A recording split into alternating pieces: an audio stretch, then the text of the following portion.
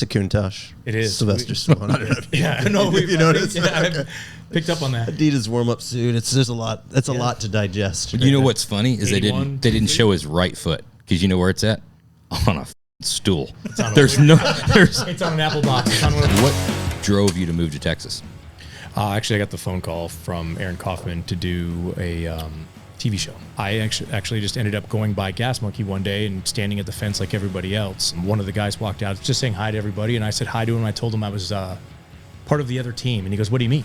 I go, "I was on the other team." He goes, "I don't understand." Kind of confused him, and I told him that I worked for Aaron. And he's, "Oh shit, come on in, man. Want to take a tour of the shop?" Then it was open game because I wasn't allowed to go over there and visit when I first worked at the other place. You know what I mean? Was there bad blood there? There was a lot of bad blood at the beginning. There was. I'm sure they're fine. They've talked. And I haven't talked to Richard in probably a year.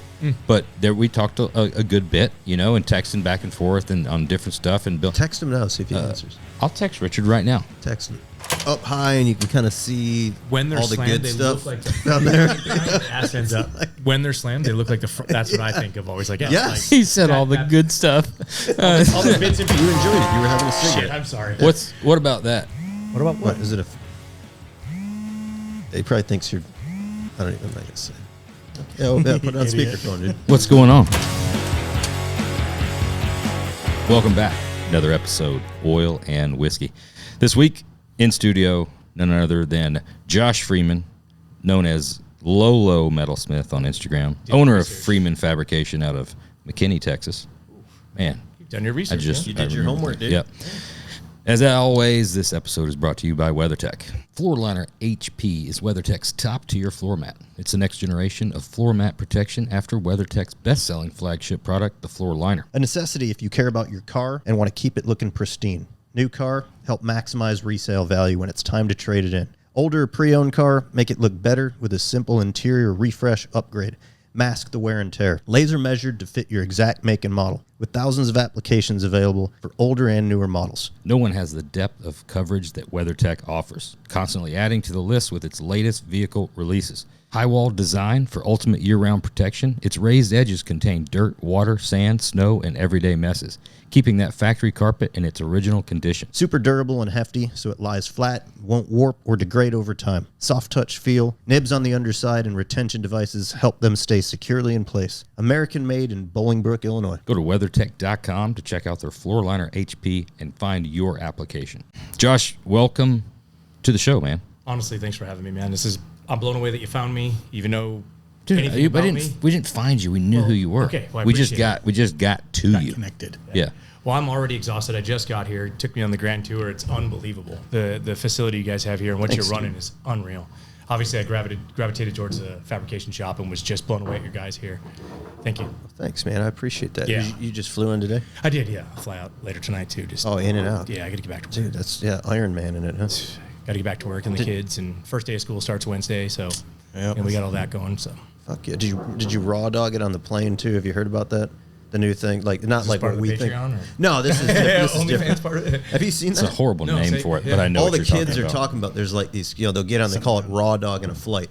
So they'll go for like, a 6-hour flight and just stare at the seat in front of them. No magazine, no internet, no video. It's just. I actually just did it. Did you really? I did it on the way back from Boston when we left the road tour. So, You opted to do that? I didn't opt to. This is the deal. So, we went on the road tour. Yep. Right. So I prepare and I leave to go on the road tour. Well, earbuds was not a plan because I wasn't thinking about the flight back. That's poor planning. It was. It was poor Gotcha. planning. So, but I did that. So I planned poorly. So flew Jody out. Right. We fly back. Didn't think anything about it. Go to the airport. It was even crazy because I was kind of like excited because everything ran through. And I was like, I don't have anything. I don't even have to worry about anything. I'm, just free and clear. I got a wallet and a phone. Did they get you in security? Nope. The red dot? No, I've altered my. I've done two things. I've You altered. took that Prince Albert out. And No, Are we still talking about raw dog? By this default, thing's going fucking sideways right out of the gate.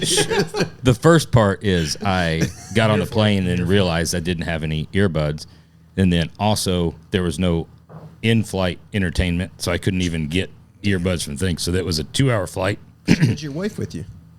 Yeah. Hey, But she had earbuds, so she was not going to raw dog it, so I had to. So I just read a magazine. but that's not raw dogging it. No. That's Okay. cheating. Well, I couldn't do it. I tried. I did. I sat there for a minute. Old school. I need constant stimulation. I played some struggle. Block blast. But or to If you something. want to see something absolutely amazing, it's sit next to him on a flight when he can't get his earbuds to connect. Fucking meltdown. It's not pretty. No. It's like sitting next to a toddler that is. Like, I was he waiting for- can't get candy. Back to the feet thing. I was waiting for just feet in the back of the seat in front of him, just pounding. Hey, He will have a. in my defense, though, you couldn't figure it out either. It was a faulty piece of technology, Yeah. and you were having the same problem. I think mine was connecting to yours. Yeah, fucking Bluetooth. as bad as when they don't sell menthol cigarettes in a state. I don't know much about that. That was a temper tantrum. Yeah. It was just It was bad. got into let me a ask- heated argument with Yes. the gas station attendant. He tried- Better or worse than extra salad on your sandwich? It was not no. that bad. Okay. No, because Are you a no lettuce guy? he is. You are. And he Yeah. always gets lettuce. And- Are you the guy that there's a little strand in there or anything like in your Yeah. in your Taco Bell? And I don't mind. Like, I'll eat salad. I like salad, but lettuce on my sandwich, dude, I fucking hate it. Why? It just the texture. It doesn't like belong on a sandwich, Dude, in my I like opinion. a nice crunchy iceberg Do you? lettuce in a. And then when you go like Jimmy John's, they do the shredded shit, and it's not a fucking sandwich. It's a salad with meat. It's not a Shredded. sandwich with lettuce. shredded lettuce is trash. Let me They- ask you they something. fuck with me. I'm telling you, they fuck with me. I'm going to When ask. I can order see it it on your without face. it, they're like, He orders every time. Have you? It's always extra. yeah. I think it's time to be. You know how long it took for you to admit on the baseball card? Yeah. It was like 20 years. Have you ever I just gave that to my experienced? son last week. Have you ever experienced extra lettuce like that when you're by yourself? Wait, what the fuck are y'all talking about? Yeah, we got a baseball, lot- so- baseball card and lettuce. Well, we had a baseball card situation that I felt really guilty when I stole a Michael Jordan Beam Team card from Phil as kids. And I had a guilty conscience for like 20 years. You never said a word. And it's the only thing I ever stole, probably in my life. And I gave it back to him. Last year. And yeah, I told him how it, like Do you feel that better? weighed on Do you me. feel better? I do. I feel Great. that was like a religious experience. Like, Did you punch it was him? Did you guys give him a noogie or something for stealing your card? What- No, it's a shame we had to put the dog down for eating it.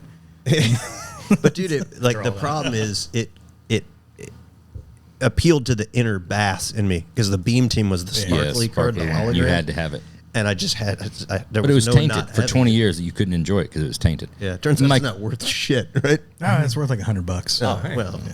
I gave it to Cam. He was pretty stoked. Well, my question though is, it seems like the extra lettuce has always happened when we're all together. Have no, you? it's never happened by myself. To Okay. be full disclosure, Yeah, What are the odds of that? yeah, Hey, it's crazy. hey, do you think these two have something to do with it? Put some lettuce on your shit. it's quite possible. I mean, this is as an outsider tell you looking what- in here. I'm just now coming into the store. I'm putting the clues together, and it looks like y'all are involved somehow. I think it's payback either for the card, Wouldn't surprise me. or who knows what with him. Wouldn't surprise me at There's all. been one or two times where a sandwich almost went back the other direction over the counter. The lettuce has gone all over the floor a bunch of times. Yeah, It just fuck you. You scoop it and Would you eat this shit? motherfuckers. I'll tell you, I had a little bit of a fit the other day when you showed up with a fucking lemon lime Pedialyte or something that you got me. You go to the gas station and asked me what I want. I said I wanted a citrus, like a tropical citrus vitamin water. Yep. I wanted something other than water. He comes back, they didn't have that. So here's a lemon lime Pedialyte. no, it was Gatorade. Do you know where it went? It was Gatorade. Straight in the Probably in the Right garbage. in the fucking garbage. Right. Dude, and I was so thirsty too. Well, what's the next to difference the between lettuce. a vitamin water citrus and a citrus? Because I Gatorade. said citrus and then I followed it up with tropical. Okay, well, Lemon lime, it's like pine sol, dude. It's like a cleaning agent. Any beverage. they did not. Am I right? I fuck with some lemon lime. Yeah, they didn't sell vitamin water, nor does anybody anymore, right? Because it's not 2006. Nobody sells vitamin water. They didn't have any vitamin water. I asked specifically for vitamin water, and the guy looked at me like I was asking for a tape deck. So I got you. Well, if he knew what a tape deck was, he should have known what vitamin water was. Fuck, I mean, hey, is this y'all's first argument? by So the I've way? got the gate. No, it's fucking. This afternoon. If you've ever had. So I got you a citrus Gatorade. But it's the Gatorade Zero. It's like it's good for Gatorade you. did you get them? The yellow one. All right. You threw away yellow Gatorade? You can't just. It was like greenish yellow. Oh. Yeah. It's the only. Yeah, it's. Have you ever had the cucumber one? Want to Cucumber? throw something away? Yeah. I'm gonna That tell you shit's what. trash. Raw pickle flavor. I would never have to throw it away because I would Never see buy it. the word cucumber Yeah. and that. All right, I tried it. That could ruin a sandwich too. You want to Yeah. now that we're completely off the rails. You want to know what else sucks is when Phil decides he wants some peanut butter M&Ms, and he thinks they're peanut butter M&Ms, and They're peanut butter jelly M&Ms.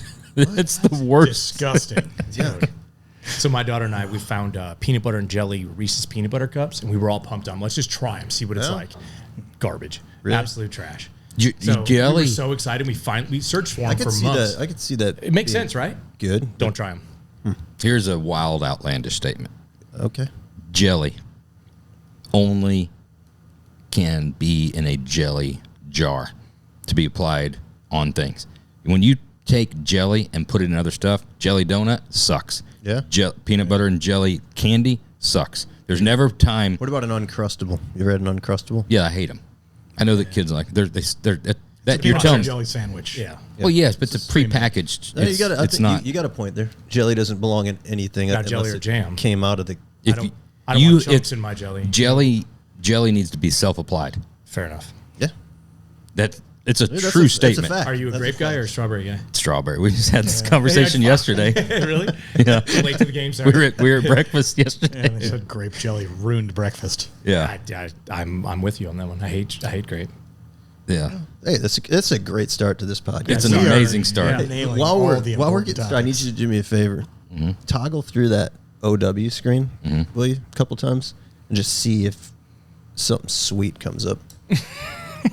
Well, it's It's going to be a He couldn't do anything. Here, I didn't There's do no it. way It's going to he be could a do it. Elliot, strawberry jelly on a piece of bread. Elliot helped. is it on here? Yeah, it's supposed to be. Well, you're gonna have to help me. There's a lot of things on here. That's sweet. That's sweet. There's us. There's us.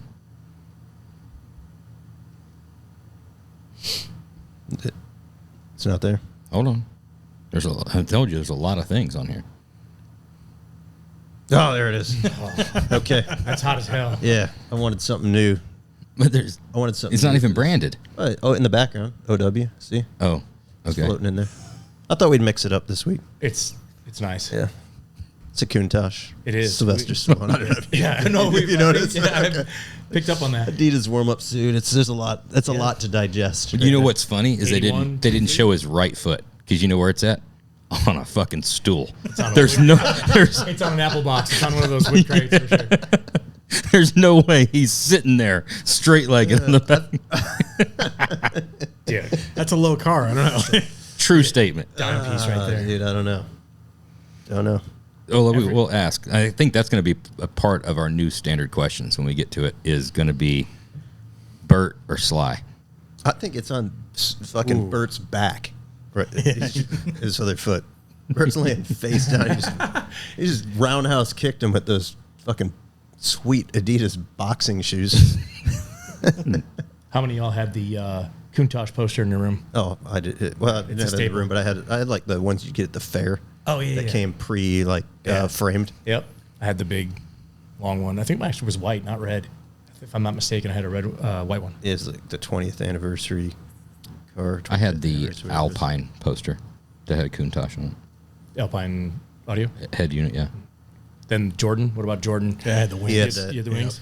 No, wasn't a Jordan fan. No. Let's be honest, dude. You had a Confederate flag in your room. That was it. That was probably it. just stop. True. I can't. What am I supposed to say? I mean, All right. From the South. so Grew up in the South. yeah. Yo, you know what? I did bring whiskey. I went to Target, and it's been Oh. aging on their shelf for many, many years. Ooh. Screwball, the peanut butter stuff. No, I almost got that, actually. Did you? I almost did just because. Here's the deal. You're not going to get a high-end whiskey. I'm not even a high-end whiskey guy. I know nothing about whiskey. But I did get y'all a bottle. I hope it's Target branded bourbon. That would be. I didn't go that Well, we got the Trader Joe's branded one. Something with Angel's Envy. I heard it was good. Oh. It's not bad, but Angel like, Envy's good stuff. all right. Yeah, it is. You know, I'll drink it. Whatever, it's there. we'll dip I in just it. couldn't come here empty-handed, Thanks, so I dude. appreciate it. Yeah. I mean, it's not like you need it. We were running Right, low. every bottle helps. I actually didn't see it up there. I was looking earlier. Well, let's I'm sure it's get into the reason why you're here. Let's talk about, and I'm even more intrigued now than I was before. You know, we give you a little tour. We drove over to the chassis assembly facility, and we're talking there. So, SoCal, Wisconsin, Texas. True. So That's- how do we get where we're at? Kind of where all hot, how do we great get to hot where rodders go, right? They make it's yeah. It is actually good. All the spots are real good. You know what I mean? I like all of them. So my mom and dad met in the Army in Fort Hood, Texas, and that's where baby Josh was born. And they got divorced, went back to Wisconsin, went back with mom. Dad is from California, so that's how I ended up eventually in California. As my grandparents, every summer I'd fly out and visit SoCal, go surfing with my cousins and uncle, and live the SoCal life during summer. And as soon as I graduated high school in Wisconsin, I moved to Southern California. I actually tried to go to Pasadena Art Institute for automotive design. I was pretty decent at drawing and always drew my dad's race cars, my stepdad's race cars, who was my dad, essentially. He raised me since I was like 2. So Yeah. Grew up at the circle track, asphalt, you know, watching him race, always drawing the paint jobs on his cars or drawing his, you know, friends' cars or whoever, building models, little scale models. They cutting them out with like X-Acto knives, so like all the little, you know, water transfer I would actually do stickers. I would get stickers and then choose the color out of the sticker and make my own, you know, 5-star chassis sticker or make my own, because they didn't really have them back then. Sure. You know, or my own Coleman Engineering and different little logos, and, you know, try to do as much, you know, the Weber, you know, the driver number 28. Anyway, just constantly doing that kind of stuff and into cars that way, and then moved to Southern California, obviously a crazy hotbed for hot rodding, and I knew that being there every summer. And What happened with the art center? I just couldn't afford to go, to be honest with you. I just underestimated. I'm not a super smart guy, and I knew that was going to be an issue. I was going to have to rely on drawing, and kind of, I didn't really even know, to be honest with you. I just kind of going for it, and realized there's no way I can live in Pasadena, afford insurance on a car, an apartment, and, you know, my grandparents that brought me out every summer in Southern California, in Orange County, was just too far of a commute to even think about making that happen. I had a place to stay there, but there's no way it would take me 4 hours to get there, you know? Yeah. So, anyway, yeah, then eventually moved to Texas after living in California till 2017. So when I graduated high school in 96, that puts a date on me there, but I graduated in 97, so I get it. Right I know. there. Yeah. so anyway, yeah, that's What'd kind you do in SoCal, work wise? Started off when I moved to SoCal. I was already doing collision repair. I was during school it was called, like, they call it ROP in Texas, but in California they called it, or in Wisconsin they called it co-op. Yep. But so I'd leave half day from high school senior year and go work at a body shop. I was a painter's helper for a while, and then when I moved out to California, I expected to kind of just jump in and get a job, and couldn't find one right away. So I ended up working at Cragen, which is like a O'Reilly's or like an AutoZone kind of place. And eventually a guy came in getting some windshield wipers who lived nearby, and ended up being a body tech. And he told me, hey, there's some opportunities over in Irvine. So I went over there and checked it out, and was a painter's helper for a while there, and then moved into body tech and did collision repair as a body tech for almost 20 years. And then eventually just always building my own stuff. I always had a body dropped S10 that I was static dropped, you know, static suspension, but body drop truck. So sitting real low on some billet 18s, and one of the body techs picked up on that when I was a painter's helper and said, hey man, come on over and want to be a body tech. And I'm like, absolutely. I'd rather weld, cut, and grind than sand all day. For me, Right. It's just not my jam. But so anyway, that's how that happened. And eventually just got to a place where I worked at a small enough high-end shop working on some really cool cars. Got taught by some really smart guys that really knew what they were doing, you know, making sure panel gaps were right, making sure the car was super straight, you know, priming it, blocking it, letting it sit out in the sun for 3 weeks, a month, you know, and then coming back in, blocking it again, and then priming it again, really going through the paint process. And also the metal taught me how to TIG weld, taught me a lot of everything I know today. Obviously you build on all that, but that was where all the base came from. And worked on like Lamborghini Miras and Ferrari Dinos and, you know, Maseratis and obviously the normal cars too, you know, I don't know, a van or a fucking whatever, you know, but just normal collision repair stuff. And then eventually it was such a small shop that I had my own bay. I was able to keep my own vehicles in there and mess with things, or motorcycle or whatever, BMX bikes, and just kind of, I had a key and was able to start just kind of That's awesome. doing my own stuff. And that's kind of how my own business started is, wrenching and making other things.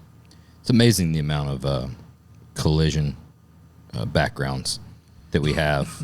We don't talk about it a lot. We talk about the collision part. We haven't brought up that gateway drug. It's a running thread with a lot of people we've had on the podcast. Yeah. It teaches you a lot. It teaches you a lot. The process is huge. Like It does, but it's also like what surprises me is it's really not a natural like lead in or progression into fabrication because it's almost so seldom that you're really even like welding, in the especially collision nowadays with shop. spot welding and absolutely everything comes Right. Yeah, Depends on the size shop and it also in the era because there is era's a big one. There is shops that were like You were still doing lead back in your day. no, but I mean there is a thing of like, well, smaller shop value money out of pocket for a part versus be like, well, I'll just stay late tonight and I'll just build that and fix that, right? Not to go too far down the insurance fraud topic, but there's and repair versus replace. Then there is some of that fabrication learned that's a little more on the creative side of making something structurally sound, but then also recreating what it was. But you're right; it's not like you're wheeling out a Honda Civic fender, right? But I was super fortunate where I worked at a spot where, like I said, there was a 69, Mira SV there that I was having to learn to, TIG weld the hood up on because it was cracked by the vents in the front. Yeah, you're not buying a replacement hood. Yeah, for that. you're not. So I'm also getting taught how to do that, but yet also, pro spotting on a new quarter on a CRV. You know what I mean? So learning the body side of it too as well. Obviously doing the Bondo and not Bondo, but plastic filler. But you know what I mean? So I was fortunate that the shop I was doing both. So I think that's what translated for me then. There was times I had to make things for the SV or for the Maserati we did or whatever, did a ton of Porsche 356s. And so there's a lot of work on those, remaking all the little, torsion bar covers and making sure you didn't overpull them when you tighten them and deleting, putting the Euro bumpers on. Would that be right? And getting rid of the big squishy, not a Porsche guy at all? I dig them. I just don't know the ins and outs. Well, the American versions of the 911 have big, the accordion crash bumpers, bumper stuff, that safety stuff. So, but anyway, it does. I think that there's a lot of kids that have come out of that collision side of things that you do. It's like you said, it was a gateway drug. It's an easier way to get your foot in the door, so to speak, right? As a helper. Right, it's a little bit easier to get a job there and start making some money and start learning some stuff there. And it does, depending on what part of it and the size shop and all that. There's a lot of things that you can learn outside of the fabrication side of things of customer service. They're depending on the shop again. Like if you care about the customer service and the quality, there's all kinds of little things that you pick up. I know. from seam sealer, right? You can seam seal something to keep water out, and you can do it in a bad way, or you can do it in an OE way, and there's all kinds of little tricks and things that you learn that's funny how, 20 years down the road, you're like, well, I should do it like this. And you've learned things, and it's not saying you can't get to it any other way, but it is funny, those tricks that come about. Hell, just panel bond and different things like that. I learned some shit about, I learned how to completely misuse panel bonder back in the body shop days.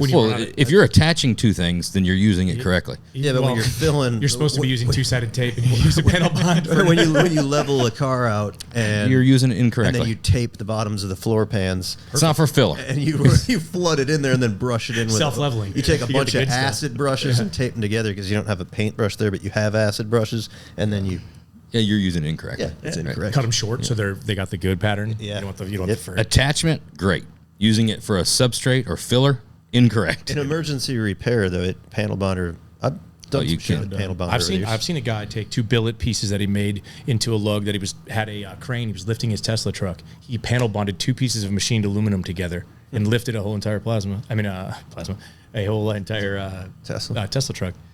So nowadays, if you've ever tried to cut a roof out and leave the seam that's been panel bonded in, you'll fully believe that it's structural integrity. Oh yeah, because shit is there. When I was doing collision repair, we would get when the Chargers or Challengers, I can't remember which one would come out. There was like 2 spot welds in the front and 2 in the back, and the rest was panel bond. Otherwise, those roofs just glued on. Yeah, that's wild.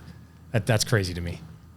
it's if you get the right amount of adhesion, like I guess it's supposed to be stronger than any weld, and because of the surface area, there's you do all those classes, you know. So I mean, so when you said what drove you to move to Texas? Actually, I got the phone call from Aaron Kaufman to do a TV show. Okay. Yeah. So when he split from Richard at Gas Monkey, he was looking for a fabricator, a mechanic, and an electrical guy, all the things and all the spots. And I was the fabricator. So he called me up. It was really, really weird. I'd met him the year prior in Arizona at I guess it would be Dell's show, the Delmo show, and not Delmo's. I'm sorry, Dino's. Dino's Get Down, and just said hi to him real quick. He actually knew the little mini truck I built back in the day. And so we kind of hit it off for a little bit. He's, mini trucker kind of guy, in the scene for a long time. And his friend John is as well. And so we met then. I think one way or another, he got my number from Ronnie.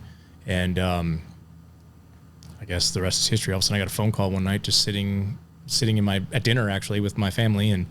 And I thought someone was playing a joke on me, really. You know what I mean? And then started talking about it, and eventually just kind of became a real thing, after lots of back and forth, like, man, I can't leave. I just can't leave Southern California. I can take my whole family away. I don't know Texas, and blah, blah, blah. And eventually did it. And this is his first shop after he left. He was doing four-wheel drive and stuff like that, right? Yeah, that's the first thing I built when I was there. Actually ended up going there and building a International Scout that we took to King Hammers. Okay. And it didn't do well. The engine was, the transmission and engine weren't happy with each other. It was such a low RPM motor that the transmission the torque converter wasn't locking up because it wasn't spinning fast enough. And so, it had panel bonder. We need more panel bond. Yeah, actually, we should just squeeze some panel bond in there. Probably been, the viscosity would have been a little better and probably hooked up. But so how long did that last? I didn't stay the whole season. It wasn't ideal for me. The understanding when me moving out to Texas, taking my entire family, was that I would have an 8 to 5 style job. I know that when you're building custom cars and there's a timeline and there's TV involved, that there's going to be some extra hours. But it was promised to me one thing and then another thing, and as it was an awesome experience, and the people we were all in it together because we were all starting together. It felt like a great team, and it was awesome. There's nothing we couldn't do amongst the 5 of us. It just was too many hours. I couldn't just bring my whole entire family out to Texas and then just desert them. So how'd your wife deal with that? Like, we moved you to Texas, we're gonna have this great job and have a 9 to 5. It was tough. It wasn't good. Honestly, it wasn't good, and that's why I didn't last. You know what I mean? Honestly, truly, it wasn't a great time. My wife will tell you that. Obviously, things are so much better now. I'm with my own thing, and it was even better then. I'll jump ahead, and I actually just ended up going by Gas Monkey one day and standing at the fence like everybody else, and one of the guys walked out. His name is Jason Aker. He walked out and was just saying hi to everybody. And I said hi to him. And I told him I was part of the other team. And he goes, "What do you mean?" I go, "I was on the other team." He goes, "I don't understand." Kind of confused him. And so I actually got him to come over and engage. And I told him that I worked for Aaron. And he's, "Oh shit, come on in, man. Want to take a tour of the shop?" Like, then it was open game because I wasn't allowed to go over there and visit when I first worked at the other place. You know what I mean? It was, hey, let's just really stick as a crew here. Don't go over to Gas Monkey. Let's really start building what we've got here, which is smart on Aaron's part. Let's keep the team. Let's keep it. Let's really build. And was there bad blood there? There was a lot of bad blood at the beginning. There was. I'm sure they're fine. They've talked and whatnot. But I mean, it was just. I can't speak for time heals all wounds. Yeah, sure, exactly. But you came out there kind of thinking that you're going to work for a shop. But it turns out it was a little bit more of this is a startup for a show. Yeah, and I knew that. No, I knew that it was going to be a show. That was the only reason. That was the only pull I had. I wasn't going to go. I had my own shop at the time. Okay. So there's no way I was going to leave to go to another shop. I was doing it already. It was the TV that pulled and me. The opportunity. Yeah, and the opportunity, and get some exposure and learn from a bunch of people and meet a bunch of people and kind of like this. You come do things like this. I could have done the Zoom, but. My wife's like, "Hey, you need to go. Like, it would be so cool if you go." So we just jumped on and bought some tickets real quick once I found out, and here we are. So the opportunity is just what it's about, and getting to know people. Now, if I ever see y'all again, I can be like, "Hey, and it isn't just hey, there's a little more." You know what I mean? We say it all the time. Sure, but the thing I say all the time is, you talk, like, one of the key things of like people's success, whatever. There's a lot of different stuff, but it comes down to like. Right place at the right time, but to be at the right place at the right time, you just got to be a shit ton of places. Like, this is true. It's true. Just if you never leave your shop, approach. Yeah. If you never leave your shop, nothing's ever going to happen to you. Right. You know what I mean? You're never good or bad. Maybe put yourself out there. Yeah. uncomfortable situations, have the conversations that you don't want to have. Yeah. But we were talking about today, you know, fabricators in general, by nature, you know, for the most part, overgeneralized statement.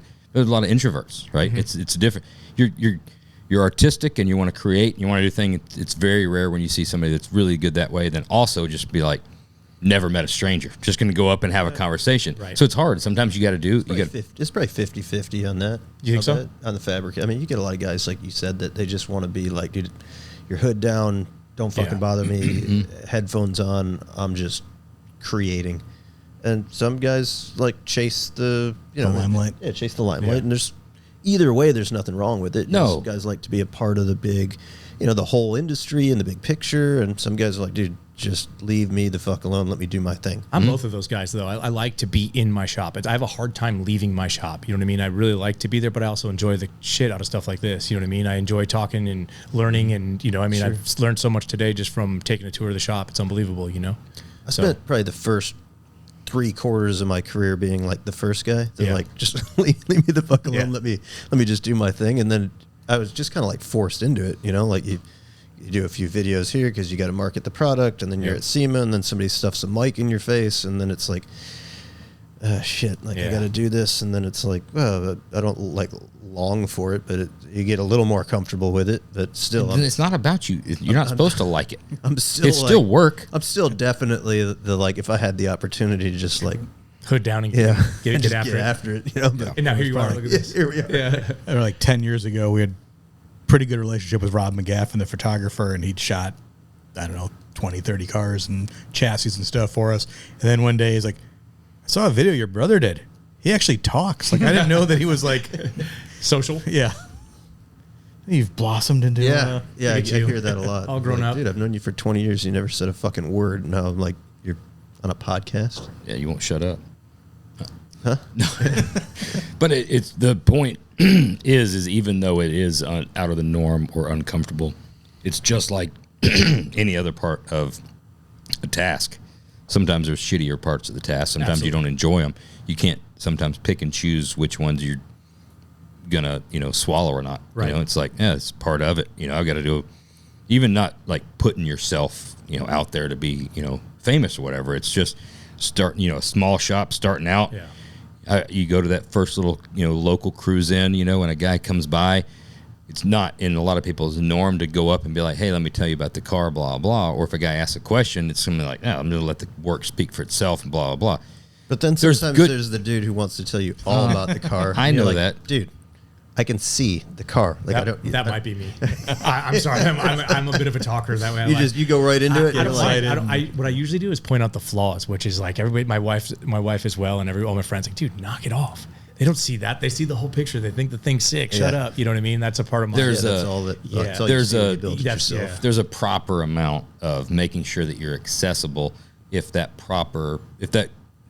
person is looking at your craft and wants to possibly inquire or ask a few questions, because sometimes the guy that's willing to spend some money may be a little bit of an introvert as well, right? So he's looking at stuff and he's like, man, the guy's just kind of sitting over there in his chair behind the thing, and he's like got neck tattoos and shit like that. Like, I don't even know. What's that supposed to mean, dude? Yeah. Like, well, he looked at me. He even gave me side. Yeah, he did. Yeah, I know. That's why I said neck tattoos. I looked over that way. Okay. I mean, if it was directed at me, that's fine. But I mean, I don't need a side eye. If you want. Yeah, show you a fucking neck tattoo, dude. There's missed, back to the point of being at a lot of places, you don't want to miss that opportunity, right? Right. Yes. And you read the room. The guy seems like he's interested, blah, blah, blah. You don't have to be like, let me take 45 minutes away from you and your wife and your kids walking around the cruise in. But there's a, hey, man, saw you checking it out. Yeah. If you ever need anything, whatever. Do you have anything? There's a proper bit of the guy walking away and be like, the dude's a fucking asshole. Like, I was looking at his car and he couldn't even bother to get up out of his chair. Oh, yeah. And then there's the walking away like, oh God, that dude wouldn't shut the fuck up, You've got to put yourself like, I'm so guilty of it, right? I've missed God knows how many opportunities because I just don't put myself out there. But I did follow. I'm smart enough to know that you got to like surround yourself with people that are better than you in the things that you're not good at. So having Josh around, like, Josh is great at that, so it works good. But a good example, like Alan Johnson, great example. I always thought Alan So I was was a thinking fucking the- asshole, right? Like for years, because he never talked. But I'm the same way as him. Like Right. the two of us would have never spoken to each other, probably ever.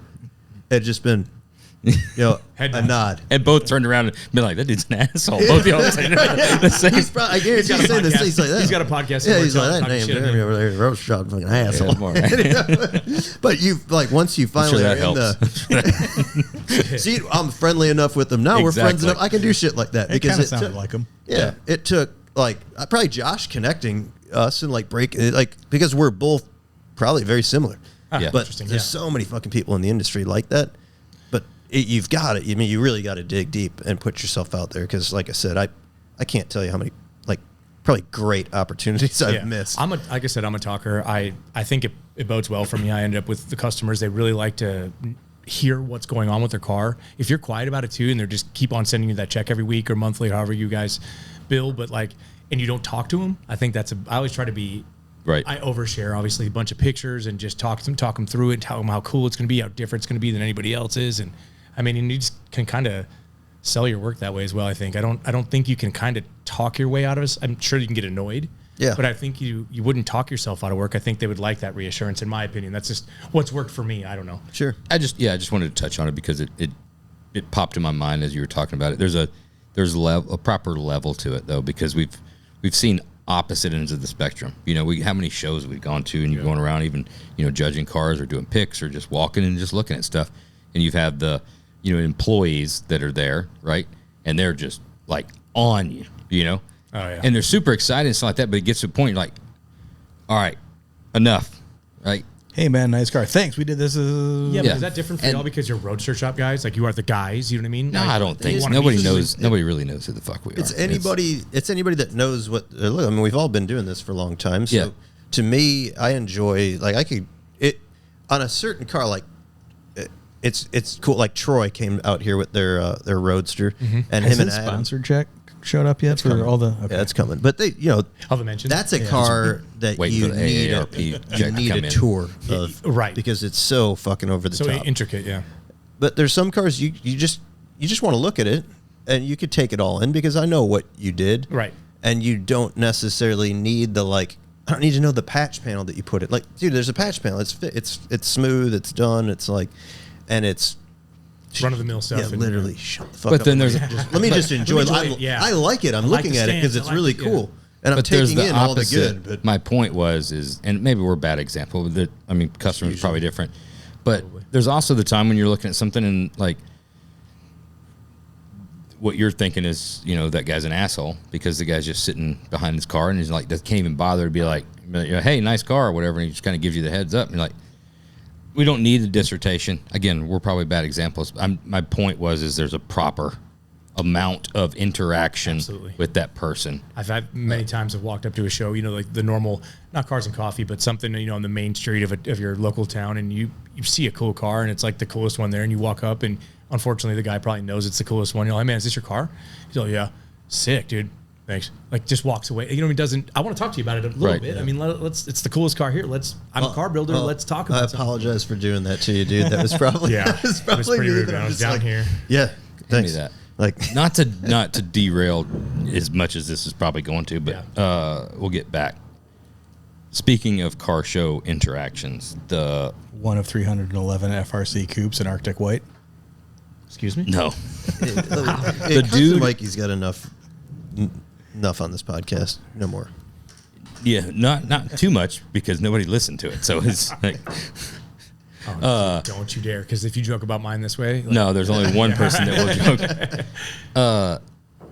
No, the guy, that comedian, I don't know the guy's name, the guy that goes around to the Cars and Coffee events and then just quotes Fast and Furious ones. I love that shit. I love that shit too. Dude, good. I'm glad you like hooked. it. I'm dying. I'm hooked. And now Hilarious. they're getting like, and he's got a helper, and they're more. Deep. Yeah, they're going deep too. They're pulling out the deep cuts for sure. Oh, I fucking love that. That's right.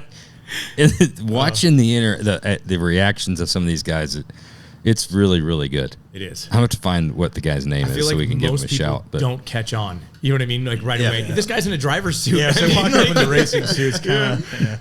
Yeah, he great. gets pretty far. I mean, I've listened to one. He's Yeah. like talking to the dude for like a minute, Yeah. and just runs through the whole thing, and then his buddy's there, and I'm rolling. recent one I saw was the dude in the Porsche replica, like the Speedster? all aluminum Speedster or whatever. He's like, what's under the hood there? And he kind of points, and the guy's like, under that hood or under that hood or whatever. He's like, yeah, and then he just keeps going to the thing, and the dude's like, that's Volkswagen Turbo, and like all the different quotes, and it's deep cut stuff of.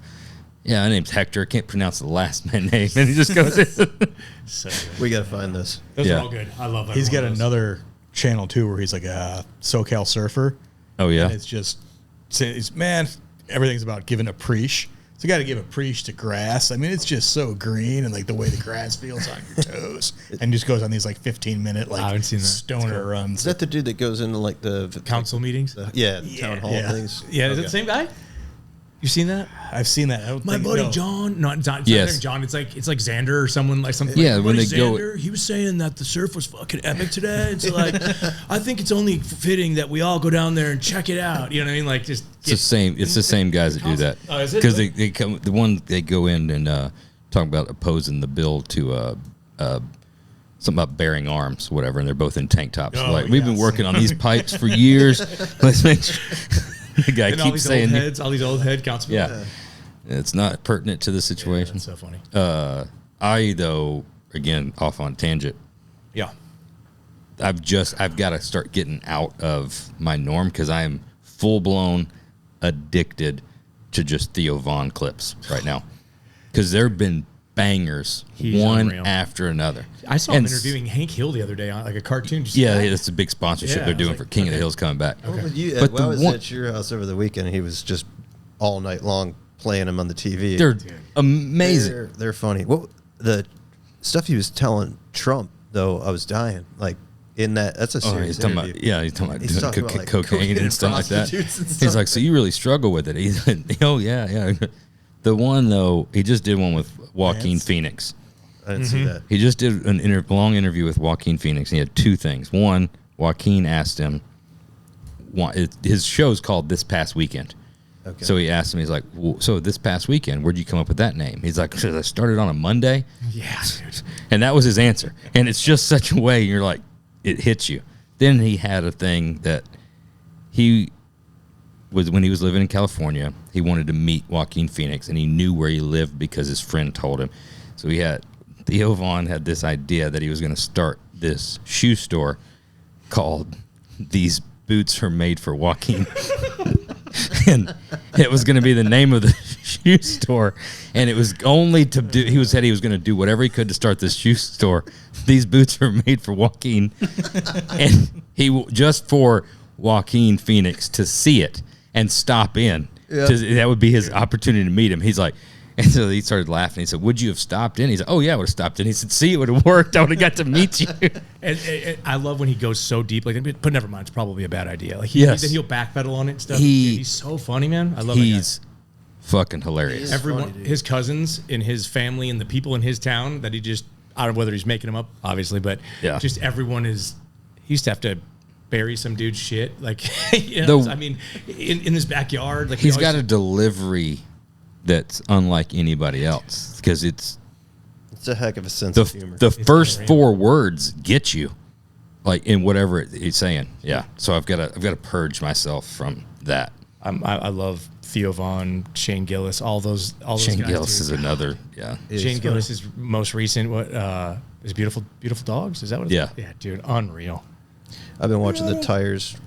Yeah, I got Second that. season crushed it. It's I haven't Second gotten to season. that yet. So if you It's like, because there's such a sense of like realism in it. Like Yes. there's he a really lot of worked that's in a like tire shop. Like, Yeah, you know, yeah, obviously, he because built out it's- that whole tire shop. That I believe it's his co-star, the other guy, the shop manager guy, I forget his Yes. name right now, but his dad owns an actual tire shop. That, Yes. that same tire They've shop. got intimate knowledge Yeah. that not anybody else would, and it's honestly, it's smart humor. It's Like if you don't laugh at it, then there's things you just don't know about. That's fine. It's not for you. Smart humor for idiots. yes. Well, yeah. or for cars. For car Yeah, guys. car guys. But I will say this: so the first season was great just because it was Shane Gillis on on a series. But his second season of it is far better. Really? It's Wait crazy. till you meet his dad. It's a dude from Wings. Remember the show Wings? What? Way back in the day? Vaguely. Oh, his dad in the show. Yeah. Yeah. It's funny. Yeah, it's good. Second season is worth watching for sure. I'm gonna have to dig into that.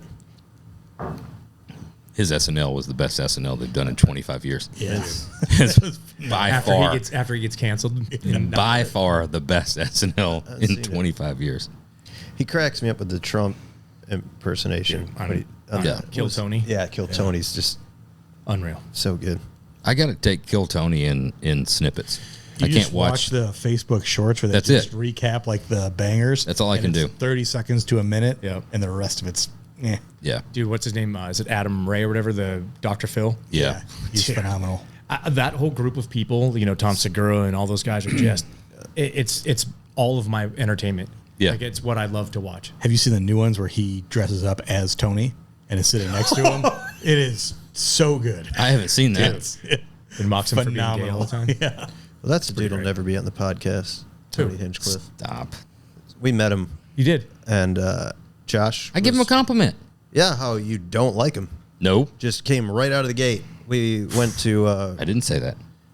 Rogan's comedy The mothership. mothership deal, and we're in the green room, and there's Tony Hinchcliffe, and he introduces us, and like the first words out of Josh's mouth was like, "Oh, dude, it's crazy. I honestly don't think you're that funny. Like I've seen you a bunch, and it's like you're not." Like I actually don't really like you, but like seeing you killed it. Like Not at all And what I'm I like, said. dude, you did because I fucking clammed up. I clammed up because I'm like, I can't believe it. I think he's nervous and he's like saying shit he doesn't mean to say. It sounded so bad. The first thing out of my was- mouth was, I didn't realize that you were that funny. And then But it was Joe, so- I it's know, always a good start to a I know comedian. it wasn't the best way to say And it. I'm like, oh I my agree, God. but that's what I said. Joe gives him shit about it, and of course, Tony doesn't give a fuck what my opinion is, right? I try to clean it up after that, and then I made it worse because then I said, no, everything I've seen before wasn't that funny. Right, so that's Yeah, well, exactly. It's like, You just dug the hole deeper after yeah, it knowing was you dug a not. hole? I didn't say it was great, but it was not what you just said. Was I he said, channeling through I your didn't. mouth? I know, right? The You're first supposed one, to make the honestly, I topic. should You're have supposed left to be it the because guy. it was a compliment. I didn't realize you were that funny. Was a compliment. If you thought about it, better choice of words. right? There's a better way to say it. You're not It wa- as ugly in person. Right. Man, on You know what? He TV had to you grow suck, on me. but Yeah. in person, No, he had to grow on me too. I definitely, because I listen to a lot of podcasts. Obviously, I'm yes. working away, but I couldn't just listen to the podcast. You have to watch it. And the Kill Tony podcast. Yeah. His little voice, and I just after a while, I'm like, dude, no, But So, seeing him in person and him do a full set, sure, it was completely dude, different. watching the show, It watching was- it instead of just listening. Yeah, is it was a completely completely different thing, and 100% said it the wrong way, and then Double down. Joe gave him shit about it, and I could have just let it go because the motherfucker does not care what I say, but I had to clean it up, and trying to clean it up, I just smeared it everywhere. Yeah, you did. Right. Yeah, but I don't And think he's a and car then guy anyway, so it doesn't really matter. does They it? were stoned. They didn't. I mean, Yeah, it's He whatever. probably doesn't even remember. Yeah. I guarantee you. 100%. No, I guarantee you, Joe he brings has it up never multiple thought about that night ever since then. I'll bet you it comes up on Yeah. a It future does not. comedy special. It does not. Yeah, he'd be like, he's gonna say something. Could you about- imagine? Yeah, he's like, so there's this guy. He's like a whiskey and oil roads, like builds fucking hot rods or something. This guy, Fire he's trucks just or a total bitch, total fucking bitch. It's just Came gonna into be- my green room Yeah. talking shit. Like, I'll bet it stung, dude. I'll bet it Yeah. because He it didn't was care. so honest. It wasn't like you were being funny. It was just a dig. a major. Dig. If I would You say, just said that to me to hurt my feelings. No, you say a lot no. of things that don't bother me. if I were to say somebody, oh wow, I didn't realize you were so talented, or oh, I didn't realize you were so good looking, or oh, I didn't realize you were so funny. That's not a bad way of saying But it. then if you followed that up with like, because every time I've seen you, you're not good looking. Right? you look like shit. I know. The cleanup Yeah. was the problem. Okay. I should have left it at the beginning. I Exactly. didn't realize you were a good car builder. Everything I've seen before wasn't that good. Right. Yes. How would that? Yeah. I remember that for sure. Yeah. I would definitely remember But that. this one though is great. Like I don't know. Did you I have probably- help on this one, or yeah. Did Joe write all your tags or what? because I've seen this one and this one and this one, and they were all suck. bad.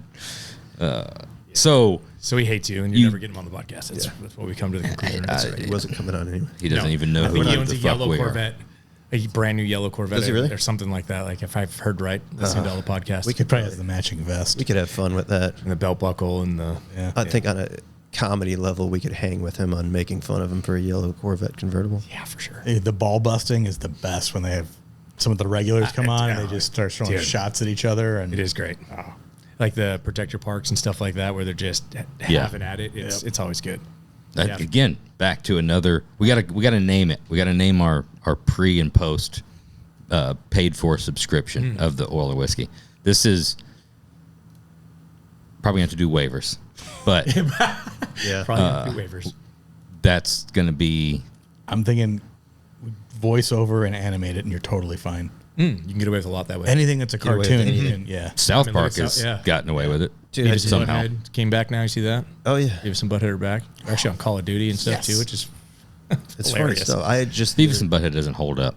No. I think it's funny. It doesn't hold I up. like it, but it's just your teenage humor that is what you were Yeah. dying. But Yeah. Now it's your It older. takes me back. Yeah, I was that's never, what it is. I was It's never nostalgia. like a big South Park fan. I just never got into it for some reason, but it is fucking hilarious, Dude. And the It's- other night, push all the I'm way. laying It's in bed and I smart turned it humor. on just because there was nothing else on. I'm just digging through. You'll get hooked on it. And my daughter comes in. She's 12, and she's just like staring at me, like, "You watch this? You're watching South Park?" And she couldn't figure out. Like, it was really disappointing to her. Oh, really? She was bummed. Yeah, she was like bummed that like I was. Oh, yeah, she just didn't like it. Didn't like it at all. It's not for kids. It's for adults. I know, but to Phil's point, I mean, the things they get away with just Yes. because it is animated. Yeah. Oh my and they God. just anything. they just change the name of something, but it sounds the same. You know what I mean? If you know what I mean, like, and just say it over and over and over. The weight loss drug called Lizzo. Like that's. Remember when all the Harley guys rolled into town? Oh, Did you ever see that one? Yes. They oh my God, man, it's beautiful. I've seen more of them than I should. But we got to name whatever that is. And that's the thing. My point was that's the thing that you like to see, that banter, and there's just those little snippets of like, oh shit, he's pulling out personal stuff that he knows because they're friends, and we're getting a little bit of a glimpse in that. So were you lying to me and telling me that the cameras weren't on earlier? And Oh yeah, we're 100% using that. Yeah, Yeah, we're using that shit for Dude, sure. you saw Tom Segura's new special, right? The opening scene. yeah, there you when go. when he goes to the gym, dude, and just keeps taking the wheatgrass shots, brother. Oh, That was my the God. hardest episode to watch. I was telling him about it. He didn't see it yet, and I watched it. I'm like, dude, you're not going to believe it. Or I was the- like or the 2 Mexican episodes cat. behind. He's like, you haven't got to it yet? I was like, no. Dude, the Mexican cat in the old folks' home, like where the Spanish guy or whatever he was in the old folks' home. that When he was you didn't see that one? Oh my God, It's you got to watch that one. You know what I'm talking about or no? Yeah, his mind is fucked up. Yeah. yeah. He's funny as shit. Yeah. But sitting on the dude's lap. yes, That was the that was a alien- little much for me. But he brings it. that The was thing tough. is it's he brings it back full circle, Dude. all the way back at the end. The V. Yeah, I've got my post or It's pre, so my bad. pre-show here was nothing like an episode of Tom Segura's Bad Thoughts, right? Yeah. Bad thoughts. That's. I've seen still some funny. bad. I've seen some bad stuff. VR goggles. Yes, I know. That's right. The game. What was it? The- I missed it. Yeah, the VR goggles of the IT guy. Yes. He's in the corner. He just brings it back full circle. Anyway, Forgot about that. so you're standing out there at the gate. I've Oh, actually yeah. been to that facility Damn, several you're good. times on the Good, gate. Good comeback. Were you really? Yeah, way to bring it back. Yeah, way to bring- you never been to Gas Monkey? Never been. So the shop's gonna shaped like an L, in the front half is where the offices are, and like a little showroom area where Richard keeps some of his cars. So you can kind of see into there. But the actual shop that we're building in is can't see it from the gate, but there's a gate that runs along the whole thing all the way over to the merch side. Keep the riffraff out. Keep the riffraff out. Had the So best peop- name for him ever. What's that? Richard had the best name for him. It's when The Walking Dead was coming out. You call them all the walkers because they're just on the fence like this. Yes, dude. That's I wouldn't have said that, but yes, that's what it called. So anyway, when they're out there, they go to the merch shop and then they'll come by, and it's crazy because the place is not like here. This is beautiful. Your surrounding area is unreal. It's like such a nice area to be in. Over there is just Office park, dude, industrial park. Have you been? Oh, dude, it just Several times. Not there's like a limestone quarry behind it, and so it's just all dusty back there, and dump trucks and semis running all day long. So it's not like people have to want to go there, and it's crazy how going out many of your way. you don't happen upon it.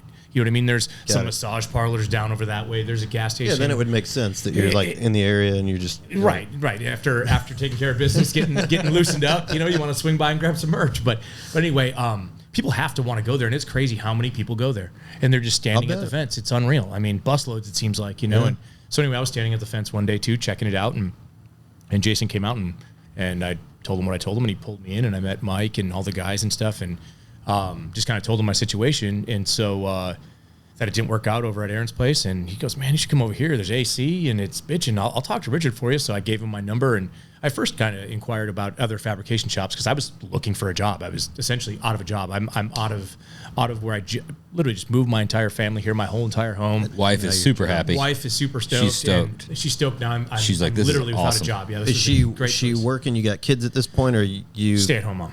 So you're the provider. I'm the provider. She does provide as well. Obviously she's doing a ton of work with the kiddos and stuff. Sure. But yeah, good plug, dude. Good. Yeah, that was good. That was there. Yeah. She's an autism mom, by the way, too. Yes, that's Nice. another thing. So yeah, we have a little guy that's on the spectrum. Great kid. He's awesome. Super high functioning. He's a great dude. I got an older daughter, 16, Emma, Gage, who's 14, and then Molly, who is 10. And so we're up to our eyeballs in little people, and I got a 12 and 14. Yeah, so it's a lot at this moment, from cheerleading to softball to brick labs and all these different things that Gage does and Emma does and tons of stuff. So anyway, she's busy. But the point of the story was I needed to get another job pretty quick. So fortunately, I happened to stop by there and met Mike Coy, and I don't Mike's think a good dude. Mike's the best. But you met Mike, bald-headed guy at the painter? Courtney's party when we were at Vegas at the museum last year. You Yes. 100% met. Yes. Yeah. He's honestly such a good person. He has a really cool big piece of property that has a pond on it and stuff. So invited us out there to And a badass motorcycle racer. Oh yeah, absolutely. And so we went fishing on his pond and stuff. So he was kind of like a first friend out there, really, that kind of kept us busy, got me doing things and stuff, and then eventually gave my number to Richard, who then, whether he hired me because he needed a fabricator or if he did it just to spite Aaron, I'm not quite sure of that. It doesn't matter. It doesn't matter. You got a job. Yeah. I got a job. I actually ended up getting back on TV, which was what I moved out for, which, chasing that camera, which is not the case. But I thought it would be a good way to kick off Freeman Fabrication. I just kind of opened up Freeman Fabrication 2015, got the call 2017, really, just bare bones starting it out, trying to figure out how to even run a business and stuff like that yet. And so to quit was kind of tough because I was just kind of starting to get rolling. Really wasn't making any money yet. But I thought this would be a great way to, do it. And I'd built a truck for my son. And right when I started the shop, I kind of quit my body shop job to build this truck. I sold my daily driver to help pay for it. And we moved in with family to help with Gage's. We had like a bunch of schooling. Gage was doing like 40 hours of schooling a day. It's called ABA, Applied Behavioral Analysis, and stuff like that. So we moved in with family to pay for that. Fortunately, my wife's family was nice enough to let me not have us pay rent and be able to start a business. So I built Hammerhead, which is a 64 Chevy truck that we kind of built for Gage. It really wasn't intended for Gage initially. It was just a way for me to get started. But then with Gage's autism hitting pretty hard and stuff, he didn't want anything to do with me. Really, it was all mom. He would stay up for 3 or 4 days at a time and be just, not eating and stuff, and just kind of You had to figure out a way to lure him. correct. So I mean, just a way for me, I had to figure out a way to keep my sanity kind of, you know what I Okay. mean? So I thought, Did the cars resonate with him? Is that something that, like? He loves sharks, dinosaurs, stuff like that. So that's the reason the truck's named Hammerhead. Got it. If you ever see the truck, it's got a big, the 64 Chevy grill. It looks like a hammerhead. They're kind of wide. So Sure.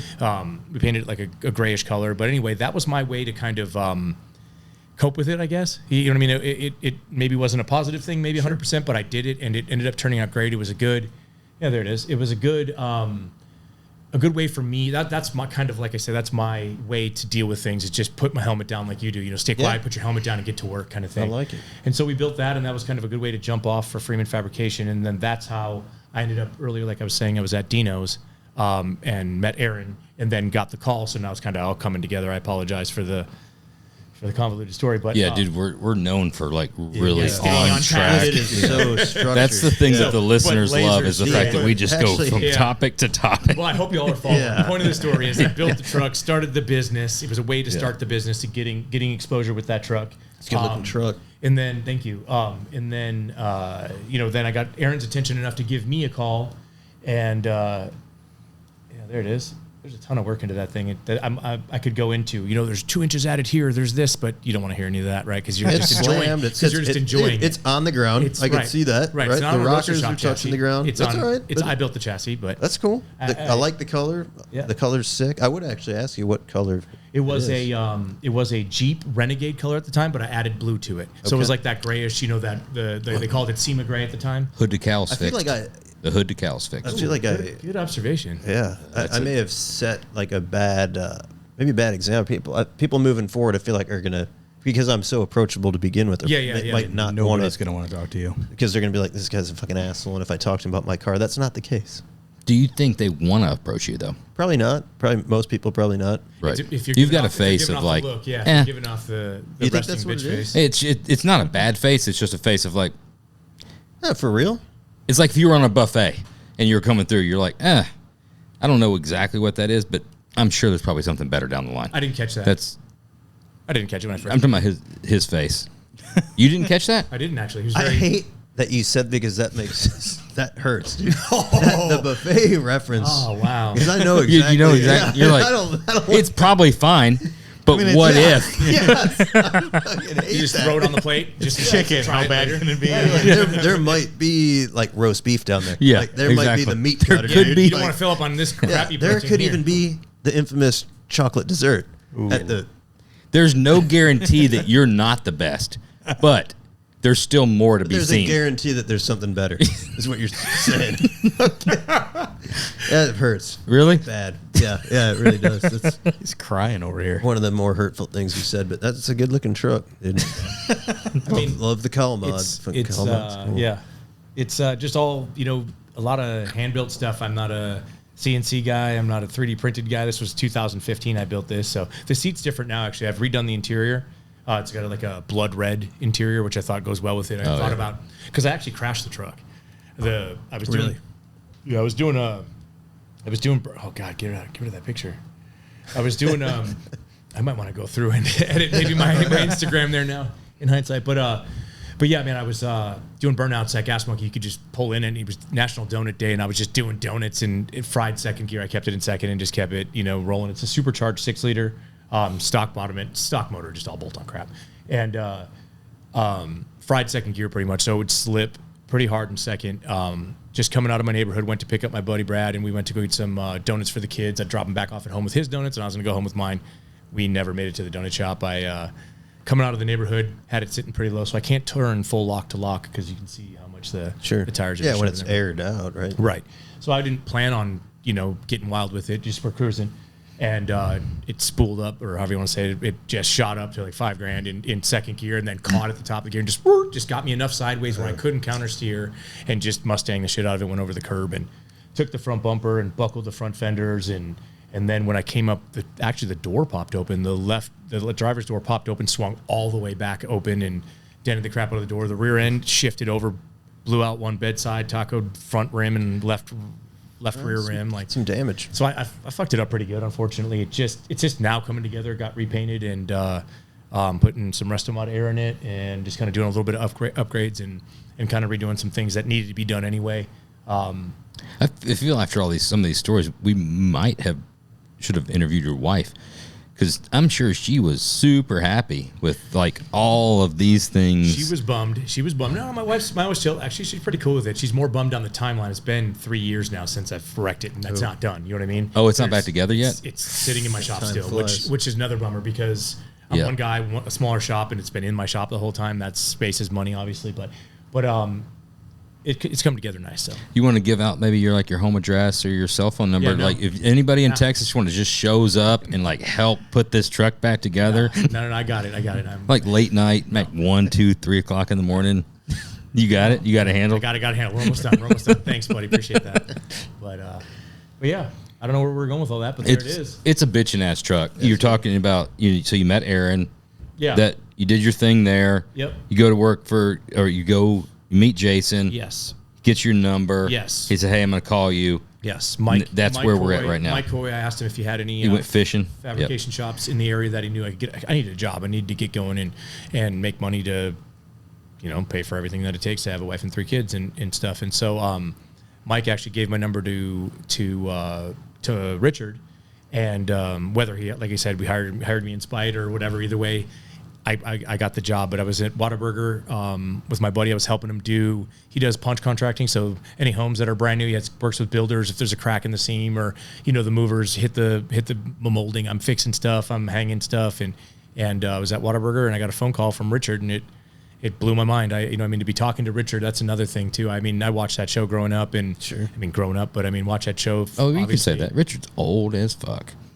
Did he call with a lot of intensity, or did he call just like, "Hey, man"? The first thing he said was "woo." Woo, and I knew who he was. Yeah. But no, it was pretty cool. Hey, man, this is Richard. And honestly, that guy's been amazing to me and my family. I can't say nothing but good things about him. Richard's cool. He's been upstanding with. Even when it's like, hey, this is what we're going to do as far as your scheduling and working and all that stuff, he was true to it.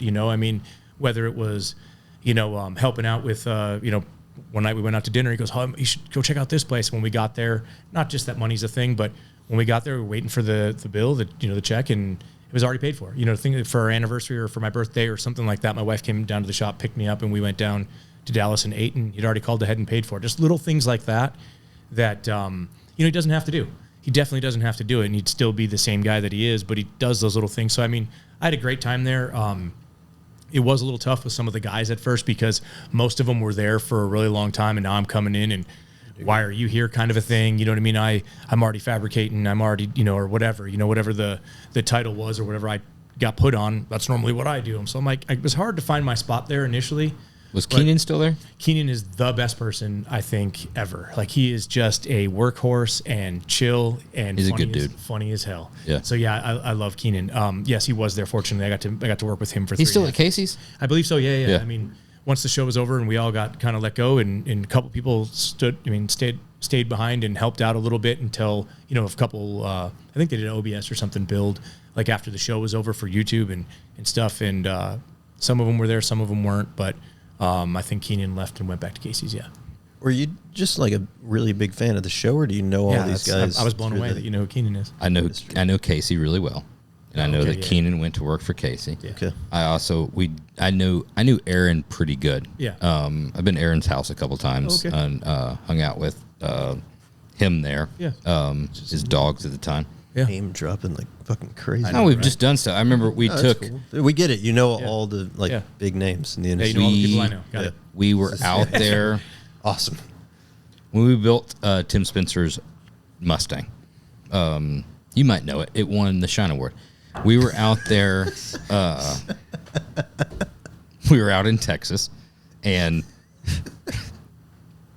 tell me a little bit about the car. Tell me a little bit about the car. Some of the mods. Yeah. No, anyway, we were out in Texas for Good Guys, and I knew Aaron, so we brought the car by for some of the guys to see. Then we went and hung out at Aaron's house that night, and I've actually been there a couple other times. And this was back in heyday. Yeah. Aaron was still there. Gas Monkey. Yeah, and Fast and Loud. then we just always stayed in touch. We've been friends with Casey for a while. I've never really spent much time with Keenan. I just knew that Keenan went to work for Casey. Yeah.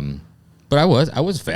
I watched pretty much every episode. I was a big fan of that stuff. You got, regardless of the show, regardless of reality, regardless of any of that stuff, you had a lot of our industry people, brands, and all that stuff, going on. And they did show a lot of stuff in the show as well, a lot of the building, which I liked. You know what I mean? There was, you could see what was going on. Some of the shows, they didn't do that, and I appreciated that about that. And that was one thing, honestly, when I got there, I didn't know what it was going to be like, because I've been around some other shows and stuff, and some of those cars aren't really cars, you know what I mean? These cars were real drivers. I mean, sometimes, sometimes off camera, you had to, fully bleed the coolant system a little bit better or whatever, you know what I mean? Run through it, run the bugs out of it kind of a thing. Who wants to see that? Nobody wants to see that. But really, truly, an actual running, nice, functioning car that could be sold and not have to get redone. You know what I mean? So I was proud of that. The process is what I learned a lot from there, actually, is just they were each had their own little thing. Like I was saying earlier, I was kind of jumping in on things, and it's like, no, I do that. I was trying to find my place,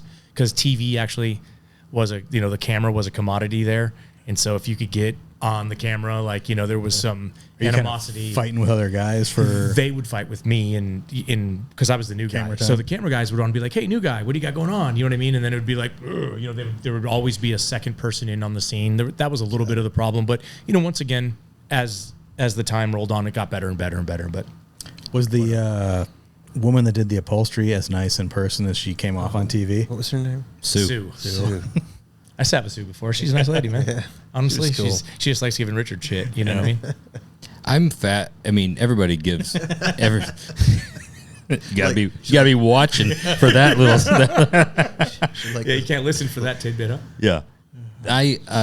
We talked about it before a couple times, and Richard's been on. Richard and Dennis did the show, and probably need to run that one back. That one was a little bit of a.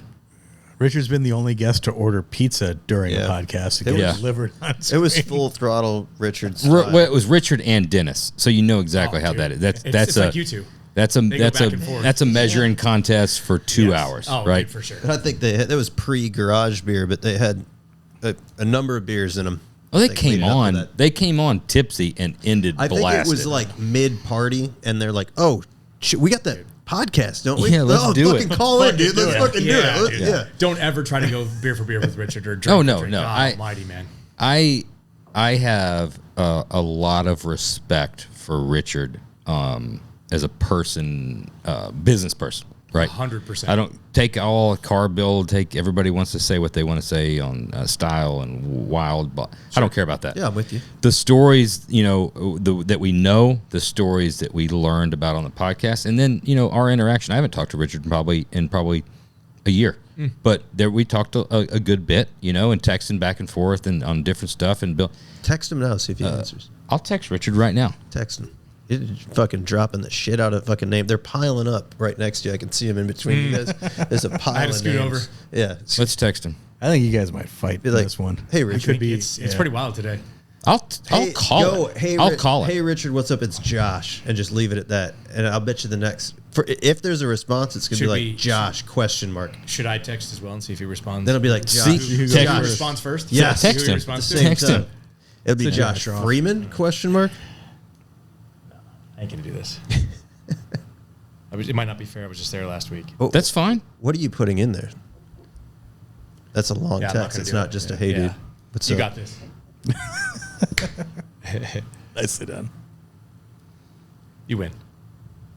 Right? Is that how that works? You should We'll see. give him one. We'll see. Wait, I don't we're think not you giving give him in. shit yet. Yeah, until yeah. there's a response. The point is the amount of things that he's done, gone through, the tenacity. 100%. There's something deep inside him that This guy. I agree. just get it, Yeah, I agree. Shit go into after money. it, It's do unreal.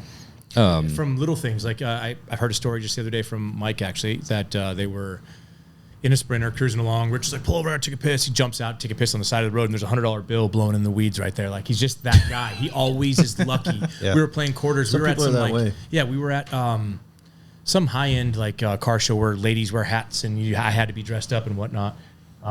Kentucky Derby. And yeah, something like that, but it was for cars. A Pebble Beach, Texas Pebble Beach kind of thing. I don't know what they call it, but anyway, we were playing quarters, and he was fucking hammered. I'm like, dude, I'll bet you $100. We were playing quarters against. There was a whiskey glass up against the wall on a little short table, like they would move the end table over. This motherfucker damn near tossed it over his shoulder and made it in. You know what I mean? And I fucking didn't even hit the table. I don't think, but it's pretty wild how.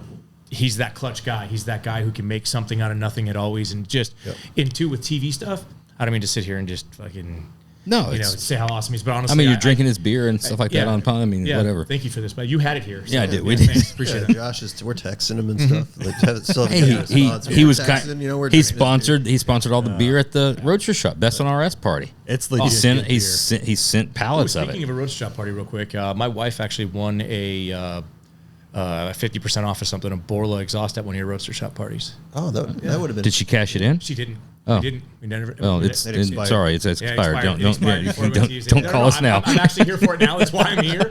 So if you do, yeah, gotta go. How big a suitcase you got? Yeah, carry on. Carry on. It's my support exhaust. I do I'm think- waiting. Yeah, you're getting. He said, nervous. "Hey, man." You're getting. No, he did not. Did he? What's going on? No, he Yeah, I didn't. don't see it. He didn't I don't say see shit. it You got blowing you up. got a, he said you got a second. There There's a good chance that since that's an Android, it didn't actually get sent. Good call. Right. It showed up blue, and he was like, "Fuck it." But he is I got a lot of respect for him. He's cool on the podcast. And we met him like so early on.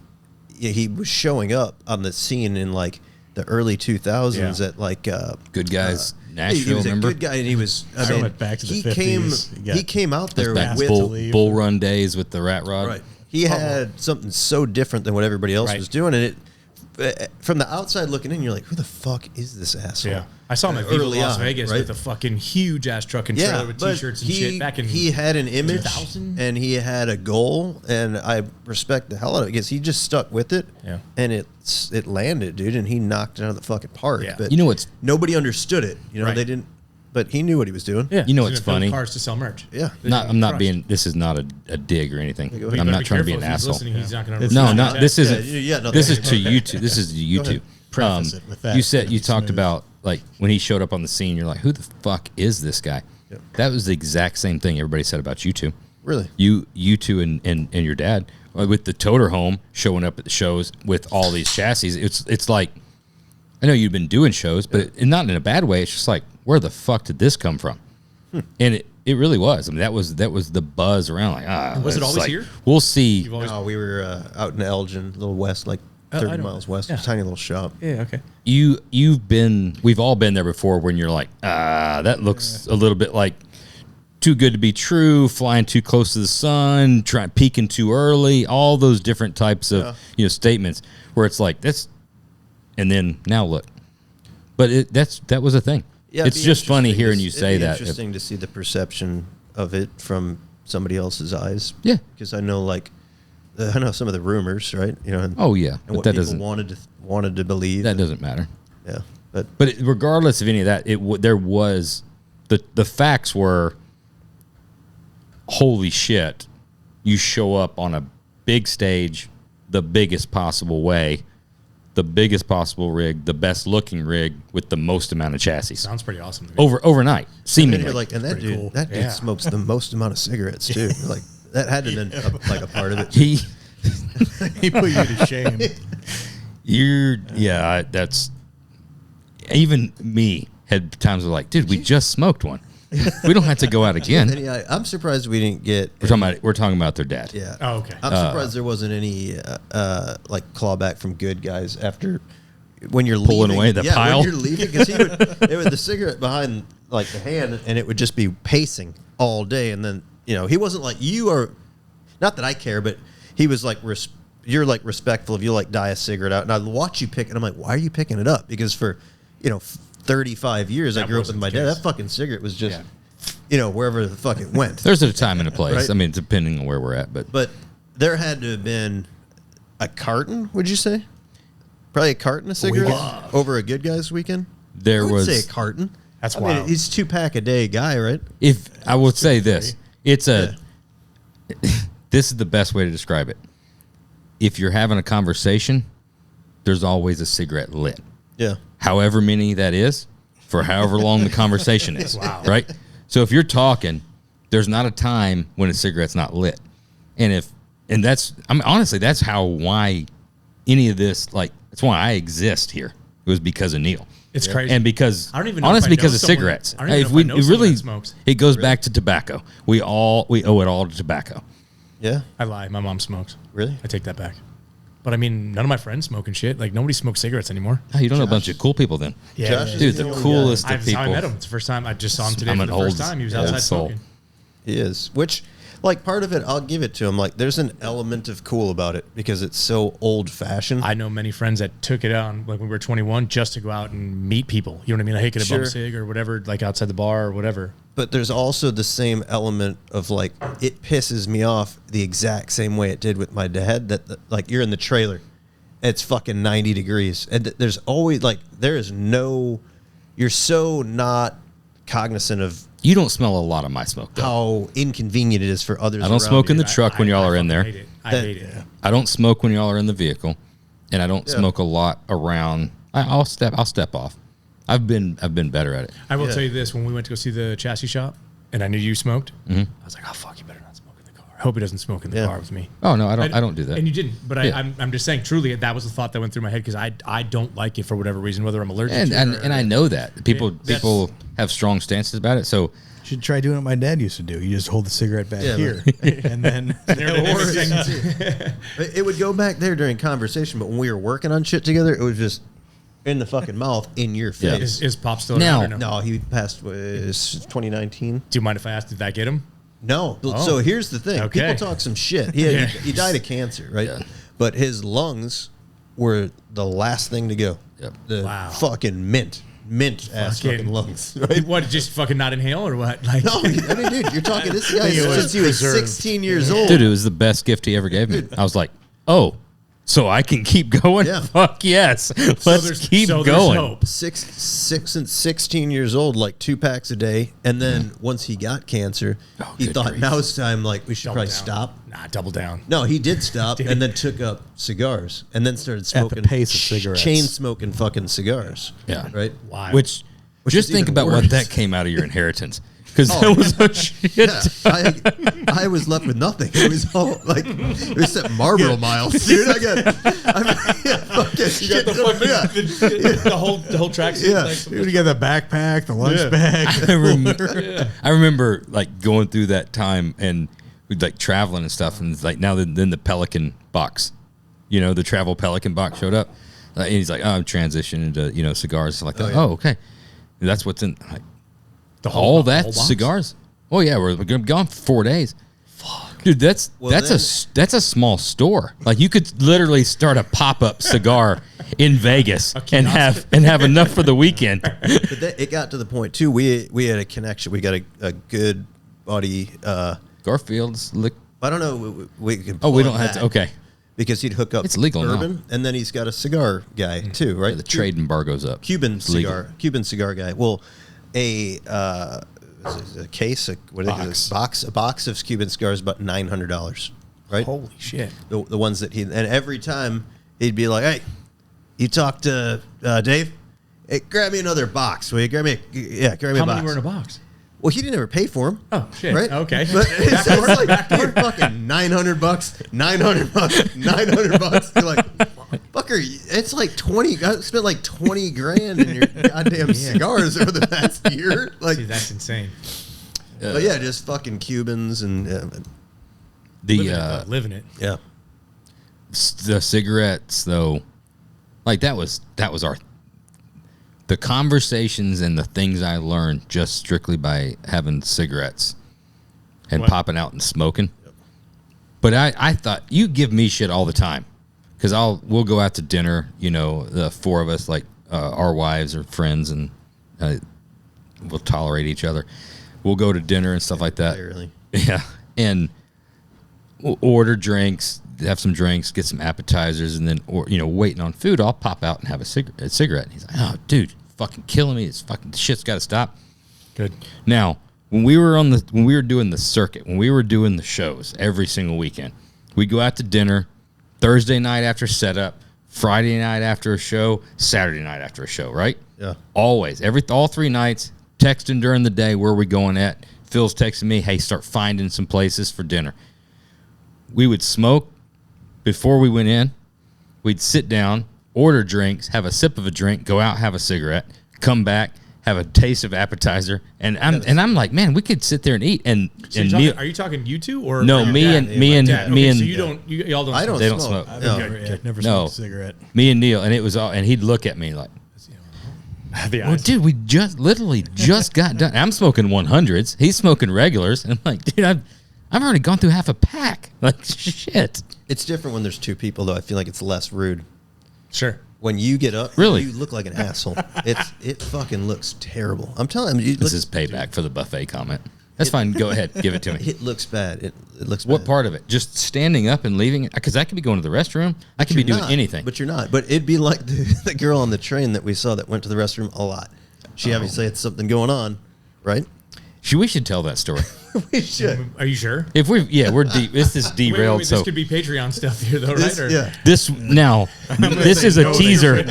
This is a teaser for Patreon stuff coming TBD. Go ahead. But let me finish just with the fact Yeah. that, dude, it is so fucking rude. with like nice ass dinners. I mean, you'll go out somewhere like our wives are like foodies, and Chicago's a great place for dinner. And you can go have some really nice dinners. And this asshole just I've never ruined a dinner. Just walks out, just up and like. No, it's always there's always a slow spot. There's always a lull. For you, maybe. Yeah. But everybody else is like, where the fuck is he going? And then, yeah, you come back smelling like a fucking ashtray. Nobody can smell me.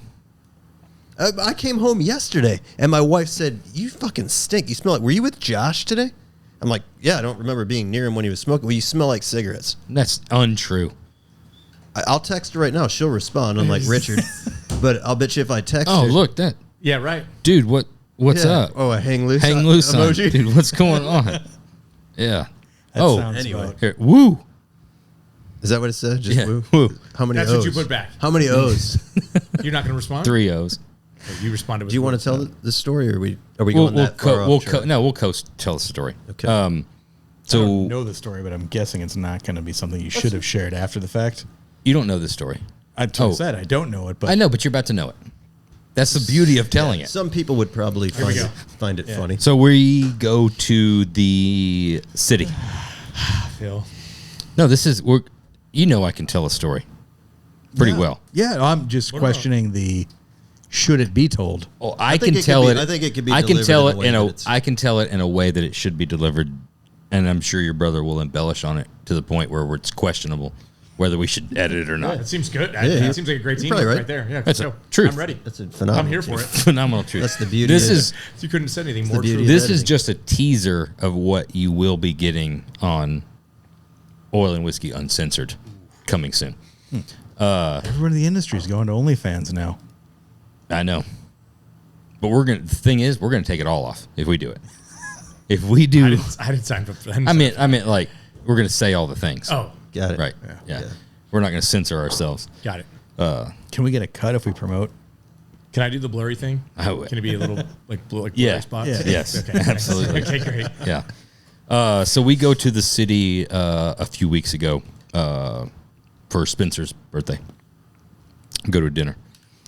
We leave the city or get on the train to come back. By the city, you mean Chicago downtown? Yeah, Chicago. So it's the four of us. It is me and Jeremy, and it is our wives. We've had a good night. This is the last train out of the city. Did you stand up in the middle of dinner and go have a cig? He did. Yes. Yeah, in a fucking Michelin star dinner. Unreal. I did. Yeah. Okay. Didn't ruin the experience for anybody. Didn't mean to. Didn't ruin it If- for you. You enjoyed it. You were having a cigarette. Shit, I'm sorry. What about that? What about What is it? He probably thinks you're. I'm not gonna say. Yeah, put it on Idiot. speakerphone, dude. What's going on? Put it on speakerphone.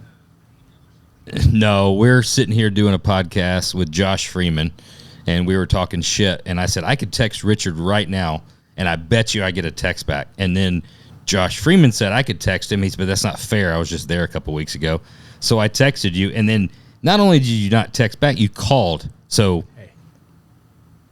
that props to fucking Richard Rawlings. All We just went on for like 30 minutes That's an AI Richard singing your Rawlings. praise about how much we respect your tenacity and everything you've done in the industry. So we wanted to give you a shout. All I heard was I got a new cell phone. I didn't know who the fuck this was. Yeah, I so heard who it is. called, yeah. Yeah. It's like, oh, it was just like pocket dial. I don't need a new roof. Yeah. My siding's No, it's fine. You didn't miss anything at all. This played out fucking perfect. I hate that happened. So do I. That's why I said fuck. Son of a bitch. I know. Hey. Post editing. Yeah, we can edit that out. Yeah, Josh is telling me about that. Good luck on that. I'll give you a shout tomorrow. Sure you will. All right, bye. Yeah, I'll bet you guys. Well, you guys probably text all fucking. What was- night? Whatever, dude. Move. But Yeah, it's not a big Yeah, deal. whatever. So your story. You're telling a story. Dude, tonight has been. It's not going good for me. It's not. been a- yeah, it's been a night. It's not going good for me tonight. So anyway, we get on the train. Last train of the night, headed out, right? So our wives are tired and overserved, and we unfortunately do a fair amount of drinking, so we don't get drunk anymore, right? It's a unfortunate hazard to this line of work. We can drink a shit ton, and very rarely do we even get tipsy. So we're sitting there, we're having a good time, right? wives are drunk. We're on the train. We notice people. Very observant. Right, very observant. Right, People watchers. For people watchers, sometimes we tell stories about those people. We've talked about it a lot on this podcast. We're sitting there, and there's a group to the left of us. We're in a booth. It's the 4 of us in a booth. There's a group to the left of us, and there's 2 guys and a chick. And she gets up, goes to the bathroom, comes down, sitting there. Literally like 3 minutes later, she gets up, goes to the bathroom, sits down. You see her going to the bathroom. Yeah, Yeah, she there's gets a- the first cute little girl. The first couple of times, it's just like, 20s, oh, she's you know? getting up. Yeah. It's rare to see anybody really get up and use the bathroom Sure. on the train. You So try to when- avoid doing Kind it. of tried like it. airplane, same thing. Exactly. Yeah. Yeah. So it happens twice, and it's like, oh, we've got about a 50-minute, about an hour ride train from the city. So we're sitting there, and it happens twice, and you kind of draw notice to it. Sure. Draw attention. Once, I mean, I then it get it, happens. but- Then it happens the third time. You try not to go on those types of things. Third time now, she's gone for a little bit, right? So now the little bit of storytelling starts. The creativity starts spawning, Right. and then it's riffing. Right. And then of it- what's Snowballing. Yeah, and then it's Right. like, I mean, I just like, I don't know what I ate. Yeah. Like I said, You're speaking for you her. knew- You're we're doing kind the of, voiceover. we're kind of playing it back and forth. So now there's a couple of things going on. There's a couple of stories at hand, right? This is a deep. This is a What the fuck? yeah. well, dude, and while it's happening, it's like there's a thing like your wives are there, and it's kind of like the wives they don't poop, right? It's a Right. thing, Of course like, not. you know. Of course not. So I've been married for 15 plus years, and my wife has never. Yeah, Right. I don't know what they do with it. Right. Nor do you care. I But don't- during the no, day, I don't wanna yeah, know. that's I think something to do with the dishwasher or something. There's something there. But anyway, so this is happening. We can generally get about 4 to 5 minutes going before they are noticing, right? Because they're carrying on the conversation. Well, then as we start getting a little bit more hyped up and animated, then they start drawing Pick it up attention on to the- like What what, sound effects are coming in and stuff, and it's and then it usually starts with either one of them. This night, You're regretting this, aren't you? Yeah, dude. It usually starts all the way with out here for this, with yeah. either one of them saying the I thought same we were thing talking of about like, Freeman Fabrication what or the- something. Here we're we're getting talking there. about We're some getting lady. there. Okay. We're getting there. what the fuck's wrong with you? And it was like, oh no, what's wrong with her? You're like, what are you talking about?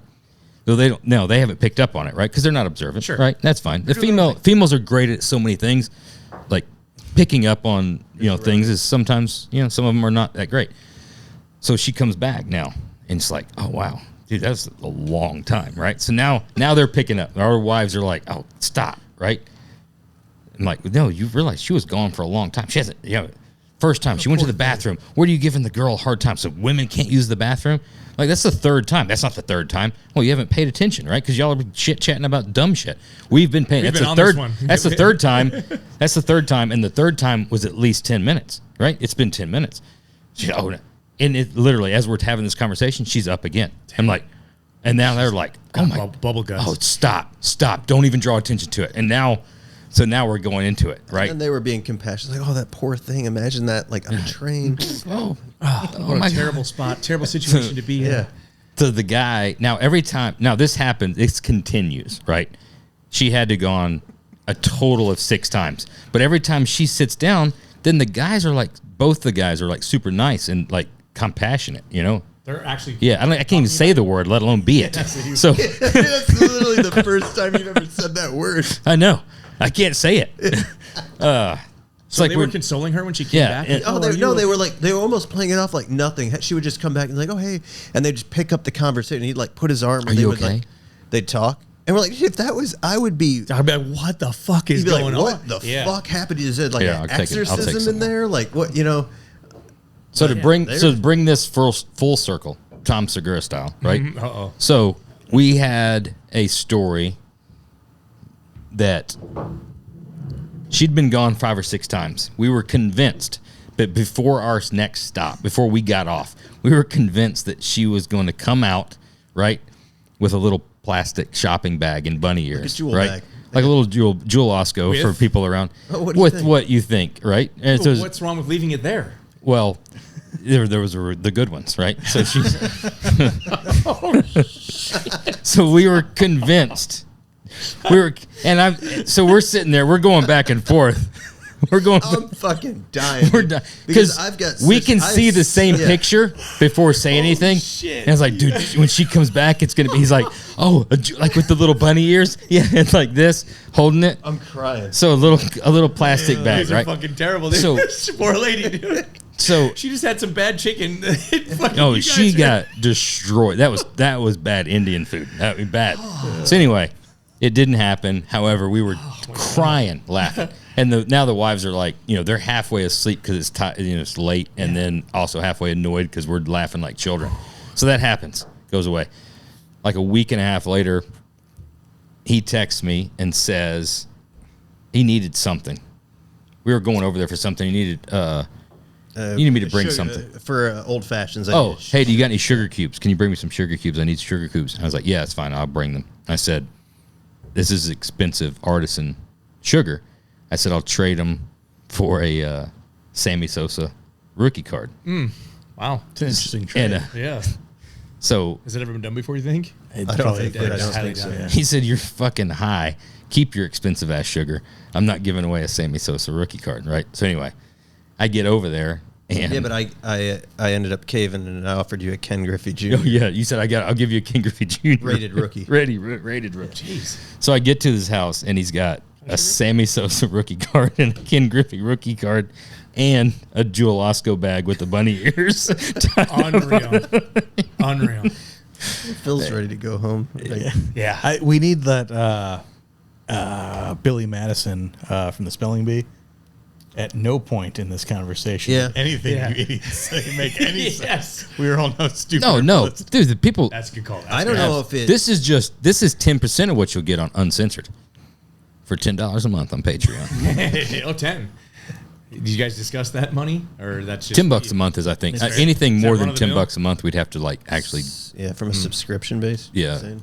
You have to go under the name Mike Honcho if you're going for more than that. Yeah, For sure. $10 a month, and we bear it all, story wise. Yeah. Phil shows you a little bit of crack, Which one? just a little.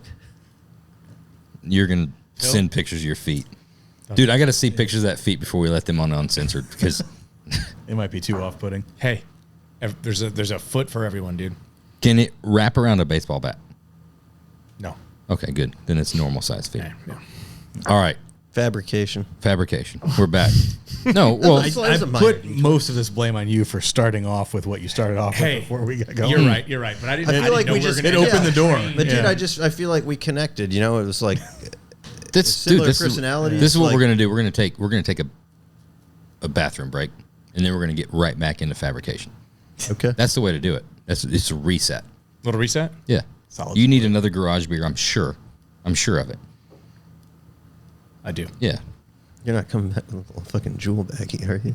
No. That's okay. I hope not. Yeah, but that's like where the content is. Sure. You know? I mean, we'll just dive right back into it. YouTube. Yeah, We're it's talking YouTube stuff because that's a Great topic good. to touch on. I think Josh had to break to Smoke a cigarette. Have a cigarette, I use the bathroom too, though.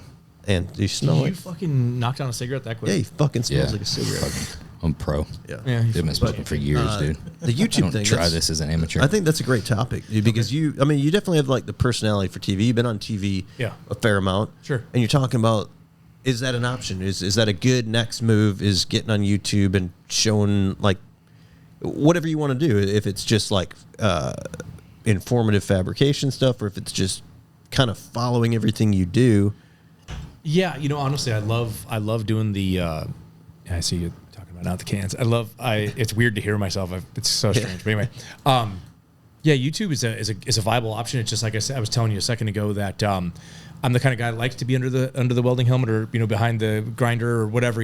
Just actually making stuff and fabricating. It's hard for me to stop and be like, okay, put a camera up at this angle, set a camera up over here, then edit it.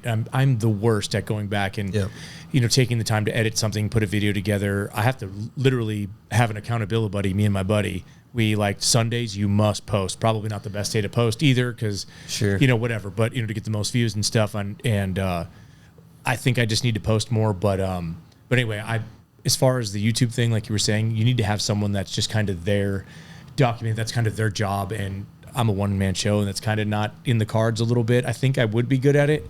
It's just taking the time to do it. I think I'm good at explaining things, especially when I know what I'm talking about, like with what I'm doing. Yep. I'm good at explaining it to the average person so they are interested in what's going on and actually seeing how it all comes together and stuff. I think there's a spot for that. I just don't think I'm very good at doing It's that. gonna be hard being productive doing it. It's like That's going back exactly- to the TV yes. stuff. Like you got to set up the camera and then you're going to weld this, and like you see a handful of guys do it really, really well in the Yes. videos. Like you're super engaged and you're like, Yeah. just making that piece seems like it would take forever, but just then setting up the camera 15 different ways to Totally. film it and then edit it afterwards. Yeah. And I mean, simple things like when we were that's on overwhelming. when we were on TV, we would take a car and push it out of paint and over into fabrication, or vice versa. Over to paint actually.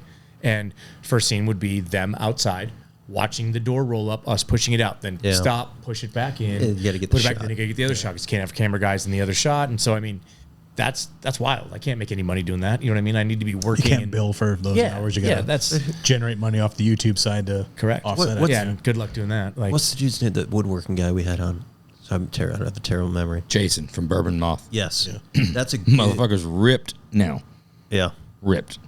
when I'm not? Do you want to talk about me, my physique, or Yeah, you're in shape, dude. Thanks, But buddy. I'm telling you what, this dude had a I was. glow up, as they say. This dude is A little bit of ripped. a man all right? crush So let's there, huh? let's talk about his wood. Have you seen him? Oh no, I he, think Josh has some. I was talking about the YouTube channel. He does an That's great. amazing job. That's great. That's great. But it's a good example for you because we had him on the podcast and it was pretty cool because he just kind of like rolls with it, Yeah. and he talks about like how instead of getting like super into it and trying to like capture the shot, it's very real because it's him and his iPhone and little editing. But I mean, he's got a massive following. he does a great job. yeah, wow. YouTube, he's got a huge following. Yeah, he does. Yeah, before our podcast, he had nothing. So Good job. And that's Putting that in dude. That's perspective. just a little bit No, he was big of before what this. this podcast. Oh yeah, you're not kidding. just- Look at that. Yeah, just a little. That's what I was. It's completely unnecessary. I mean, that's great. That's great, but totally off topic. Well, if you go back to the episode that he was on and you see him, and Well, then you yeah, see but that has doesn't relate at all to what we're talking about. We're talking about him doing YouTube, Yeah. the way that he films no, I his YouTube. know. I brought a little extra to it. Yeah, You did. Yeah, that's Yeah. fine. But that's the beauty of it. You I brought added a some. Marv slightly Albert like did a color So what you're saying is homoerotic, it's very much. Oh, I like him. Thing to I it. like him a lot. He's a really cool guy. I love watching his video. I've probably not missed an episode that he's done. Okay, point being, it's relatable to what you're doing, right? Okay. Because he's just a dude, and he's building really cool stuff, and he makes relatable videos, and the YouTube demonstrates that. And his whole thing was like, yeah, instead of having like, he doesn't have a film crew. It's him. He goes out in the garage, and he's videoing it. Yeah, he's got a team And he now. has a- He's got a guy. 330. I will give you a secret. Go ahead. I'm ready for Here's it. a little secret. I'm gonna just shut the fuck up, and No? and you just hey, no. how He- about you just talk? How's that? You And you tell all the stories. You brought a great. today. You Today's brought the a day. great I'll get my camera out. tidbit. I think he's an amazing. Okay, It's an awesome segue into yes, that's a guy that can actually build stuff and do it. The problem, and he talked about it a little bit now. Most of the stuff he's doing is stuff for himself now, right? Because he's became a YouTube He's not content doing- creator. He's an influencer, right? Yeah, So now not the building custom projects stuff, that it's you're just- doing It's for the camera. for the camera, and a lot of it stuff's for himself. He's doing a big remodel at his house. He's doing an outside thing. He's done some stuff for his kids and stuff like that. So the time that it takes to do your own project when you're doing it for YouTube, it's a little different than documenting stuff It you're is. doing for a It's a lot customer. different because, like you were saying, Phil, it's hard to charge when you're sitting there setting up camera, getting Well, the right yeah, angles. yeah. The thing that I was going to go with now, the segue from where after you've been I proven mean, wrong, the great piece of content that you brought. Go ahead. Right, the thumbs up Waiting for bit. it. Y'all are Gold friends, star, right? gold star. Y'all are were He's now Scott's rides, right? The Camaro that we have here in the shop, right? That's the unveil TBD, right? Still new, fresh, hasn't been unveiled to the public yet of why it's here. Ooh, I got a picture of it. He's got a really Give me good $5, I won't post it. he's got a really good following as well on Instagram and starting to get in some YouTube. He's a one-man show. He has nobody else doing it. He's capturing the stuff now with meta glasses. So he's putting the meta glasses on and doing the stuff, right? So it's a lot different. Your POV is going to be a lot easier, right? Instead of doing so there's an option there with doing the fabrication that you would just normally do and not set up for cuts and not just do the job. Few of Just these interesting. voiceover talking about it. Just- that's not bad. Just catch Talk it. to myself all the time anyway. Do the project, then come back and edit what you were doing, and then do, like you said, the voiceover thing. There's something there. Do you see how that worked? Yeah, it was long. It was a it was- long-winded way of he could've saying just like said meta glasses try the from the meta get-go. glasses. Yeah. I'm glad that you're picking up on that too. Yeah, But I gave a shout out. I thought that was something that you would appreciate, Okay. right? yeah. Anyway, YouTube. I think you should do it, dude. I seriously, I think it would be. Yeah, I like I said, I think I need to. Everyone tells me I need to. This fucking guy. You know what? It's now that I'm here, I get it now. I've watched, like I said, I've watched a few episodes, listened to Right. a lot of them, and I get it now. Yeah, he's not super Dude, likable. I can't believe You see you it now, guys right? actually deal with each other at all. You guys know. hate each other. I'm figuring out.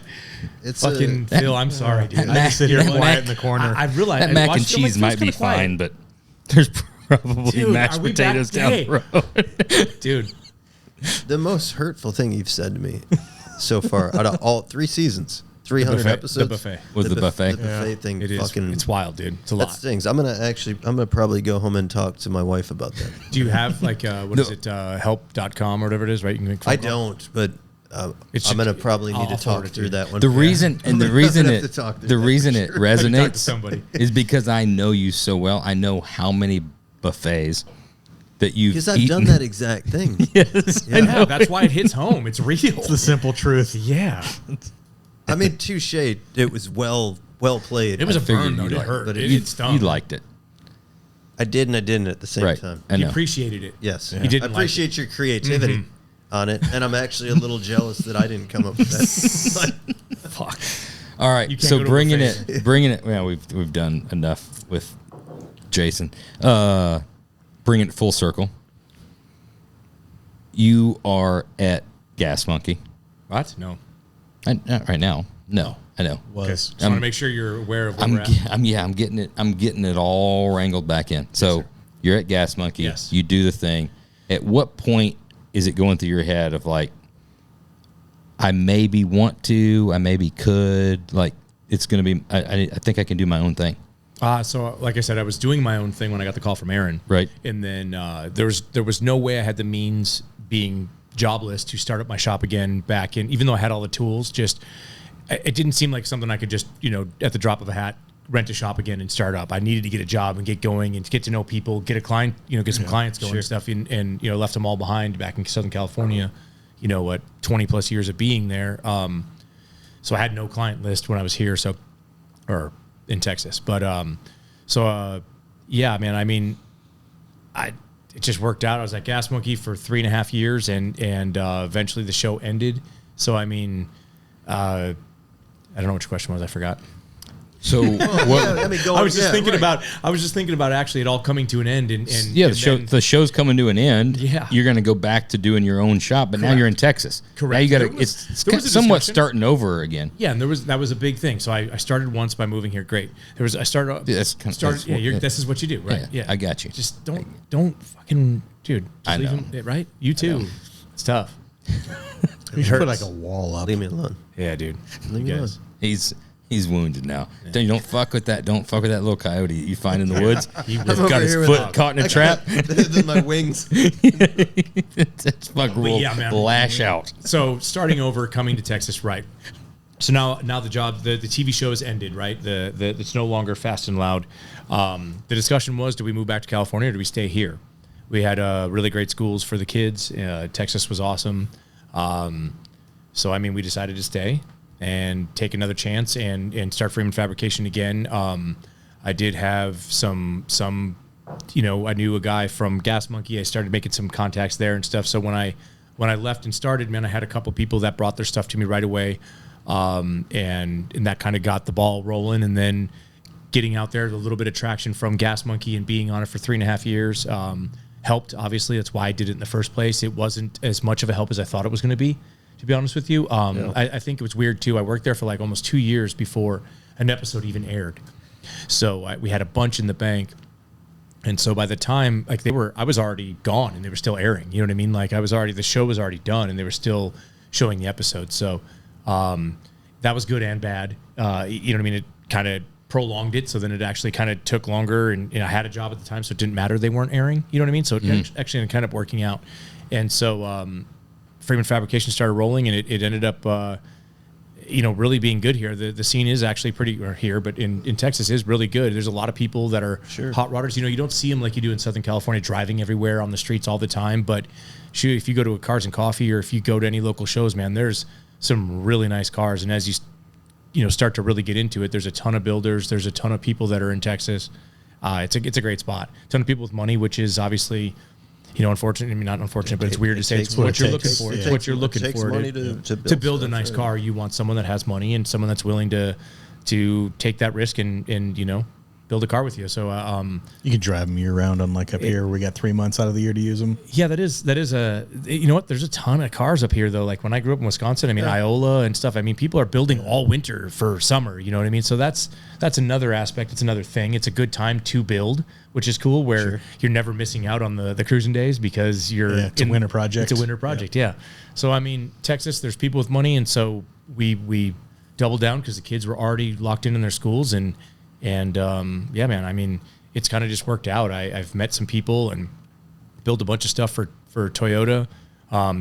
Put pizza ovens in the back of a brand new Lexus, whatever, some SUV thing that's like $180,000. I've done the owner of Toyota's limo. I've body swapped it, did just up the year, from a 15 to a 2024.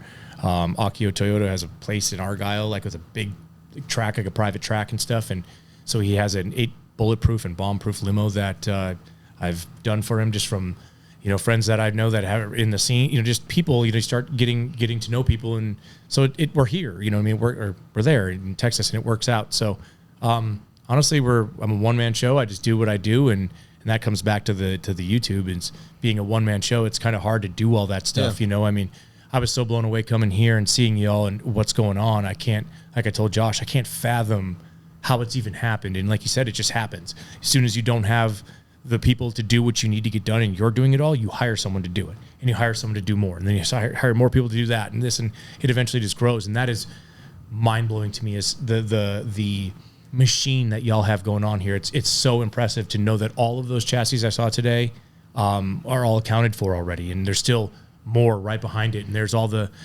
control arms, and there's all the, I mean, it's wild. I mean, I truly think, I follow you on Instagram and stuff, and you guys, the fabrication shop was so impressive to me. It's a beautiful setup, and the cars that are in there, I know you can't show some of them because clients don't want you to show them, or like you were talking with who you're dealing with and what you got going on. But I mean, y'all need to show that more, because that's interesting as hell. Like your boys over there, there's some really talented guys. I mean, it's really cool to see. And so there's some love and hate there for me on that. You start seeing people doing that stuff, and it's like, man, you get down on yourself sometimes. You get that FOMO of like what's going on, and like other people are crushing, and I'm just this guy in a one man show. So then embrace that though. Sure. Because that means you still care. Yeah, and because we talk about Troy all the time. If you see somebody doing something so amazing, and it doesn't make you want to do better, that means you don't care about the thing. Correct. You just appreciate what he's doing, but you don't really care about it. Flip that mindset, the perspective. Or you've got an ego problem. If you can't recognize what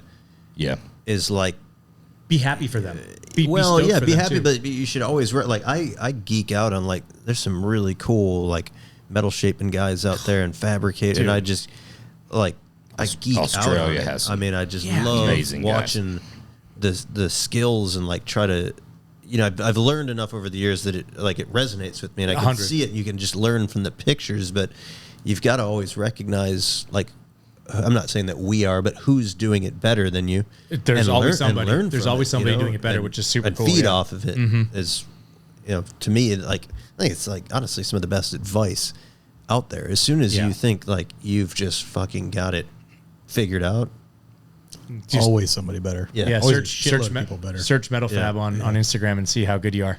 Real quick, you start seeing some. I mean, there's some metal shaping shit that shows up that I'm like, oh my god. Yeah. The chick that's building that mini truck, that Scout, dude, or Stout.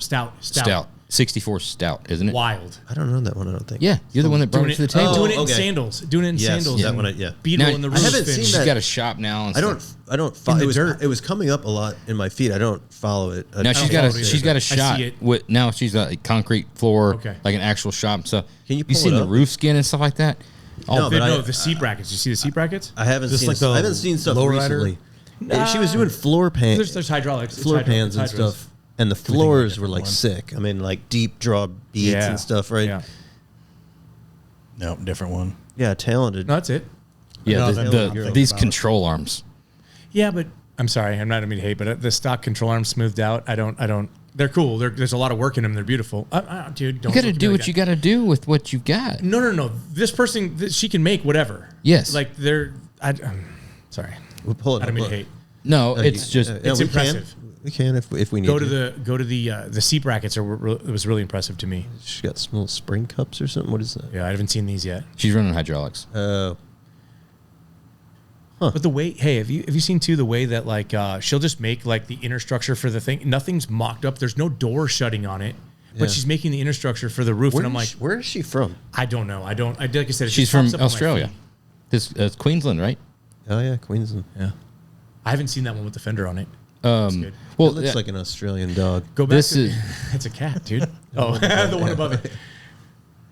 I did see this actually. Yeah, that Yeah. popped up.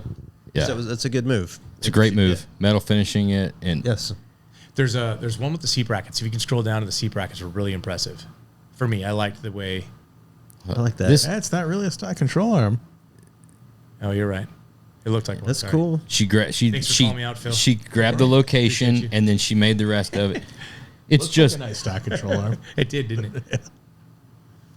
That's cool Dude, to that's see the that. furthest thing from a stock controller. But to see that concept, how she approached it is cool. It is interesting, right?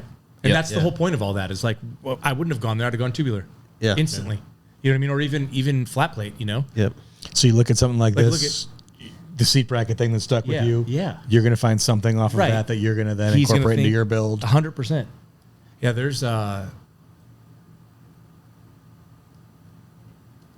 Yeah. See what I mean? Like, it's weird how she's going about doing it, but it turns out it comes together.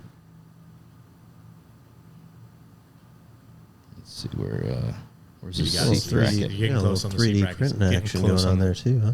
Getting close on those seat brackets. No. A little further. This better be the most amazing seat You know what, bracket. dude? It's gonna suck. Right there they are on the left. Yeah, that one. See them there? Yeah.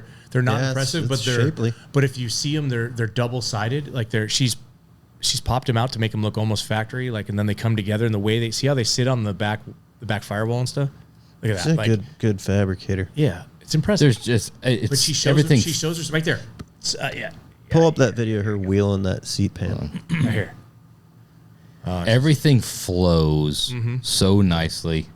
I love it. I love everything about Is whatever's in that bottle what makes Australian sheet metal look different? that bright. That's the Australian. All that's bright silver. That's Aussie Look at sheet that. metal bright. There is Yeah. something about it. It's Am I right? it's- you can tell Aussie sheet metal. Which I'm surprised every I time. didn't pick up on this. Is one. there no humidity there or what?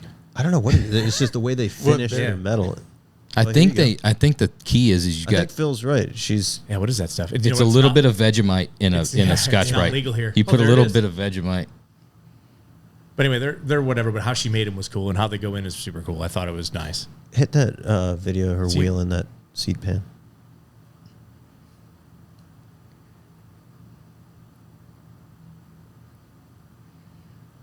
She did the I'll find it in a second, where she does the roof skin, and it's bead rolled in like She has some good tools. the pattern that you would do a panel paint roof, cool. but it's done in Yeah. stepped. Yeah, It's like cool. a lowrider panel paint.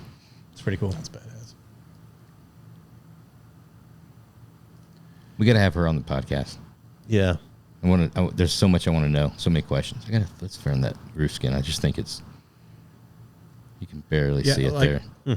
Jeremy, like you're saying though, the point is that she's doing it. You know what I mean? Like there's somebody out there. She's filming it. She's doing it. Like, and it's very impressive. Her skill set. I mean, it's unbelievable what she's doing, and it's to a weird stout or whatever it is. I don't even know what it is. Yeah. Nor do I care. I just like Correct, the right. work. I like watching what she does for her techniques. Step it even back from the fact that she's documenting it. The fact that because it's being done, the fact that it's actually progressing through. Sure. Because you've seen so many, especially from the mini trucking club. No joke. You've seen so many guys that have done. No, I came from that. I know. All Dude, it's not a shot. Okay. It's not a shot. I came from expected it, I guess. import and mini truck stuff.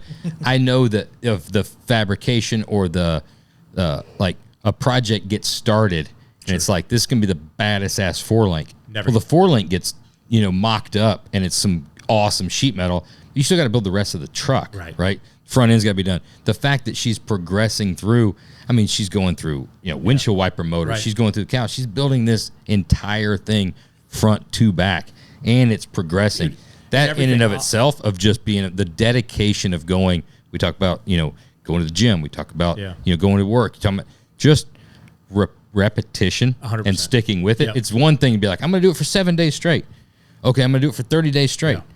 Do it for a year. Like we were saying, do it too, for 2 years. Do it for 3 just years. the metal fabricator person. It's the person building the stout. Like that's what she's building, and we both knew about it. Yeah. Just from neither of us follow her, but yet it popped up in our feed because that's what we both knew what we were talking about. It's kind of cool that she's doing, like you're saying, going through the entire thing. Oil and Whiskey follows her. Oh. We're one of the 265,000 people that follow her. Yeah. All right, guy. Got some followers. It's amazing though, the fact of just tenacity and staying with it. Right, and that's what I'm saying. We all know of it, which is impressive. That one got me off topic there. No, it's fine. You were going deep. So you on the start in the shop, right? So you had the discussion. You're going to stay in Texas. You like the schools. It's difficult too, coming from. I mean, I moved my family up here, and my wife grew up in the same town. Lived next to her parents, and it's same place. You never left. Right. You can't be like, oh, we're doing this. This is the greatest opportunity, and then after like 3 years, be like, all right, guess what? That was fun. Let's go back. That's a difficult conversation. You kind of be like, all right, well, now what's the next phase? Right? We've done this. What's the next phase? So you got some people. You got some, at least enough jobs to like, all right, we can start this thing. What do you say your niche is now? I watch your social media. Like you do some amazing shit, but broad. Like it what it is weird. Like I ladders said, on overlanders Dude, and flatbed stuff. But it's cool shit. It's not like you're not just welding a broken bumper. You're building cool shit. Well, that one actually landed in my lap from a friend that just started a shop and doesn't have a fabricator yet, and so there it is. So that actually I just saw that now. I just got the finished product from that, of it being the whole truck was like textured. It's an off-road vehicle. The guy's a professional hunter, and so he's literally going to have bobcat and fox, he said, packed up in that little that little crate in the back there, that little tow behind thing. And then the ladder was just a thing I did just to keep ground clearance, and he wanted a fixed ladder. He said he takes guys hunting. There's all infrared. He's got a heads-up display that goes in one corner. He's got a varmint call in the other corner, and there's like these chairs that sit in there that are like a tripod. You set your gun on it. It fully swivels all around. So there's two chairs on the top that you perch up there, and all the lights. Like a bass boat almost. Correct, exactly like a bass boat. So he sits up there, and there's red lights all around it, like big light bars, but they're red. And so everything is infrared, everything is night vision kind of set up. So he goes hunting at night with it, and he does hunting competitions. So that came to me from another shop, and I do a lot of stuff for other shops actually that maybe don't have a a fabrication side to things, and so there it was. This one's obviously hit hard with Josh just because it's an H2 and it involves guns. So this is short of he being. noticed that one. Are you respraying that in yellow? Will that ultimately be yellow? And I'm chopping the top off. It's going to be a convertible. Okay. Yeah. Dude, is that for you, Josh? Do what? You having this built? You see the platform, right? I apologize. I'm commenting on his comments No, you weren't. to people. That's cool. Yeah, so I mean, random things show up. Yeah, so like you say, I do all sorts of. There's a D100 in the back there. I just put a 51 Hemi in it that's been all completely remachined and everything, and just four linked it. Took the stock chassis, did a universal four link on it, a Mustang 2 front. It's just like I am not super niche where it's just sheet metal fabrication, which is my favorite thing to do. I really like that the most, but you know, if it pays the bills and I enjoy doing it, I'll say yes to it and do it. You know, so you prefer more full build start to finish, or you like just doing the core fabrication, some cool components? What's your? I really enjoy. So here's where my ADD comes in, and I like a quick in and out every once in a while. Like this was a couple weeks, you know what I mean? Turn and burn feels good. It's nice. You did it quick. I appreciate that too, because we were on a timeline. I was trying to get that thing wrapped up. Yeah, you know what? You got a big hunt. You got a big hunt coming. So yeah, but yeah, man. Like I said, I like the turn and burn stuff, but at the same time, I like a full build. I like to have my name on things. Unfortunately, it seems like a lot of mine don't get done all the time. You know what I mean? Like you get the little the little gas pocket right there. That's a build I did a few years ago. It's a C10. It's on a Roadster Shop chassis. It's got everything that's cool in it. It's got a supercharged 383 fully built Strucker, like 700 horsepower 383, which is wild. Everything's aluminum, so all the like paneling, instead of being wood, is going to be brushed aluminum. The front bumper will be brushed. The wheels are brushed. Like the roll cage inside is brushed. So that's just a normal C10 build. That one right there I did for a buddy that brings me a lot of his cars and stuff. And I did just mini tubs, or not mini tubs, but I did tubs and a that's on a Roadster Shop as well. And did a doghouse, as we call them, for the back, over the step notch. I like the wheels on it.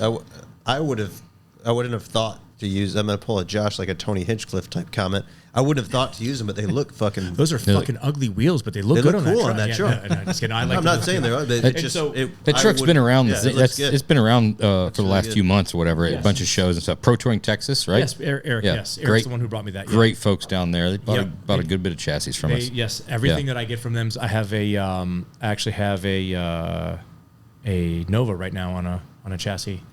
Is that correct? Yeah, from them. I have done that on a chassis for him. I've done a bunch of cars, a Chevelle for him on a chassis. So there's a bunch of things I've done for him. And that truck right there, when you're talking about the wheels, the first thing I said is, you can get the center caps in it or what? And I guess the center caps are actually black. They're in it, but that's like you say, the wheels. That's the first thing I noticed too. Is like, where's the center cap at? But it's a race car. You pull the center caps out. It's a super cool truck. Overpressure, pop the center caps out. Yeah, the customer is super cool too. Like he's a military guy. It's a really cool. He's a vet. It's a really cool build, cool truck. The way it turned out, the way they did the bed and patinaed it all and stuff. It's a cool build. Like I said, I'm always stoked to be a part of it, because a lot of times my trucks don't get there. Yeah. I'll build something and it'll end up sitting in the garage, like the previous C10.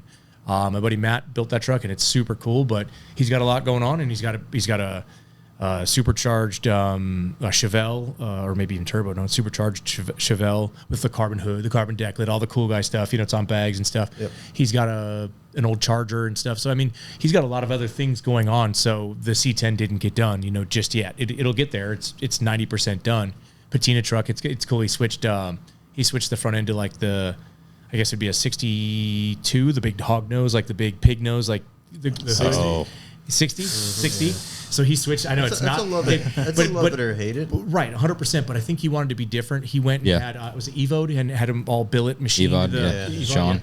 All the everything's billet, dude. The old oil tank. That's actually on my Instagram. The old oil bath style air cleaner is actually just a big billet, big old machine part. Oh, steering wheel, the wheels, the hog nose part. He's had a bunch done. It's a ways back on Freeman, but about the wheels. Back to the wheels you were talking about on the C10.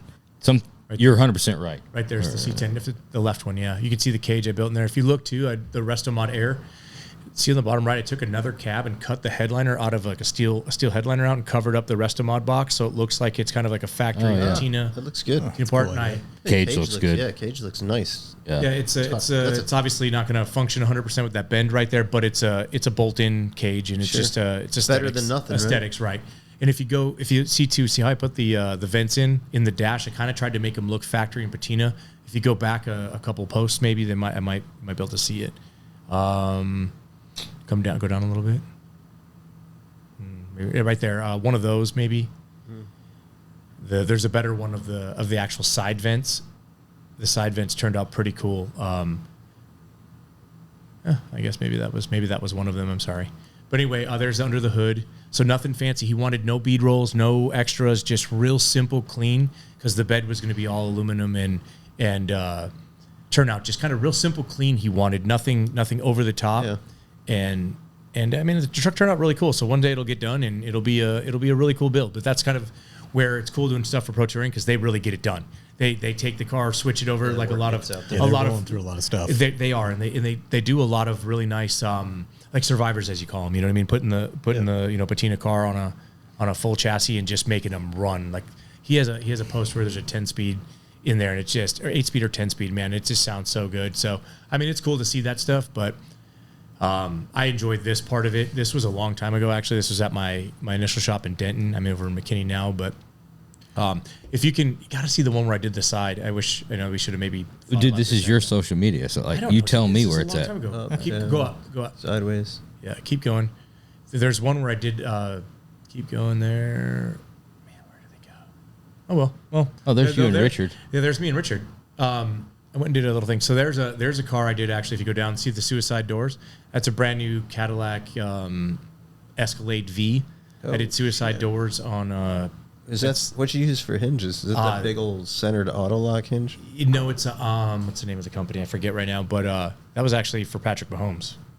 That's his wife's car. Oh, P. Holmes. P. Holmes. He's a Texas guy. Yeah, tell Pat I said what's up. Yeah, all right. I've never met him. No, never met him. Nor will I. But you don't even know what he plays.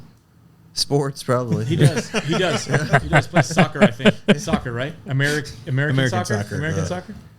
Where I was going to go with Football. on the Brown C10, that wheel choice, 100% out of the norm.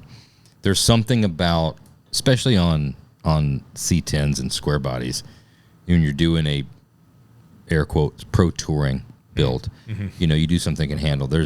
I generally gravitate towards a little bit more traditional, inspired. But there's something about a patinaed truck that can back it. There's a little bit of like just putting it out there, but like, well, fuck around and find out. Like, I'm not trying to hide. Like, it's obvious that I'm not afraid to like use this thing. It's a little different than like a fully polished, done pro touring truck with bumpers tucked and nice paint and stuff like that. You're like, all right, well, it should do it, but like, are you going to? Yeah. Then you find that, and you're like, oh, well, it looks like he's not afraid to, right? It's got a little toughness. That also goes right in line with usability. You can jump in that thing, take it to the grocery store if you want. You know what I mean? Yes, you have a $40,000 motor in it, a $40,000 chassis from Roadster Shop or whatever, and $8,000 wheels. But if you get a door ding, it's not the end of the world. You know what I mean? A little bit. You know what I mean? You can run it. You did a great job on this. Let me ask you: did Patrick have trouble getting in the back seat with the regular operating doors? I'm not quite sure what's going on there. Never met him. Never. I think it's his wife's. The colors are of her soccer team that she has. She owns a not an American soccer team. Maybe it is an American. I don't know. Anyway, a ball, like a round ball soccer team with the black and football. white. Yeah, football. Yeah, right. No, it's soccer. There's soccer and there's football. Yeah. Well, it mixes. But yeah, I know. But you're on this side of the pond, right? So in America, it's football and soccer. You want to know what's happening with me right now? Got it. I'm still hung up on the fact you didn't see my vents. It's so weird. You got to tell me where they are. I don't know where they are, dude. Hey, if you don't know, once again, okay, go down. There's my 49 I did that was on a Roadster Shop chassis. You guys built a we're looking for vents. Yeah. Right? Yeah, we're looking for vents. See what I mean? That was a plug. You just shot it down. Just fixated. Well, he's told me to look for vents. Dude, I was joking. Fuck it. Go to the left. I think we need to do a Legends truck. Yeah, go to that one. Damn it, that's not it. Go to the other one. All I can hear. We've already watched this one 4 times. You're right. Fuck, it's not that one either. What about this? I don't know, dude. Let's find vents. Let's find These are vents. Yeah, they're good looking vents. I like those vents. I have them for my truck. Yeah, that's a nice vent. That's not fucking that's not it. Nice presentation. Hey, thanks, man. Appreciate that. That's that YouTube in me. Go up to. Hey, dude, you're like a YouTuber here. Claiming you don't want to get on camera. And all right. Never mind, guys. You know what? There's my Instagram. I have more followers on my. How about this? But yeah. The first person to DM us a picture of the side vents from your social media gets a You know T-shirt, what? Here's what I'll tell you. a free T-shirt. That's on you. That's up to you if you want. I know. I'm going to. All right, appreciate it. But good looking out, man. Appreciate you. But somebody's got to. They're Somebody's really got to find fucking it. cool, dude. I I like believe them. it. I just fucking, I don't know. But right there, look at the 49 right there. That's on a Roadster Shop chassis, and that truck turned it out looking pretty because cool. I was looking at those arms. And It's a Revo one-off chassis. narrow. It's a one-off chassis. Yeah. That you guys did, I guess. He scanned the bottom of the truck. this was for Mike Coy, right? That's the one from Mike Coy. Yes, Yeah. that's a customer from Mike Coy. But I'm going to tell you a little something. You guys left the motor in the stock location, Yeah. ish, and I'd like to talk to you about this. Okay. Can we talk about it? Yeah, go ahead. I had a fucking hell of a time, excuse my language, putting a radiator and And a fan. an intercooler and or heat exchanger, whatever you want to call Sure. it, and a condenser in the front. So I ended up having to I got a Wizard cooling, Yep. and moved the cooler off to the side remote in front of the right front wheel through ducting from ended up getting a splitter on there. I extended the whole front end and did a bunch of stuff to get all that to come together, but could not find a radiator condenser, even a custom built one that would fit in that narrow nose because the motor was so far forward where there's like a ton of room to go back with it. And this guy was super adamant because he had a Roadster Shop chassis. This is a testament to how much he loved your chassis. He did not want me to cut it at all. But what I did do, I did cut one thing. And if he's listening, I'm sorry. And I didn't tell him. Actually, this is true. I didn't tell him. You guys even made a floor mount booster. Yep. I got rid of that.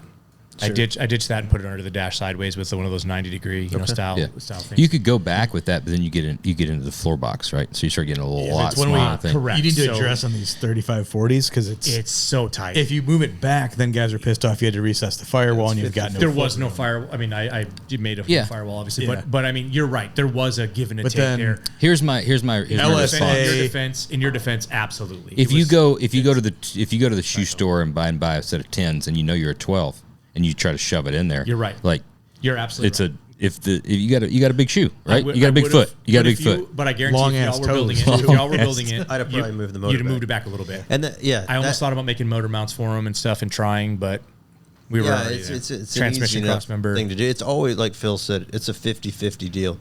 You've got 50% of the guys are like, Yes. "What? I'm not recessing my sitting in it damn with- firewall," and then the other guys are like, "Dude, Shove set it back. that thing back. Yeah. I don't care if it's in the back. I want an seat. 8-inch thick core. I want Yeah, this. I'm putting an intercooler in the Right. front of it, and there's I'm usually not, once again, I'm not dogging. I'm just saying. No, You know, if you, yeah, you got you it. No, know, it's a good point to bring up because you get it every once in a while, and it's something that you don't know how to. You can't standardize it one way or the other because you're wrong half the Could time. you imagine? Like, yeah, if you had motor placement is so much like wheel and tire fitment, specifically on the back, because you're like, oh man, you gave me like a 54.5-inch rear end. I got a mini tub it. Right. You're like, well, yeah, but you get like a fat lip and it looks good, Sick, right? yeah. Then you give a guy a 60-inch rear end. And you're like, dude, I can't get any fucking lip on this thing. I'm like, yeah, but you didn't have to mini tub it. And you're like, yeah, but I want like wide ass tires.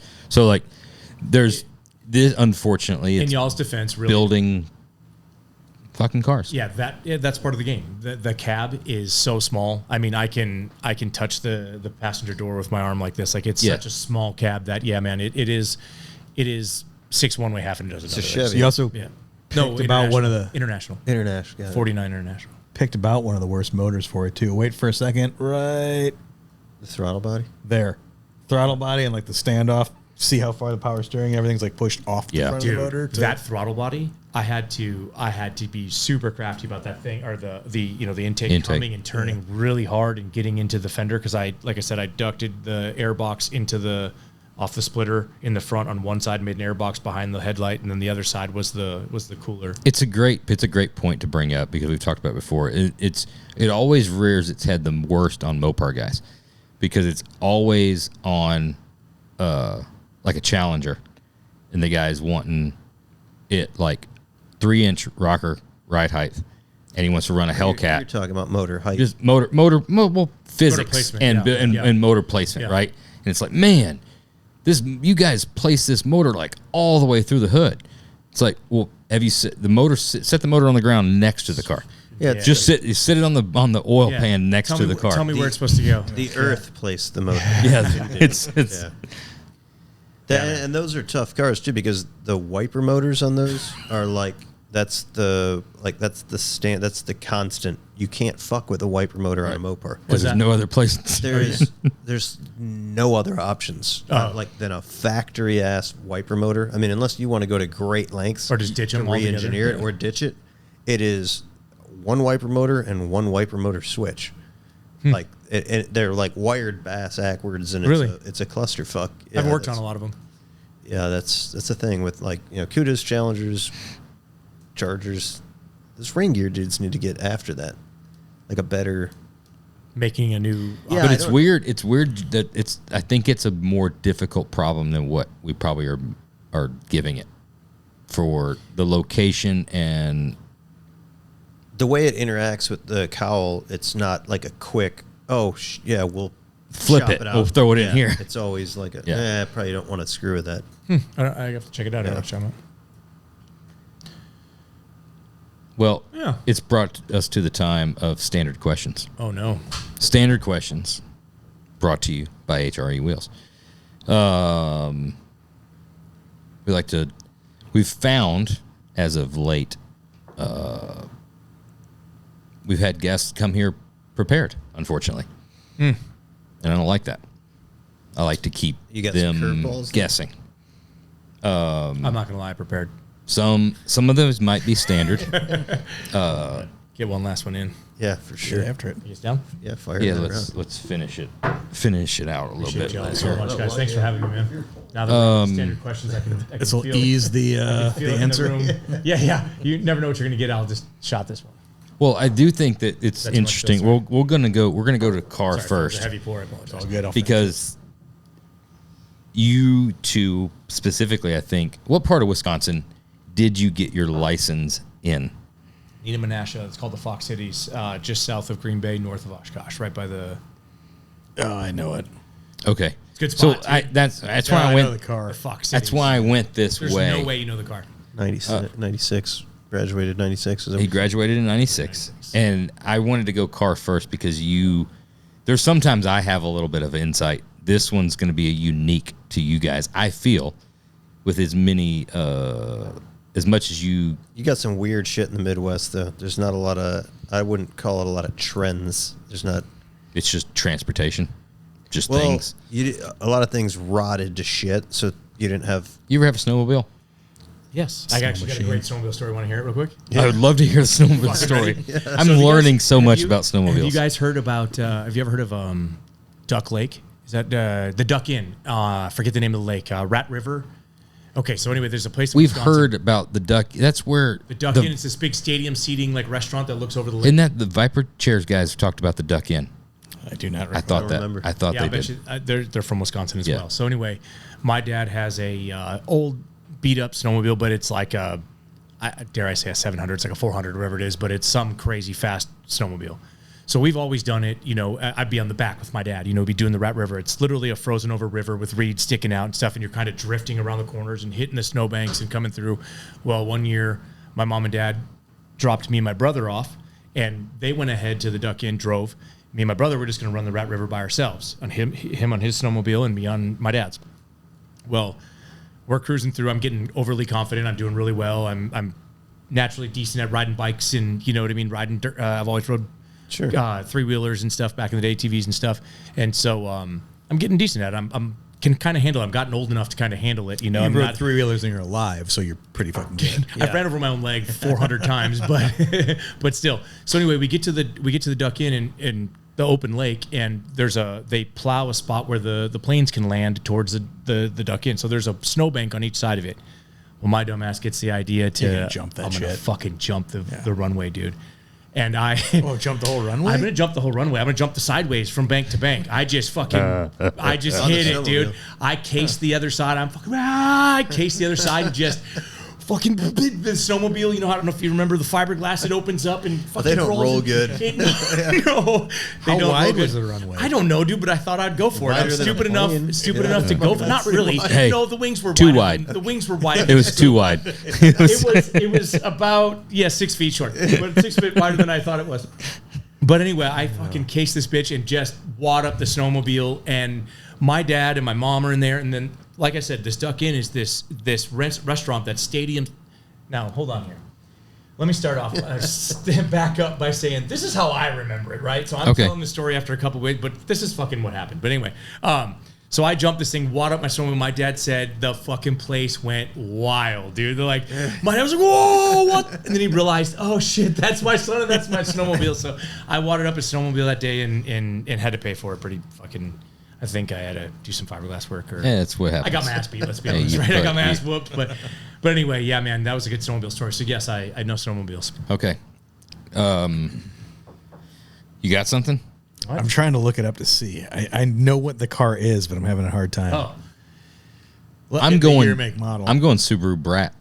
No. I'm going Brat. Dude, there's nobody in the history of the world that Owned a Brat? Can I help? Owned can I one help? as I a- won't give a crazy. No, don't help. Okay, Nothing. you can help. You can help. I've You already can give- made my guess. You can give some pointers. My dad was a race car driver. It's a car truck. My It's a car truck. shit. How can I give you a clue without telling? Don't give us a clue. All right, fuck. Just go. But you've Yeah, how about that's the this is a standard clue. questions He's at so least far about off it. the fucking off the Yeah. mark. Well, I know yeah. he's way off. Fucking has a He's Subaru fucking Brat. way off. It was a wild card. Yeah. Purchased car or hand me down? First car. So hold on a second. Let me just say, there's a clue. I got a vehicle for graduation, but I was not 15 yet. It's going to be my graduation gift, $500. Would you graduate at 15? No, it was gonna be- he got it early. I got it early. Sorry if I didn't make sense there, but I fixed that up. I'll say that I fixed those up to sell to buy the first truck that I drove to high school. So it was a truck. And he threw that away. Sorry. I told you it was a car truck. It's the Midwest. We know it's a truck. It's just a matter of Sorry. what truck it is. That was loose lips. I apologize. I'll tell you, the first thing that came to mind with me is the old body style Dakota, like the S10 body Square style one? Dakota. Yeah, Square Dakota. I Which had is one of it? those. It's a rare. That is- That's a that rare is- yeah. unit. The convertible one. Well, yeah, that That era. body I saw style. one the other day. That era, not Shelby? the convertible That's would pretty have been much sick. Dude, you had to be a connoisseur to have a Yeah. Or had convertible a Shelby shit- square body Dakota. Or had a shit ton of Marlboro points. Yeah. Well, Marlboro edition. Marlboro miles. That's square body Dakota. I could be off because there weren't a lot of them in the Midwest, but something tells me. Yeah, it's just. You know what? This is Phil. Let's see. I what was Phil going said. first, late 80s, early 90s Buick Celebrity. Holy shit, It was a truck. No, this is before he got the truck. Oh, Phil. There's something there that that blew my mind. It gave me goosebumps. Actually, Phil, you. Hold on. right away. Phil, this is fucking odd, and I think you're creeping on me somehow. One way or another, you've done some research. every episode Hold on. somebody Somebody gets it. it. This is fucked up. Listen, that's not my first car, but that was the first car I drove. That was my mom's car. It's like the official car of Green It was. Bay. And what color? What color was it? Either silver or maroon. Dark blue. Computer. Dark It was blue. pewterish gold color. Like that. Fuck you, Phil. That's creepy, dude. Did you call my mom? I did not. Do you know Nancy's number? I did not call Nance. All right. Well, Every here's the deal. episode somebody gets Here's the a deal. whisper. That's not my first car though. That's a car I used to take but the. You know what I mean? we're Like, always Wait, hang on. Was so- it that right there? pretty fucking much. Yeah, that's a Buick. Mine was a Chevy Celebrity, not a Buick. That's a Buick. Is that a? Century was the Buick. Yeah. Sorry. Yeah. So All right, hit us Chevy with the Celebrity. first car. So my first car that I got for $500 was two trucks, and it was a '55 Chevy truck, Oh, a GMC and a Chevy. I swapped the parts all around. I hated the big tits of the GMC and the GMC logo in the hood. I wanted the 57 V dash. So unfortunately, that was more rusty than the GMC. So I swapped together all those parts and welded up rockers with the old Lincoln stick welder. Made that shit come together to sell to buy a '67 Chevy long bed C10. That my dad I got for Christmas. My dad's old stock car motor, so it had like 500 horsepower. He did circle track racing, like I was telling you. Muncie 4-speed that me and my buddy put in. He tightened up his side when he said he didn't have more. I tightened up my side. We were underneath there getting eaten up by mosquitoes because my dad had all the race car tires stacked up, just fucking mosquito heaven. And I broke the tabs off it. Fortunately, I was able to go back to the wrecking yard that I got it from, tell them that the tabs were broken.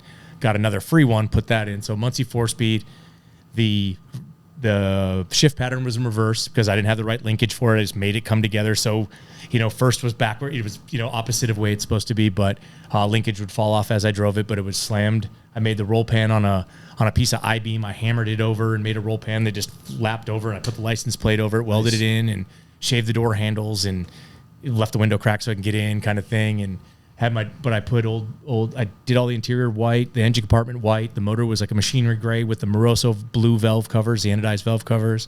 Moroso. You're building a race truck. Blue anodized. My dad was a race car driver. So that's exactly. So I had it on old 15-inch center lines, the smoothies with the spinners on it. I remember a kid stealing one from.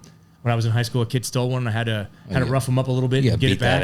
I beat that ass. I swear to God, I did. I beat that ass. You don't take. Dude, I bought. I think as a package deal, I bought those stainless steel, covers for your coolant hoses with the hose clamps and the blue. Cool Flex. Dude, the Cool Flex, what bro. a bitch to install. I did that on my Camaro originally. Dude.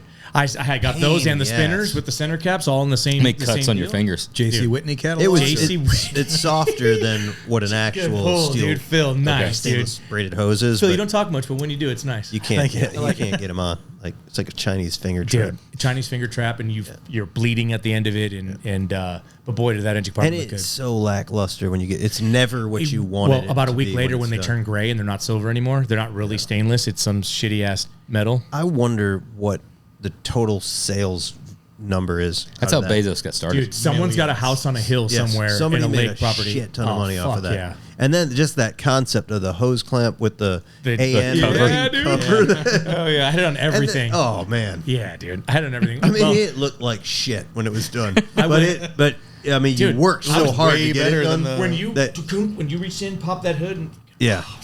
Look at me, dude. Yeah, the fucking Dash 20, right? Like that's a fucking $400 radiator hose. But anyway, that was $20. My first truck. I would say my first truck, even though the 55s were really my first truck. My '67 Chevy truck, long bed, and I can't find a picture of it. I did somewhere in a move somewhere. I don't have a picture of it, so I can just only imagine.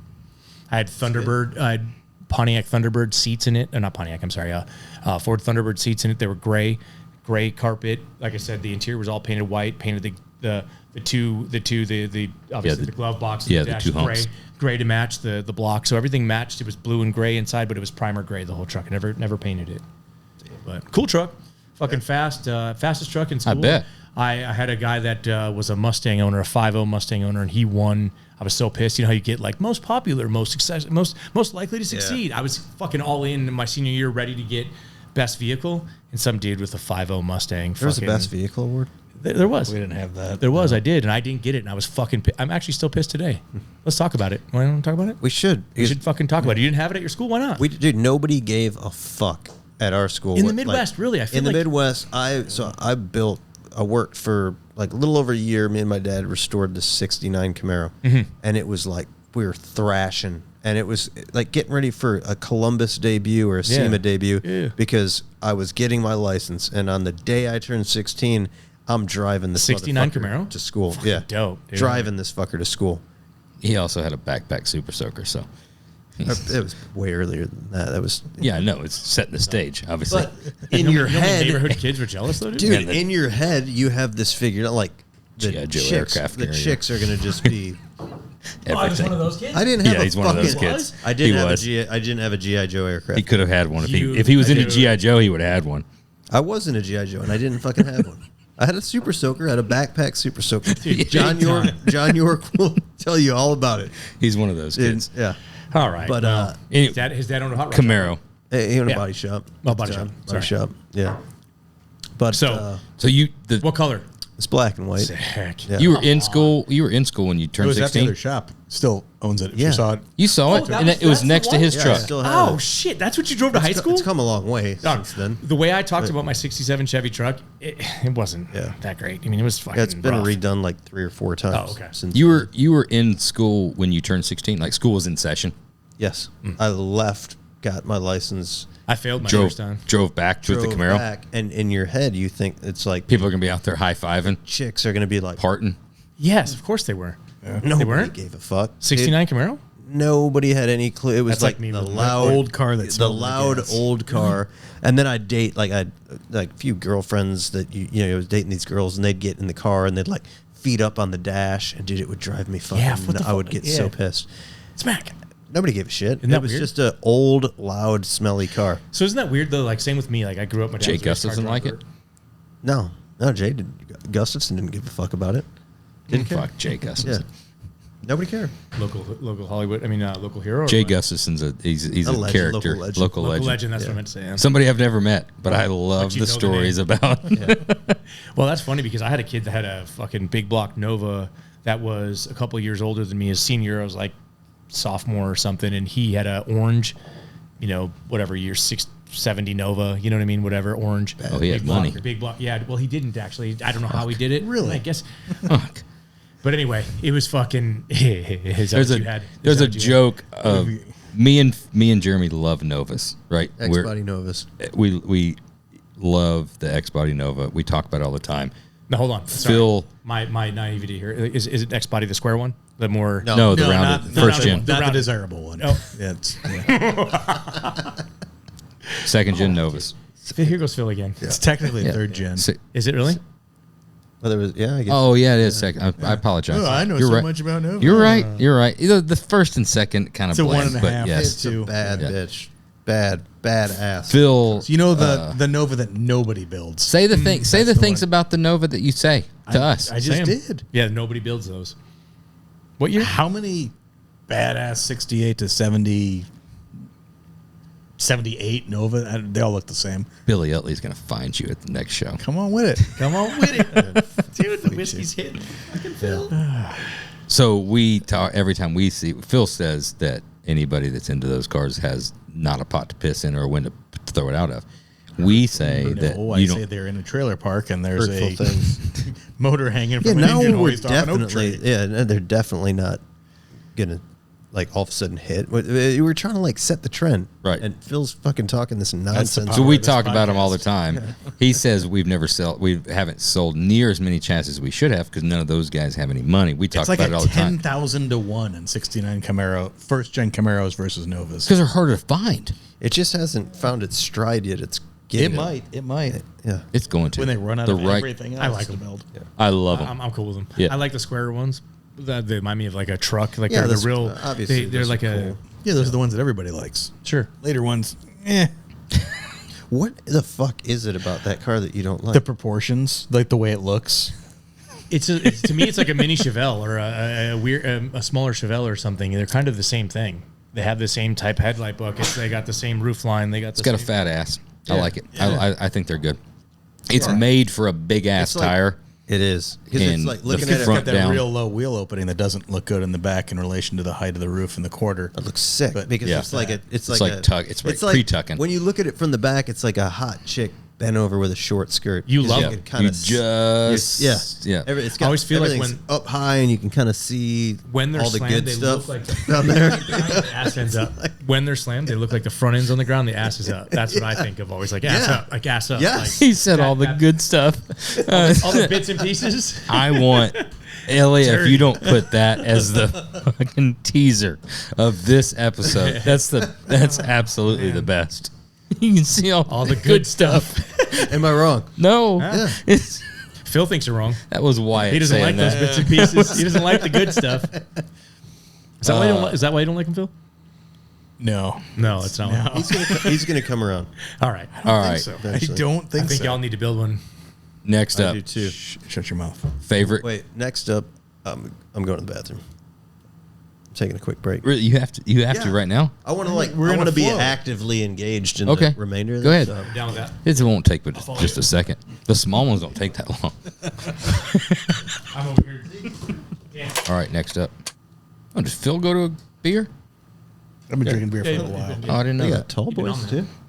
Apparently. Yeah. Big gulp, huh? There's a little bit left. Next up. Yes. Next This is standard. We do this one just about every time. So, best piece of advice you ever received?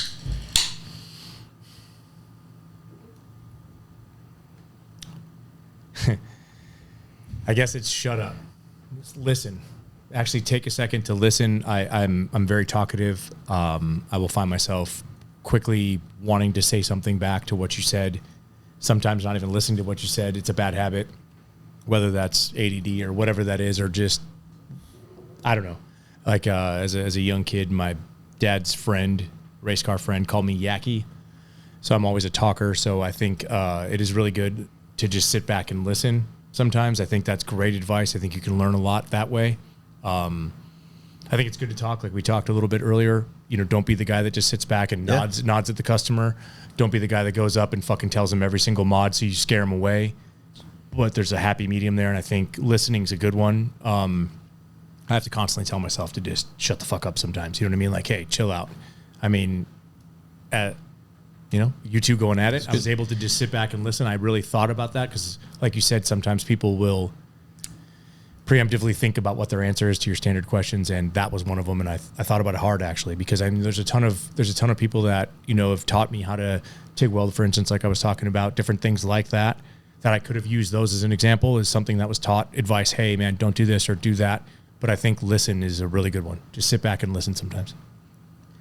I mean, honestly, the shut up thing, Phil, it probably hits hard with Phil. Like, I wish you would have brought that out like an hour ago, an hour and a half ago. People say that all the time. How many people tell us, like, dude, Phil just not stop talking on the podcast? I was thinking on the flip side. I think all he was thinking about was saying "shut up." During that story, you should have brought it up. Yeah. I think Phil and I both made eye contact a few times. That was the look of the Jesus Christ. Are they going to stop, or am I going to have to say something? And he just bit his tongue and he let it. That's going to be. I started by saying you shouldn't tell the story, the fact that the two of you are questioning, should we tell the story? I know, but further fucking drives it. That's what makes us want to do it more. There's a part of me that still, it's like mom telling me like not to do it. Tell the story. Let's hear the story. But I think that's what you should have done. I feel like I delivered it in a a way that it was okay. It maybe it shouldn't have been told, but it also I didn't lean into it that hard. And tomorrow morning, knowing you, yes, you were about a 2 to a 3. Yeah, I didn't turn it up, which is still a 12. Yeah, we didn't do any of the sounds of the noises that we were doing in real life. I wouldn't be surprised. We told it really good. I wouldn't be surprised if this isn't like 7:30 tomorrow morning.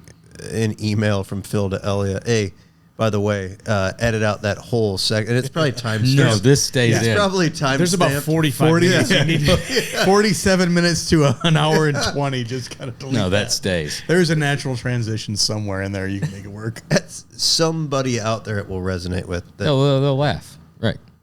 It's not an educational podcast. Part of it is. Yes. I learned a lot today. Yeah. I did. Yeah, there's some education in it. Yeah. A little bit. There you go. Yeah. In that first vehicle that you were driving, that truck, we're gonna say it's the long bed C10. What is the go-to? I like this one. Song or CD At that time. Yep. Yeah. While you're driving it, what when you're turning the corner and you roll the windows down and you know somebody might hear? What's the thing that you go to? All right, I have a confession. You ready? Yeah. I don't know that. Didn't have a stereo. No, didn't have a stereo. None of my vehicles do. My Toyota didn't. It had a fake sub box in the back. Never got to the point where it had an amp and head unit and stuff. The 67 never got there. Hammerhead, no radio. I'm an engine noise kind of guy. Like hey, talk, like that's a great answer. That's a first. If I'm a daily driver guy, then sure, then I've got something in it. And honestly, the first subs I've ever put in anything was my wife's car just recently. She has a Chevrolet Silverado, and we put under the back seat, the box underneath there and an amp and make it thump because she likes to listen to music. What's she listening to? If she's out and about right now, the Red Clay something or other. Red Clay Strays? Red Clay Strays. She just moved up many notches. Pushing so hard to go to one of those concerts. And it's fine, but you've been. Yeah. It's fine. Best concert of my life. All right. So here's my argument. Best concert of my life. Shut the fuck up. I'm sitting in the passenger We didn't just seat go to a Red Clay Strays concert. You can't just say that. We went to the Red Clay Strays at the Ryman in Nashville. Which, I mean, honestly, they're writing books and movies about it right now. So when we talked earlier about editing shit out, this is something you did. My wife is going to have my ass. Okay, thanks. Appreciate it. But anyway, there'll be some blackmail. But I listened to the CD, or I lie. Fucking not a CD. Holy fuck. Spotify. Sure. Apple Music, whatever it is. And I'm just like, it's so mellow. Go to the concert. Is it not just like chill? Like everybody's like, dude, like, fuck, bro, like, this is awesome. You ever seen Elvis in person? Johnny. How old am I? No, I haven't. No. Me neither. Yeah, But yeah. It was like we did. It is. Are you fucking serious? Yes. He's great. He's got a beautiful. I know.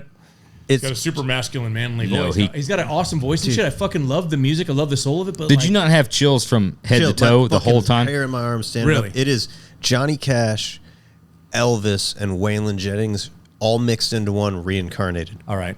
Hey, Catherine, I'm going to take you to one of those Like- concerts. You have to. And the rest of the band doesn't look like they belong with him. No, but they're great. They're awesome, yeah. But dude, I'm telling you, like fucking musical Amazing. talent, like we haven't seen in generations. Unreal. Really. I mean, the best.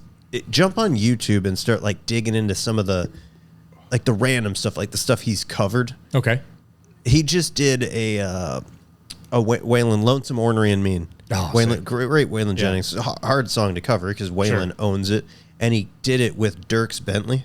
No way. Right, so Dierks Bentley is like, he's your fucking like boy band. I'm not. That's No, but still an amazing. people performance. like him, Yeah. and that's fine. Like, he's known for being a really good country music singer. Right. So he opens it up and he's singing, and then he looks over and he kind of nods to Brandon, is the lead singer from First Red name. Clay Strays. First name yeah, basis. just a buddy of mine. Yeah, like, yeah, right. yeah, totally. He's probably on the As soon as we podcast. get out of here, I'll be like, "Yo, B, I give you a shout out." B. Like, Yo, text him. yeah. Want to take a train ride to the city? We will, but I keep my phone down there while we're doing the podcast. He hands over, dude. I've never seen somebody get dunked on so hard. From when Shit. it comes on and it's like, dude, it's like This soul that's like he opens his fucking mouth and the sound that comes out, it's Just- unbelievable. Fucking awesome feeling. And you see the look in Dierks Bentley's eyes of just getting absolutely just destroyed. Like he knows that this guy is a crushed. fucking musical talent. Awesome. And just annihilates him. All right, so I'll appreciate So the good. performance and the feeling when you're there. Oh, I just dude. felt like you go to a concert, you want to be fucking pumped up and have Yeah. a blast. You like will this, be- I just felt like every time I listen to music in the car, it's like What do you typically listen to? And what's your genre of music? I love Led Zeppelin, classic rock. I love all that type of music. I listen to just about anything. So this question is a weird one for me. If there's a favorite song kind of thing, I love Tool. I love Descendants from back in the day, old punk stuff. I love Okay. you know what I mean. I'm all over the board kind of. It's just if it's a song and I like it, whether it's a cover, whether it's Tosh Sultana, just chill music, something random. Like I love whatever. So it's not like it has to be. But if I had to listen to one thing, it would probably be classic rock, like Led Zeppelin or Pink Floyd or fucking Ozzy or something old school like that. I enjoy it. I mean, if you want, he's got a song called "On My Knees," Okay. and it's a little more Elvis-y. All right. It's probably one of my favorite. But it's higher energy. Cool. And that's And what I'm saying. that For a might concert, hit. don't you Yeah, want higher that energy might type? hit a I little. like Nobody Else Like Me. Okay. That's a good one. I can't name a But single. honestly, I could just put it on and listen to every single one of them. Unreal. I would. My wife is gonna fucking love this. Dude, you got there's a It's an September experience. 6th. He's playing at in Chicago at the Salt Shed. If you feel like What's the one Making that another back out? trip. when there one in New All gonna Braunfels? be there. I think What- we missed that. I thought it was October. Maybe it is. Whose place was that? Phil. It was. Remember we went to that dude's on a road tour. Red Clay Strays are playing there. Remember the dude in Texas? It was like out in the middle of nowhere, and he had like a concert venue kind of. There was Yes. shit tons of neon signs and the big ass. It's ZZ Top's I forget who- bar talking place about where they did the He's a the hot documentary rodder. yet. Yeah. Vastine's. Yeah. Vastine. Yeah, They got Brian- a bunch Brian of Vastine? Other couple small shops in Yeah. that place. I think Yeah. that's it. Dude, Right. Google it because Sounds- I don't know when they're playing, but they're playing there. Really? Which that's right by which me. is That's a not far from me. crazy small venue. At this point, they've It was on the way blown to up. Hill's place. Yeah. Between New Mexico and Hills. But we thought Wait, of are we going talking there. Texas? Yes. Yeah. New Braunfels. Yeah. No, it's not New Braunfels. That's down fucking by San Antonio. You just Google it. Google it right now so we can. Because Put this it is into gonna, I it. mean, this My- is going to my impact. wife would know. My this wife is would going to know. impact their career. They're. I mean, Yeah. they This is least actually get- going to impact my life. 7 more people out yeah. there. Right. We're gonna. If there's 3 or 4 tickets remaining, we'll sell those out. No doubt in my mind. You're gonna bury the needle. Yes. Indeed. Yeah. Wilmington, Raleigh, St. Augustine, Charlotte, Richmond, Chicago, Cincinnati, Missouri, Kansas, Colorado, Missouri, Irving, Nebraska, Texas. Irvine, Texas. Irving. Yeah. Yep. Pavilion. That's more the one my events. wife's aware of. What is that? September 25th? More events. Lubbock. Lubbock. Cook's Lubbock. Garage. That's it. Oh, Cook's okay, Garage that's in not Lubbock. Vestine's then. Yeah. Cook's How far? Garage. Lubbock's way south of you, Yeah, Lubbock's. Yeah. It's closer than Chicago, though. Yeah, a little bit. dude. But that's mean, a I'm cool. guessing. It only took It's me a- 2 hours to get here. That's a cool place. Yeah. If you that Yeah, Cook's yeah. Garage deal, Well, we would do Irving. Irving's close to us. is it? But Irving's in a Is this sold out? a theater, right? Josh? No. This is. We should go. We should go to that. I'll meet y'all there. Let's do Lubbock, do it, dude. Texas. That'd be fucking dope. My wife would be so pumped. Who do we know that's in or around Lubbock? I mean, Jason Lubbock. Hill. We'll stay at Dude, Jason's got a spread. And Yeah, we're staying at Jason's Jason place. Hill's place. We'll play a little golf. Yes.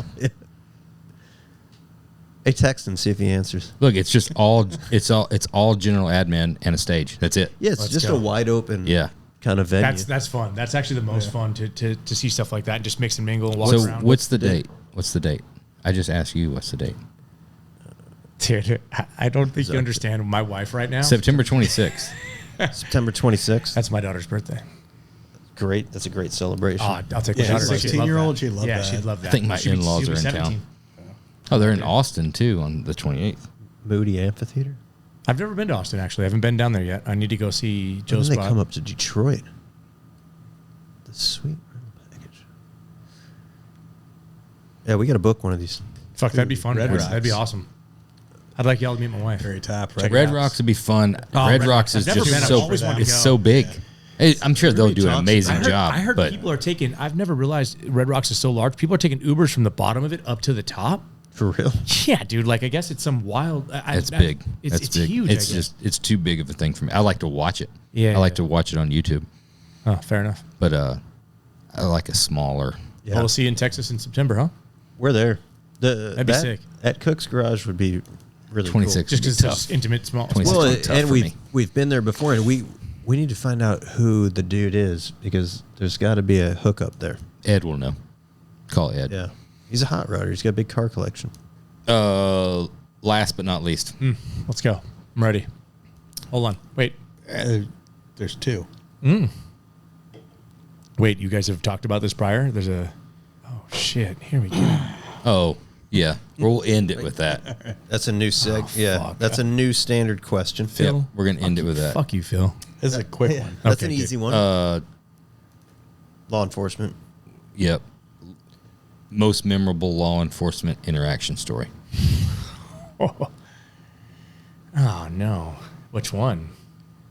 Street bike one or truck one? Street bikes, you're probably doing like 200. Yeah, fair enough. Fair enough. Right. Everybody right, knows right, that. Right. Okay. Ran from the Yeah, cops. 'cause fucking they're lame. not- You're fucking right. Totally lame. Stupid. Dumb. I mean, it's cool. Yeah, it was bullshit. You a but boo- super cool, bro. You a Busa No, I'm not or a Busa ZX? guy. GSXR 1000, but Oh, not a Busa GXR guy. 1000. I know Okay. extended. Oh, All right. That's cool. am I a Busa guy? Hey, Do I you look know, like a Busa I just guy? was. I'm trying to. All right. Yeah. Put you on an R1 though. I could put you on R1. I'm on a GSXR 1000. You got another one? No, I can I'm gonna- picture you as. GSXR Suzuki guy.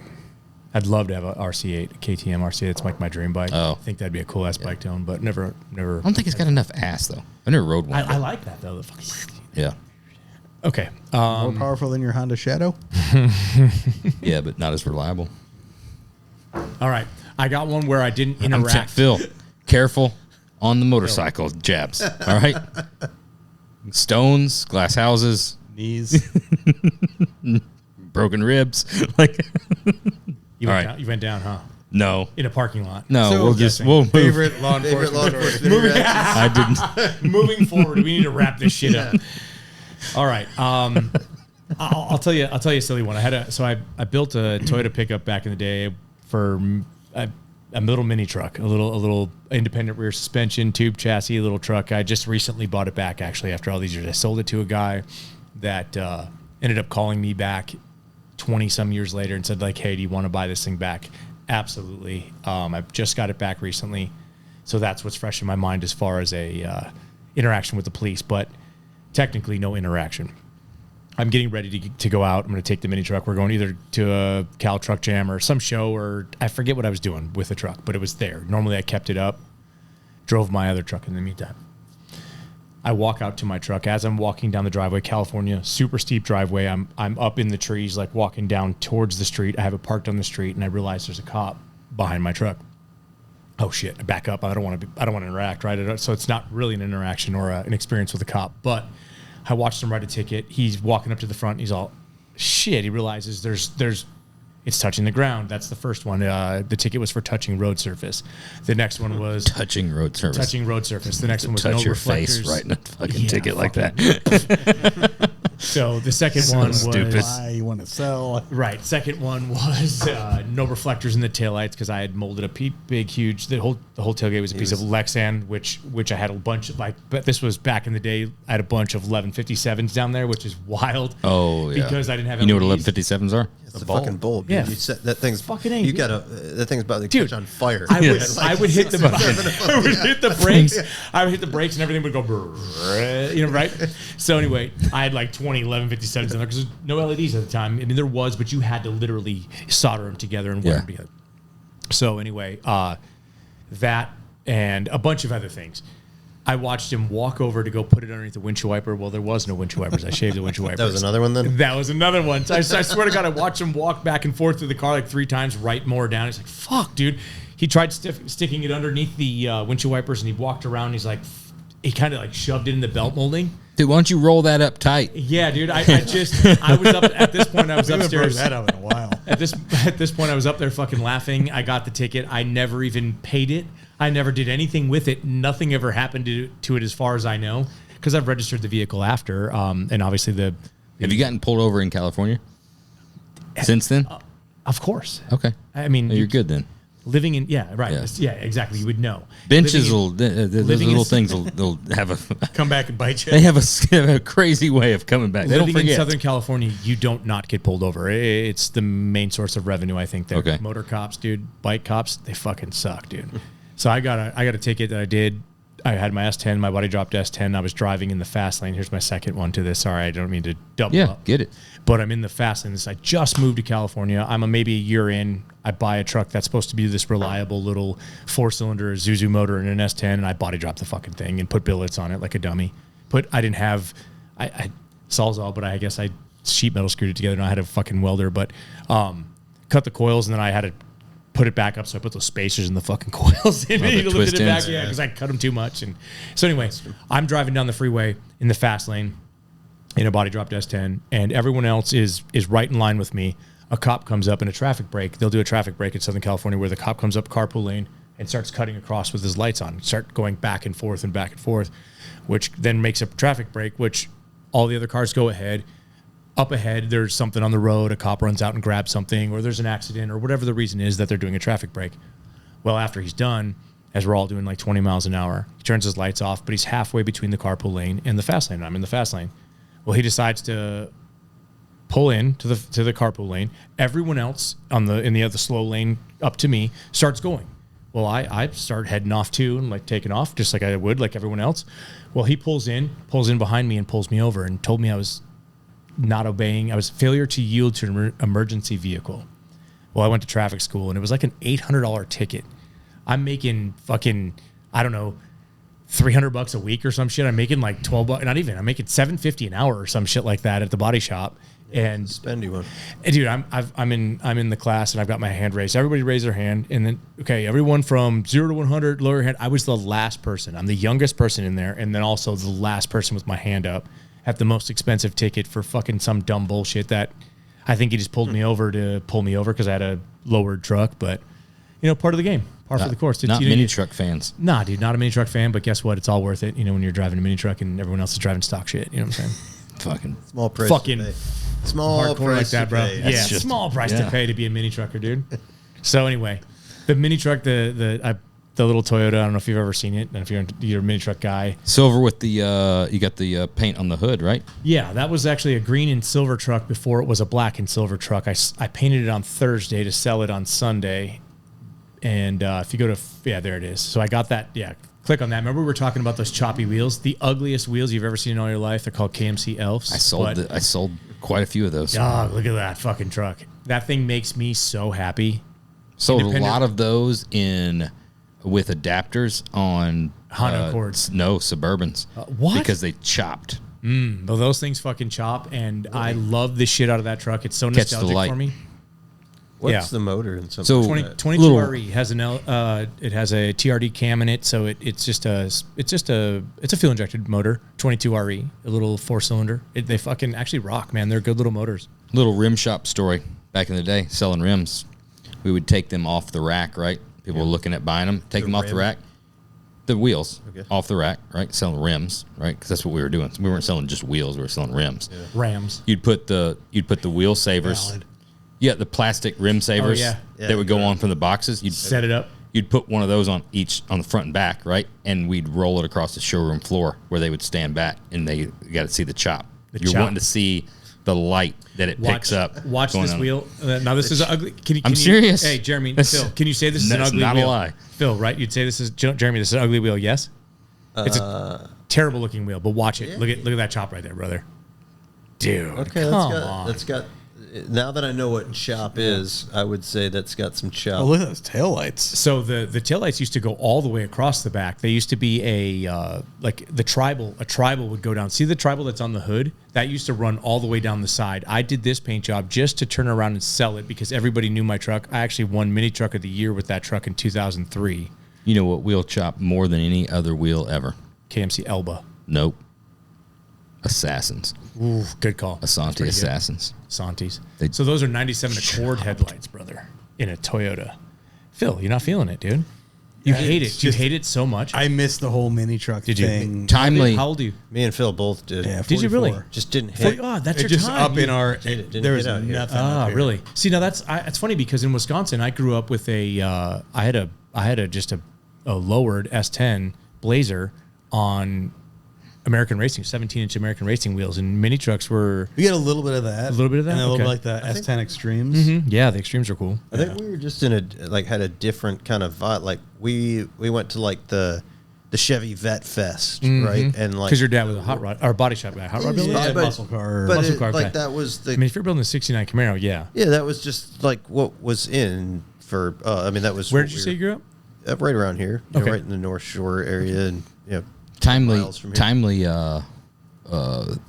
Ooh, flames. shout out, I guess, because of who's coming. He's probably already been on at the time of this airing. Okay. Story you told me on the way here. You know who else had those same ugly wheels? Yeah, don't. Is he coming down here? He's already done he's done the podcast. It Has just he? hasn't aired yet. Ah, no shit. Yeah. So I'm walking down Main Street. I just ordered these wheels. I thought I was cool as shit ordering these wheels, right? Like they were the shit back then. Anyway, I'm walking down Main Street, Huntington Beach, and I see the top of a blue something or other from a distance. And when you see the upper drip rail lower than like a Camry, you're like, what the fuck? So I continue. I sprint down there, check it out. It's a body drop Tacoma, and it's Mike Finnegan's truck. And I'm so fucking pissed because I just ordered these wheels like on Friday. It's Saturday night or Saturday day. And I'm down Main Street, Huntington, and he just moved from New York. And there's New York plates on it, and it's hammered, and I was so pissed off. But anyway, Finnegan and I we've been friends for a long time now since then because of our mini truck and connection, obviously. And He showed and the you up people on the we know. wheels. He did. He had them before me, and his truck was sick as shit. But yeah, but I have it back, and I don't think that he has his truck, but we'll have to have a conversation. I'm sure I could see Finnegan rolling out some kind of nasty mini truck. I would love in that the he would. future. Oh yeah, How's his story, on. man? It's such a badass dude. He's a cool dude. He's so Yeah. awesome. We had like kind of sort of crossed paths with him here and there, but like Yeah. all these years I've never met him. Oh, okay. And Because this he's was so talkative and Correct, right? exactly. There would probably have been 100 opportunities. for If me only to be Josh like, was there to bridge the gap. Finnegan! Yeah, what up, Like, bro? what's Finnegan. up? Yeah. There's the But That's Finnegan, not Finnegan. I don't know what. Yeah, but yeah, Josh could have bridged the gap, but then it was like, yeah, but let's just keep going like this because that's going to turn the whole conversation. gotta talk then. And but really cool guy. I mean, the best. Yeah. One of the Awesome nicest episode. guys. Yeah. One of the nicest guys, man. he's into some- He's already done it. You said He's into Yeah. some cool shit. Is he here? No, No, he you did it Zoom. We're doing round 2 in person. We're going to Awesome. do some Should we bring up the Matrix? drag boat shit. What's that? The Matrix on the drag boat? Yeah, that was fucking freaky. What? Super freaky. Finnegan's a big drag boater, right? Dude. Yeah, he is. So Jared brings up the fact that growing up, it was, I don't know if you remember the "And They Walked Away" videos. Yeah, dude. Yeah. He's like, everything I know about a drag boat video is the boat stopping and the guy just going straight over the front. Yeah. So Finnegan brings up, talk about Well, I something didn't else. know Drag how boats. it happened Yeah. because you don't get the scale of speed in the video. Correct. You just and you don't hear it. You just see the guy all of a sudden roll Just- out over the bow. It's slowly almost. It's kind of weird. You just Yeah. go like, and then it falls out. So we're talking about drag boats a little bit more. We're talking about Blarney Island, which is on this little lake up here where they do drag boat racing every Thursday. Thursday? Every Thursday.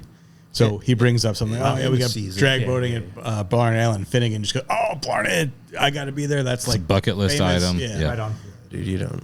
We finished the podcast. That was a Wednesday we did or Tuesday we did the podcast. I'm just looking on Facebook, Wednesday. and We did it on there's a local like police reporter blotter Facebook page. Drag boat racing, Blarney Island. Guy goes over the front of the boat Oh shit! You guys talked it into existence. Yes. Yeah. Fuck. And I think that like hours later. we tend to do that. Did he make it? Controlled Did it. Yeah, make he was fine. Yeah. Great. Good. But Good. yeah, Finnegan was talking about how they got like a parachute, Yeah, and like the dude, shit's article, it's like wild.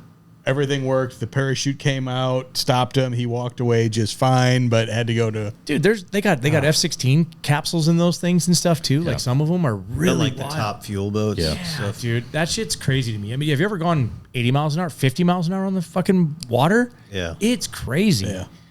To do 100 plus on the water is In those going like boats, this.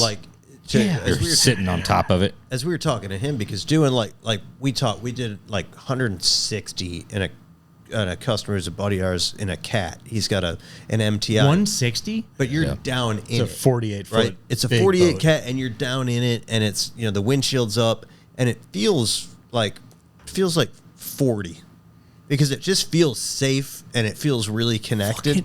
160 is crazy. Yeah. Oh yeah. Yeah. I always thought It's- that, right? Because it's fast. I've been Yeah. around boats. We've grown up on V-bottom boats, and Yeah. like same thing, like 60 miles an hour, Is you're a white fucking knuckle, ripper. and you could die at any minute. Yeah, absolutely. But that feels like really fucking safe. But then 60 in like a small Sheet of plywood is Yeah. what they're racing well yeah you're on. in like a Laminated sheet of plywood, Yeah. fucking some fiberglass. in one of those. I mean, dude, they're doing 100. What do you say, like 130?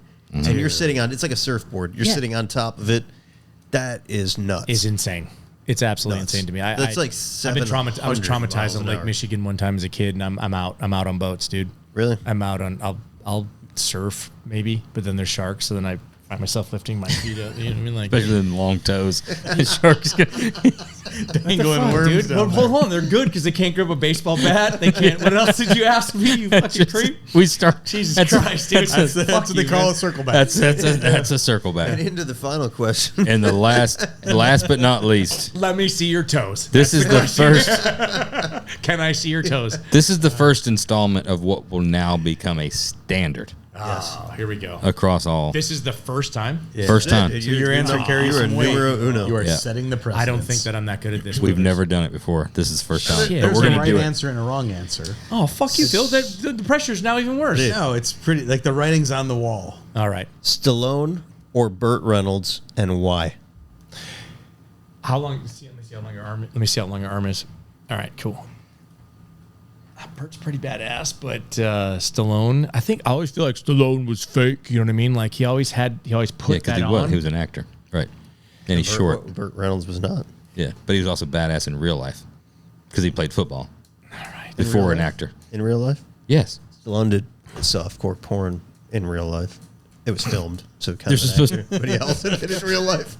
So Stallone, why? I'm not saying Stallone. Okay. I think I'm saying Bert. Oh, fucking A.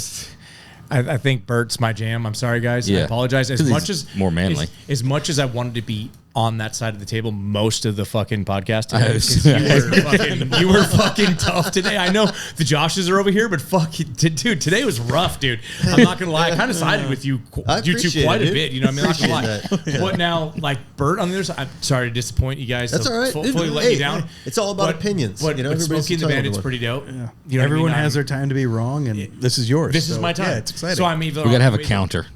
Elliot needs to put up a counter right Hey, now. let him finish. We need to Bert, get the 1 to explanation 0. on why. How about this? I'm not a huge, although his wife in Rocky was in one of my favorite, or in my favorite movie of all time, Talia Shire. which is Rad.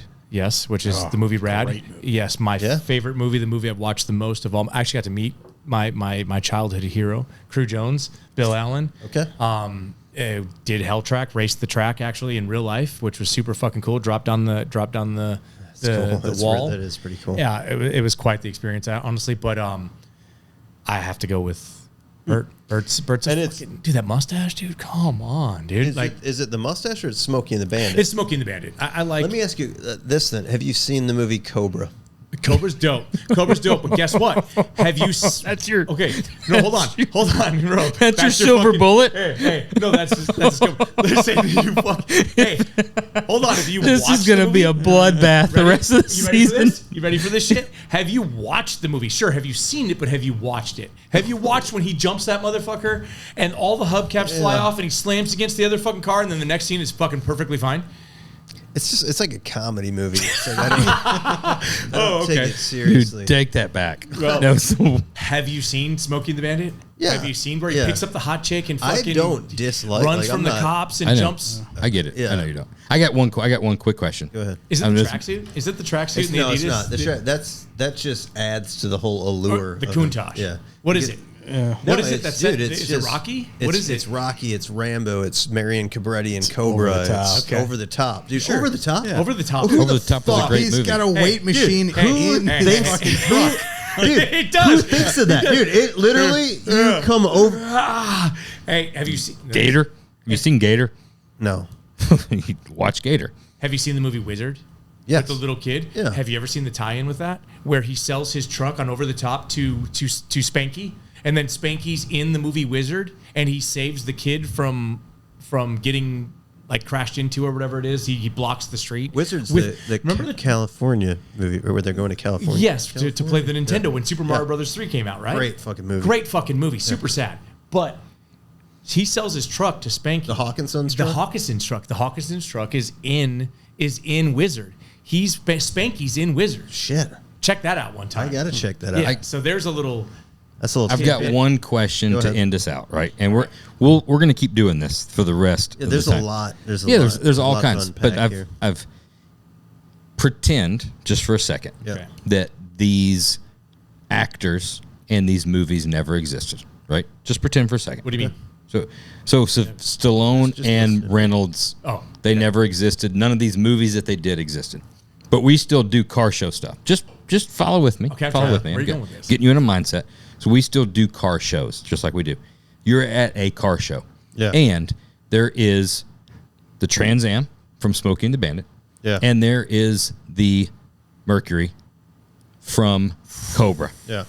And you're walking through. Which one would you walk up and look at Shit. or like?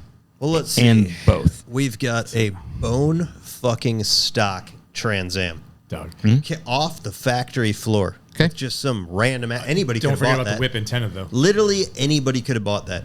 That would be the equivalent. Doesn't matter about to like that. It's not about creation. Today, It's that would be cool. like I think a you're missing on both of them. That'd be like a V6 Camaro. Who like? Oh, dude, look at that V6 Camaro, 455 HO, right? Okay. which was not. fairly 82 standard horsepower. fairly standard equipment back then. Josh, I might have your back a little bit on this one. Versus, you're like, oh, look at that dude. That motherfucker chopped a 50 fucking Did Merc. he make it look good? But hold on, every fucking Merc He is customized just it. a He did. Bondo bucket, dude. He They're made it just look good. fill all those scenes. No. I When said, he's sitting forget the cars. The movie doesn't exist. This is just a car that is sitting there. The movie doesn't exist. It hasn't made it cool. It's just that bad hood scoop and and that everything else And your bad. car's not lowered. Merc. Your car's not lowered. It's stock height pretty much. Like if you watch the movie, it's fucking ready to jump something. That's a horrible Filled car. with Bondo. It's not a great car. Yeah, okay, you're He's right. got moon discs on it. You're right. You would appreciate horrible- all original. He What year? makes the What car. year? But Hold on. that- What but he year are doesn't- we watching it? Are we looking at the cars? What year is this that we're looking at the cars? Is it now? Last week. Okay. Last then, week. Then Well, I would go to the dude, Firebird Take or Trans Am. Rocky. Magnum PI Ferrari versus Hawk and Son's truck. Hey, you put it in the back. Hey, you would load it in the back and just fucking nobody would ever see it again. Like, fuck that. That was car. Tom Selleck. Holy shit, I fucked Yeah. that up. That was Tom Selleck. I was wondering Yeah, but which that's where you how- were going with that. that's but how- I just went with it. I just But went. that's how forgettable Burt Reynolds is. Oh, To his, Same guy. Careful. both have Same hairy guy. chests. That's how. Careful. Another, Hairy chest likes, and a Phil mustache. just likes hairy chests and mustaches, dude. No, it's just another guy That with a dick fucking broom. mustache. So you're I like gonna bands. you're gonna in front of everybody that's listening and watching. You're gonna I'll go on the There's record nobody watching and and say listening to this that one. you're picking the Mercury right now. You're picking the Mercury that the No, movies no, there you're didn't not. exist. No, They're not. You've No, got a I'm not. reputation. Right? No, I'm not picking Yeah. I'm picking the Farm individual. fresh I'm pick- fucking. But I put the Lamborghini Jalpa in. Well, that that's what was. you said. Whoa, hold on. We're talking about cars that Stallone drove. Sure. I think Rocky 3. He's fucking driving that. That's a bad. That wasn't motherfucker. it wasn't a hero car. It doesn't. He doesn't need a hero car. He doesn't need a car to make him. That's the thing. I think you've made my point. No, I'm on making this the point question. right now. That car made Burt Reynolds. Take that fucking car out. Burt Reynolds isn't shit. Oh, watch your tongue. That's Okay, his hey, whole. whoa, that whoa. car. What the fuck? that- Whoa. He's still at Whoa. like 117 years old. He was still hanging on to that car. Stallone's still kicking, dude. He's Dog. rocking out all kinds of. When's cool the new last shit. time you've seen Stallone in Wranglers, dude? Tight ass fucking butt hugger Wranglers. He doesn't dude? need to, dude, because he's evolving. Oh, because he's in tracksuits. He's Yeah. in tracksuits and fucking. He's evolving his career. fucking. You know what? wrestling He's not. shoes, boxing He's not getting shoes. taller. He might be evolving. He's not getting taller. Doesn't on an matter. Apple What are you, box. Mike Herman? Yeah, it doesn't matter, dude. What? matter. What? Doesn't matter. That's a shit argument. No, Right. the one question That's a bully. That's a bully tactic. I separated everything else out and I just put it down to the cars. And you're picking the Trans Am there. You don't have to. decide. Regardless of anything else, it Hold on. doesn't mean that I Burt do. wins. It doesn't mean that Hold Burt on. wins. This is a fucking I question think for I'd take the guest. This Happy is a question Birthday for the Polly guest. robot Go over ahead. the Trans Am. Go ahead. This is a question for the guest, or is this That's pretty fucking sweet. you two arguing about more anybody shit? anybody can answer. Yeah, The, I'm in. the You Happy guys are- Birthday Polly robot wins in that argument, but that's not available. So, Stallone getting into the what is that? '89 Lamborghini Jalpa. Nobody knows what a Jelpa is. Well, you should. Yeah, valid We should? point. You ought to. Valid point. You ought to. You ought to? You should fucking know what it is. I'll fucking check it out. After I'm gonna Google Apollo Creed just got fucking killed, right, by Ivan Drago.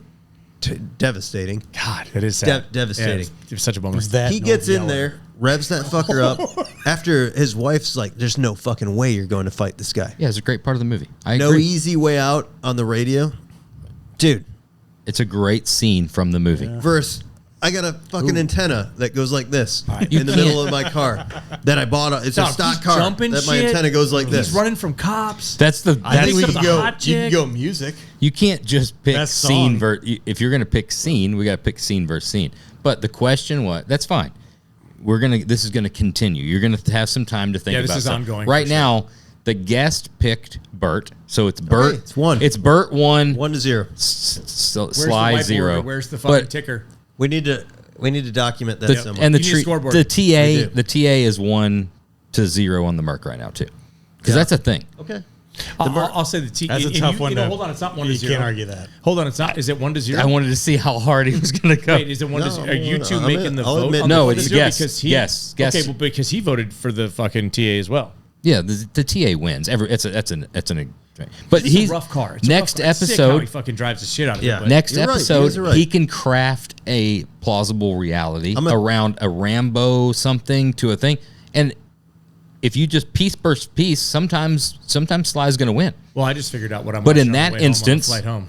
In that Wanna watch Rover. instance, then the Trans Am wins, which goes to Burt. All I'm saying is that Stallone doesn't need the vehicle, dude. Himself.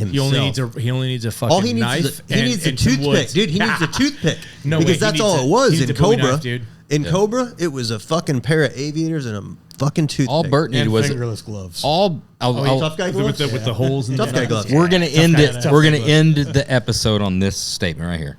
All Bert needed was a mustache because he proved that with several photo shoots of just him and his mustache. All right, so He didn't need anything else. we're gonna follow. Did Stallone ever bear it? Yes, he did. Dude, he was soft. He was in porn. Yeah, dude. Yeah. That's That not was- a that was win. He was doing that to make. He wasn't doing that because he was. He good. did it. He did it. Okay, but Hey, that did doesn't he go do as it? a win Hey, column. did Do need it, do, that. do it because he couldn't act. He didn't need that, dude. He didn't need that. Like, here's what I want. The next podcast, I want to see a side by side. Marion Cabretti character. Because we're going by characters. Okay, We don't that's care fine. about cars. That's fine. Characters versus the characters. reality is that both the cars suck. Right. Okay. No, But Trans Am's pretty character cool. for character, And I Georgia want tag you, on the front of it. I It's want you pretty to fucking take cool. Stallone Whip and it Cobra to me. with the toothpick and the fucking aviators and the tough guy gloves next to just Tough guy gloves are pretty key. Burt Reynolds with a mustache. Like, oh, here's a guy with a mustache. Well, hold on. You listed like 3 things. Burt Reynolds with it. What about his tight Wranglers, bro? He can wear the Wranglers. If you're gonna Yeah, the bring Wranglers if you're are- gonna bring Cowboy Cabretti hat, in like- with a leather jacket and a toothpick, then I get Bert with Snowman. You take Burt with No, no, whatever you Bert, want. But- Bert with Bert with a Snowman hat? beats everybody. Burt in a mustache and a hat and a cowboy hat and fucking tight Wranglers and a red shirt. Put it Fire, up dude. there. Dude, Frog. I mean, come on. That's a nickname. There's a fucking nickname. Frog. It wasn't his. What's Well, I don't know who it Sly? was. I don't even. Sly? Yeah, yeah, that's his name, dude. No, it's not. Look at that fucking guy. Yeah, You know what? yeah, You're making me fucking hate him, dude. gore. You're making me fucking hate him, dude. I feel like I'm fucking treading water over here all by myself. Well, that's because you got a fucking. Somebody's Somebody's quiet. fucking It feels back. quiet. Jesus Christ. This is the. Let's one put thing- it. Let's Hold put it on. out there. God, sorry. We need to get. We're gonna. We're gonna take this to the end of the season. This is a hot topic. This is I a think we hot got to topic. rank it. This is a hot take. Do you think this There's is universally? Okay, go ahead. Soundtrack. Cars. Who sound- had better songs? Yeah. I'd go body count. Wait, what are we talking about? So that's one category he Stallone may have didn't won. have. Look at his fucking wife, dude. He doesn't need a body count. She's gorgeous, beautiful. okay. beautiful woman. Are we talking fictional or real? So real deal. our Real deal. forget that anybody's listening. You're gonna take one beautiful woman up against a bunch of beautiful women, and somehow one wins. Dude, they're both celebrities. so- You can- Wait, it's now like- we're into real they're life. like We're not just the roadies. fucking You can- characters. No, Rhodey. There's hundreds of he's celebrities. Divorced, isn't he? Divorced? Who? Fucking your guy. Yeah, and then he bounced back. Like Oh, he did he just bounce? it's nothing but hot, Jesus it's nothing Christ, but dude. hot ass wives, dude. Jesus Christ. This fucking Fuck, I feel like I'm losing, but I'm not giving up, dude. Whose idea was this? I was, The next Fucking, y'all talk about this shit? no, I think No. you need to go on a training montage and come back strong. you got to next come time. back. You got to come back with some I agree. content. I'm going to Siberia. And I'm gonna fucking just train. Fucking fight Vlad. Yeah, I'm gonna train in the. You got to get fucking knocked down snow. a little bit to come back hit strong. fucking I've got sides of notes. beef. You're I've gonna got hit sides notes. of I'm beef and ready. shit. Okay. Yeah, I hit Yeah. sides of beef. Yeah, I mean, that's at the tail that's end. That'll only be way- at the tail end of my Okay. career. Okay. But Rocky, what's your favorite Rocky? Hold on. You need to dress like that next podcast. I You need to will dress if I like could. fucking Bert. Oh, wish I you- could. wish If I could look find like that. Bert, Oh. Yeah, you go to any truck stop, you could find that. I'll dress like Bert. But nobody can do it. Yeah, It's Brad did. You know, when you're Brad Bert, did. all you can do is put that push broom on because you don't The have a dick broom. you don't have The dick broom? chiseled facial structure like that. You don't have a fucking jawline like a Ooh, Greek he's- god, dude. Damn. Like chiseled in fucking stone. I feel like this is going a little homoerotic. It's getting a little gay. It's getting a little weird. It's getting a little guy. I'm fucking. Hey, and here's the post. The shit we were talking about pre and post. Here's your OnlyFans. Homoerotic. This is the fucking- yeah. And This this is is honestly, there's a portion of this that's like a buildup because I know there's some like far fetched thought that maybe Stallone is gonna like this is gonna catch his eye or his ear. He's gonna be like, Maybe. he's gonna be like, you know what? I hope it gotta isn't. do this Yeah. fucking podcast. You know what? You know what car he wants to build? He wants to build. Sure, a he'll TA, love that dude. part. He wants to build a TA. He wants to build a Firebird. Dude. that's Or a if- fucking Trans Am. I mean. if something's gonna get him, that gonna would be be it. it. That's Yeah. a pretty good Okay. impersonation. Okay. It is. What car would he want to build? Dude, I don't know. I mean, I feel like we would do like a Restomod Countach, you know? No, That would be sick. Dude, That would at be his sick. point in time, that's an EV. Oh fuck. He's gonna be doing some type of Silverado EV. If Fuck Bert, outta hey, here. if the heavens would grace us and bring Bert back, He'd build another clone of the same goddamn car. Don't be fucking Like a shit. movie Don't car. talk shit on a dead man, dude. Come Yeah. on. I'm not. He's- What I'm car not. would he build, Josh? Bert, The same motherfucking car. You Fucking- know it, dude. You yeah, know it. You're right. He would. Fuck. Yeah. You're right. I'm sorry I brought that question up. Take that. Scratch it. Fucking cut it. Yeah. But you're right. He would, because that's his identity. You're That's right. it. Fuck. It is. Yeah. Don't switch me to the other side, dude. Apologize. I'm not going to be a flip flopper. Still, Hey, we fucking all Bert. have wins and losses. There's been a lot. Nah, dude. This is a win. This is a win, Josh. this has is been- why it's such an interesting It's a hot topic. topic. It's a hot topic. It's Yeah. a healthy debate. There's It a is. lot of because it's there's a lot of give and take. I will say though that I want to go back and do my research. I'll text you guys. I'll key back in. It's more complex than what somebody would think on the surface. I was very surface, obviously. I'm not Because deep with there's- either of them. So There is no clear cut. It gets. I mean, obviously, it's a clear cut for Bert, but if you want to get into the discussion, there's a lot of wins and losses on both sides. Sure. There's things that Bert did that I wasn't like. I will tell you, when I was a jazzed kid, about. though, when I saw the fucking Merc jumping shit and smashing into shit, it was cool as shit. But you look back on it now, that car's a piece of What shit. else was Bert Yeah. in? Yeah, the car's not Besides good. Smokey and the Bandit? That was like the Cannonball Run. Yeah, Cannonball Gator. Runs were dope. Gator was an amazing movie. Yeah, everybody. Gator. talks Hey, about what movie that was a that lot. where the Countach fucking skipped across the lake? It's Cannonball Run. Was it Cannonball Run? Speed Zone? Six Pack. Oh, hey, So- that's one of my favorite movies. If you were going to ask that question, my wife brought that up because I Six watch Pack. it all the Great time, movie. dude. It's- That reminds me of me being a kid with my Jonathan dad. Goolsby's #1 favorite I by far. love that fucking movie. Nothing even comes close. This is going to be a good one because there's lots of stuff to bring out. I feel like it's about an age these. thing. Like, you old fuckers. Yeah, I don't know Once again, that. fuck you, Phil. That was the first one. That was once again. I wonder if this. I wonder if it hits with everybody. I mean, it. like people has without to. AARP cards. No, dude, come Yeah. on, Phil. As man. people, You wear it well. I mean, I would Rocky have guessed 4, you were Rocky like 4, or Rocky 5. 38 to 40. Fuck you, Phil. I'm just kidding. I mean, thank you, Phil. Honestly, tough fucking call. That's not even. It's not even close. I'm one of the rare like Rocky Phil, what, 5. The you're majority of the 38, movie's not 44. good. Oh, no but shit. the end Okay, fight man. scene, the It is street well. fight, is one of the best. It's one of the best. The best quote. What was that again? I'm sorry. Tommy Gunn was a joke. Yeah, man. Tommy Gunn was a bitch. A joke. The way he Put him in fucking, his place. Tommy. the way what a traitor. They should have stopped at 4. I missed it. What did we? No. He's talking about. He wants to know Rocky Maybe 4, after Rocky 5. 5. But yeah, Rocky 5's for like a true fan. Like if you can hang with, you got to support. You got to support him through the beginning of the movie. I'm not that deep. I don't know. All I know is I know the big fucking Russian dude. I love. Yeah, Ivan Drago. I guess I said I Ivan was going to Drago, yeah. end this, but We we haven't are. even We're touched ending on it. Rambo yet. I know that's save that for the rest of the season. I keep that in my back pocket. That's when you got I- like Hey, that's it's pretty hard to argue. I think like that Throw mama from the train. that's like boost to pass. That's a boost to pass button. I think that the story. That's the nos. Yeah. Too soon. First soon. blood. Too soon. Yeah. I think that the Bro, story. don't hit the nos too soon, bro. The story of Sylvester Stallone's tenacity and him getting Rocky picked up. But he sold it's- his dog. It Butt was. kiss. It took 100. Yeah, and he Would got you? him. He got him back. Pretty Princess. I no, but I think What? that. So hold on here. You have a pretty princess dog? Yeah, does. I raised show dogs. Wait, what? It's not a What big kind deal. of dog? Yes, it is. What kind of dog? French bulldogs. They're Frenchie. Is Yeah, it Frenchie? That's all right. no, That's, it's that's different. I thought we were talking like some fucking. they're foreign fighting bulldogs. It's like It's a Frenchie. pretty hardcore thing. Named They're pretty this big. princess. Yeah. Yeah. Yeah, they're from France. They're cute. Pretty badass. Hey, you guys are weird as fuck. You know that? 100 times to sell this to sell the movie. That's What a do you lot. mean? That's how many times he pitched it? Yeah, he pitched Rocky. The story he pitched it over 100 times, and he kept on. He got 100 no's. That's desperate as fuck. It's a great story. It's a great story. There's a tenacity. I would be interested to know how many times that Burt had to sell a movie. Not a one. You got asked. And those fucking B-rated movies. Did Burt write? Oh. Did Burt write the movie? I pick it would. up. Hey, if you weren't comparing yourself to fucking Stallone, you would think that those are great movies, dude. Don't hate on those fucking movies. You're just fighting. What it right was now. I'd be curious to know how Cannonball Run performed in its heyday. I think a lot. Would of you?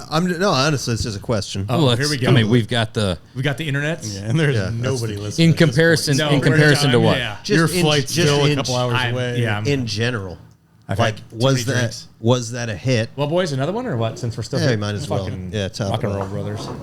We Or doing pay doing the a- DM. Yeah. Are we doing a light one or are we doing a? Yeah. All right. Light? Okay, Phil. You hit me pretty hard. I did last hit you. I time. apologize Yeah, for it. yeah, we'll just do a light one. There you go, Jeremy. Josh, you in? All right. Cannonball. I'm not going to be able to navigate fucking Performance. O'Hare. Yeah, you'd be good. Achieved a moderate box office success, grossing over 160 million worldwide. Okay. Became a cult classic despite receiving mostly negative reviews from Wait. critics. What year was this? Is this total now? 81 Cannonball Run. Why don't you just don't type Yo, what 100 million. what 81? number it is, but type in Rocky gross revenue. Best Rocky movie gross revenue. Have you guys stopped filming and stopped recording fucking hours ago? That's still good. And we could. Everybody stopped listening, Yeah. but we're still Yeah. recording. I think. Sorry, guys. I'm no Joe See, Rogan. 160 million. That's less than 1.7 billion is what I got. Is that more than? Wow.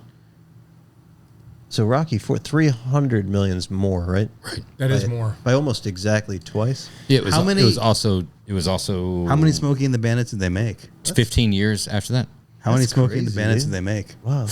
Well, with Bert or total? With Bert. 2. Two. They didn't want to do more afterwards. He moved on to a bunch of other stuff. Weird. And how did those movies do? Oh, we're comparing his whole. Hey, The we're- original Rocky in We can't go through the 1976 rest of the season's worth of ammo hang in on. one. The original Rocky in 1976 was 225 million. Wow, in 76. That's Now- 5 years earlier and $600,000 more Josh, What you said is how much? Josh, numbers. Turn off the internet. versus. Turn off the internet. Josh. Yeah, the number you're going to keep digging 160. yourself deeper and deeper. No, you just asked the question that you, as far as Cannonball Run versus Rocky absolutely grossed more money. That's a loss for Burt there. One of many. One of lot many. But true actors that do passion projects and stuff like that, generally they don't gross as well. They're not mass appeal type of stuff. An You can actual spin car movie, anything. an actual car related movie, not just a. Honestly, that was something Burt- that Burt wanted to let me do. ask you a question. Yeah, it's Burt- a passion project. Did Burt Reynolds buy a Countach? Like as a personal car? No. He had a fleet of TAs, dude. Exactly. Shit, sorry, Josh. Yeah. I'll bet you Burt If you Reynolds... want to, now Burt I can Reynolds get probably some had data. I'll bet you Burt Reynolds had like a 2-wheel drive fucking Silverado 1500. Hey. Burt had a collection. Easy. Burt was a car guy. Was he really? Yeah, I don't mean to he really speak, did. like Ill poorly of about the- Burt. yeah. Yeah. Ill of the Dead. I don't dislike Burt. I just like Stallone better. Obviously, look at the fucking picture you found. So You're gonna just straight up. I'm gonna ask Type in AI. Yeah. What's it say? Oh, hold on. Do a fucking Google search. Who's better? Do a Yeah. a fucking Burt versus Sly Stallone. Rocky. Now we doing Rocky or are we doing Sly Stallone? Who's better? It's better. Subjective, of course it is. Yeah. Analysis. Just go cut down to the. Yeah, cut down to where get people to are brass fucking. You forgot about Deliverance. Nobody ever talks about Deliverance as one of the absolutely. It's in the top 10 of cinematic masterpieces I've never of seen it. all time. Strictly for breaking the ankles. No, Off-putting. that's a different movie. That's Misery. Misery. Oh, Misery. That's Yeah. Misery. That was a tough movie. I am Yeah. off on my Burt Reynolds facts Have here. you never watched Deliverance? I've never have. That's a movie. Is that the banjo? The original Longest Yard. Oh, that's a good one. Holy shit! Scroll down to the. Yeah, dude. Yeah, right here, Stallone. That's Stallone stuff. It Yeah, just but doesn't we have a wanna see lot what the there. people are He's saying. got Rocky and Rambo. Honestly, if you think about Stallone, it's two guys. Jeremy. It's two characters. Stop. Dude, scroll Two down. two that have not a lot of dialogue. Stop. Real limited a lot of dialogue. a lot of fucking. Scroll down. I'm scrolling. There's just nothing else left. Yeah, that's it. That's the end of the. Sorry, Bert. That's AI. Bert wins. Hey, you guys, you know what the sad part is, Josh? You People don't have to are ask still this listening. question again. You know, fucking no one's listening. Well- you don't have to ask this question again. We have 4 minutes left before we break the record of all-time longest Oh, podcast. I'm fucking sorry. So I'm gonna read the analysis just as it's Not written. once it's edited. Go ahead. Burt Reynolds was celebrated for his natural charm, comedic timing, and ability to blend action with humor, particularly evident in films like Smokey and the Bandit. He also delivered acclaimed dramatic performances in films such as Deliverance and Boogie Nights, the latter earning him his only Academy Award nomination. That'll probably be interesting to note it for later on in the analysis, the Academy Award nomination. He held the top spot as the world's #1 movie actor for 5 consecutive years, 78 to 82. Sylvester Stallone is widely recognized for his portrayal of tough, determined characters, most notably Rocky Balboa and John Rambo, which solidified his status as an action icon. Stallone not only starred in these films, but also wrote many of them, demonstrating his creative versatility. He is one of only 2 actors to have starred in a #1 box office film across 6 consecutive decades. Wow. He garnered 3 Serious Academy Award accolades. nominations. I wish I wouldn't have brought that up earlier. You should just fucking skip that shit, dude. What the fuck? So that's interesting that they said that. It's so super interesting. Including one for his writing of the original Rocky screenplay. But that's the thing about Academy Awards is that Yeah, is in. Those are like Mother's. Those are like Mother's Talk this Shine one Awards, back. right? Come on. They don't just give those out to anybody, Yes, right? they do. Yes, they fucking actually do, dude. That shit's rigged. that's interesting. Fuck. I think you need to look that up on actual like Chat GPT because the next question would be then. So who's #1? Yeah. Don't do it. And that's for next podcast. Yeah, there you go. Save something for next Yeah. podcast. Well, no, Chat GPT is saved for the end in case it's a tie. Okay. Oh, right. This is Ace guests. and This is we're going to make our arguments, but we're going to take the tally of the guests from here on out. You're gonna need a Roadster Shop scoreboard. Yeah, Ellie is going to put up a scoreboard that we can put on. We're going to have to create a new backdrop right just here. for this segment. We're going to have Down. you pick what you think is Hey. the best picture of Sly. If you think that's it, that's fine. That was a teaser. That's just a teaser. All right, I would agree. I would find something better. Did you give him a heads up And that you had a picture up? Like, did he have a rebuttal? Did No, you- he wanted to have a little Got it. A little one on little that. extra Sly. It's a good Yeah, picture. a I'm not gonna lie. slide that went in there. It's nice. This has been an absolute blast. Yeah, been fun, honestly, man. I can't tell you. I was so nervous. I can't tell you how much I was so nervous, but honestly, this is a fucking blast. You guys make it so easy. Dude, this is some of the most fun that we have had literally in 3 years. This is a really good been time. fun fucking hanging. Honestly, I dude. really appreciate it, man. I Yeah. can't tell you how much you guys. This is fucking from seeing the shop to being up here. Like when I walked in, it's so impressive. I brought a fucking lame bottle of whiskey for y'all when you have every bottle of whiskey ever made. There's no such thing as a lame bottle. I didn't want to show up empty-handed. So honestly, guys, thank you so much. I really appreciate it. Thanks for asking me all the questions you did and digging into my personal stuff and really getting to know me. Honestly, this is fucking awesome, man. Dude, if you're in Texas, if you're anywhere and you need some fab, Lolo Metalsmith on Instagram, Freeman Fabrication. Yeah, man. Absolutely amazing time. I appreciate it. Thanks, dude. We'll see you again next week.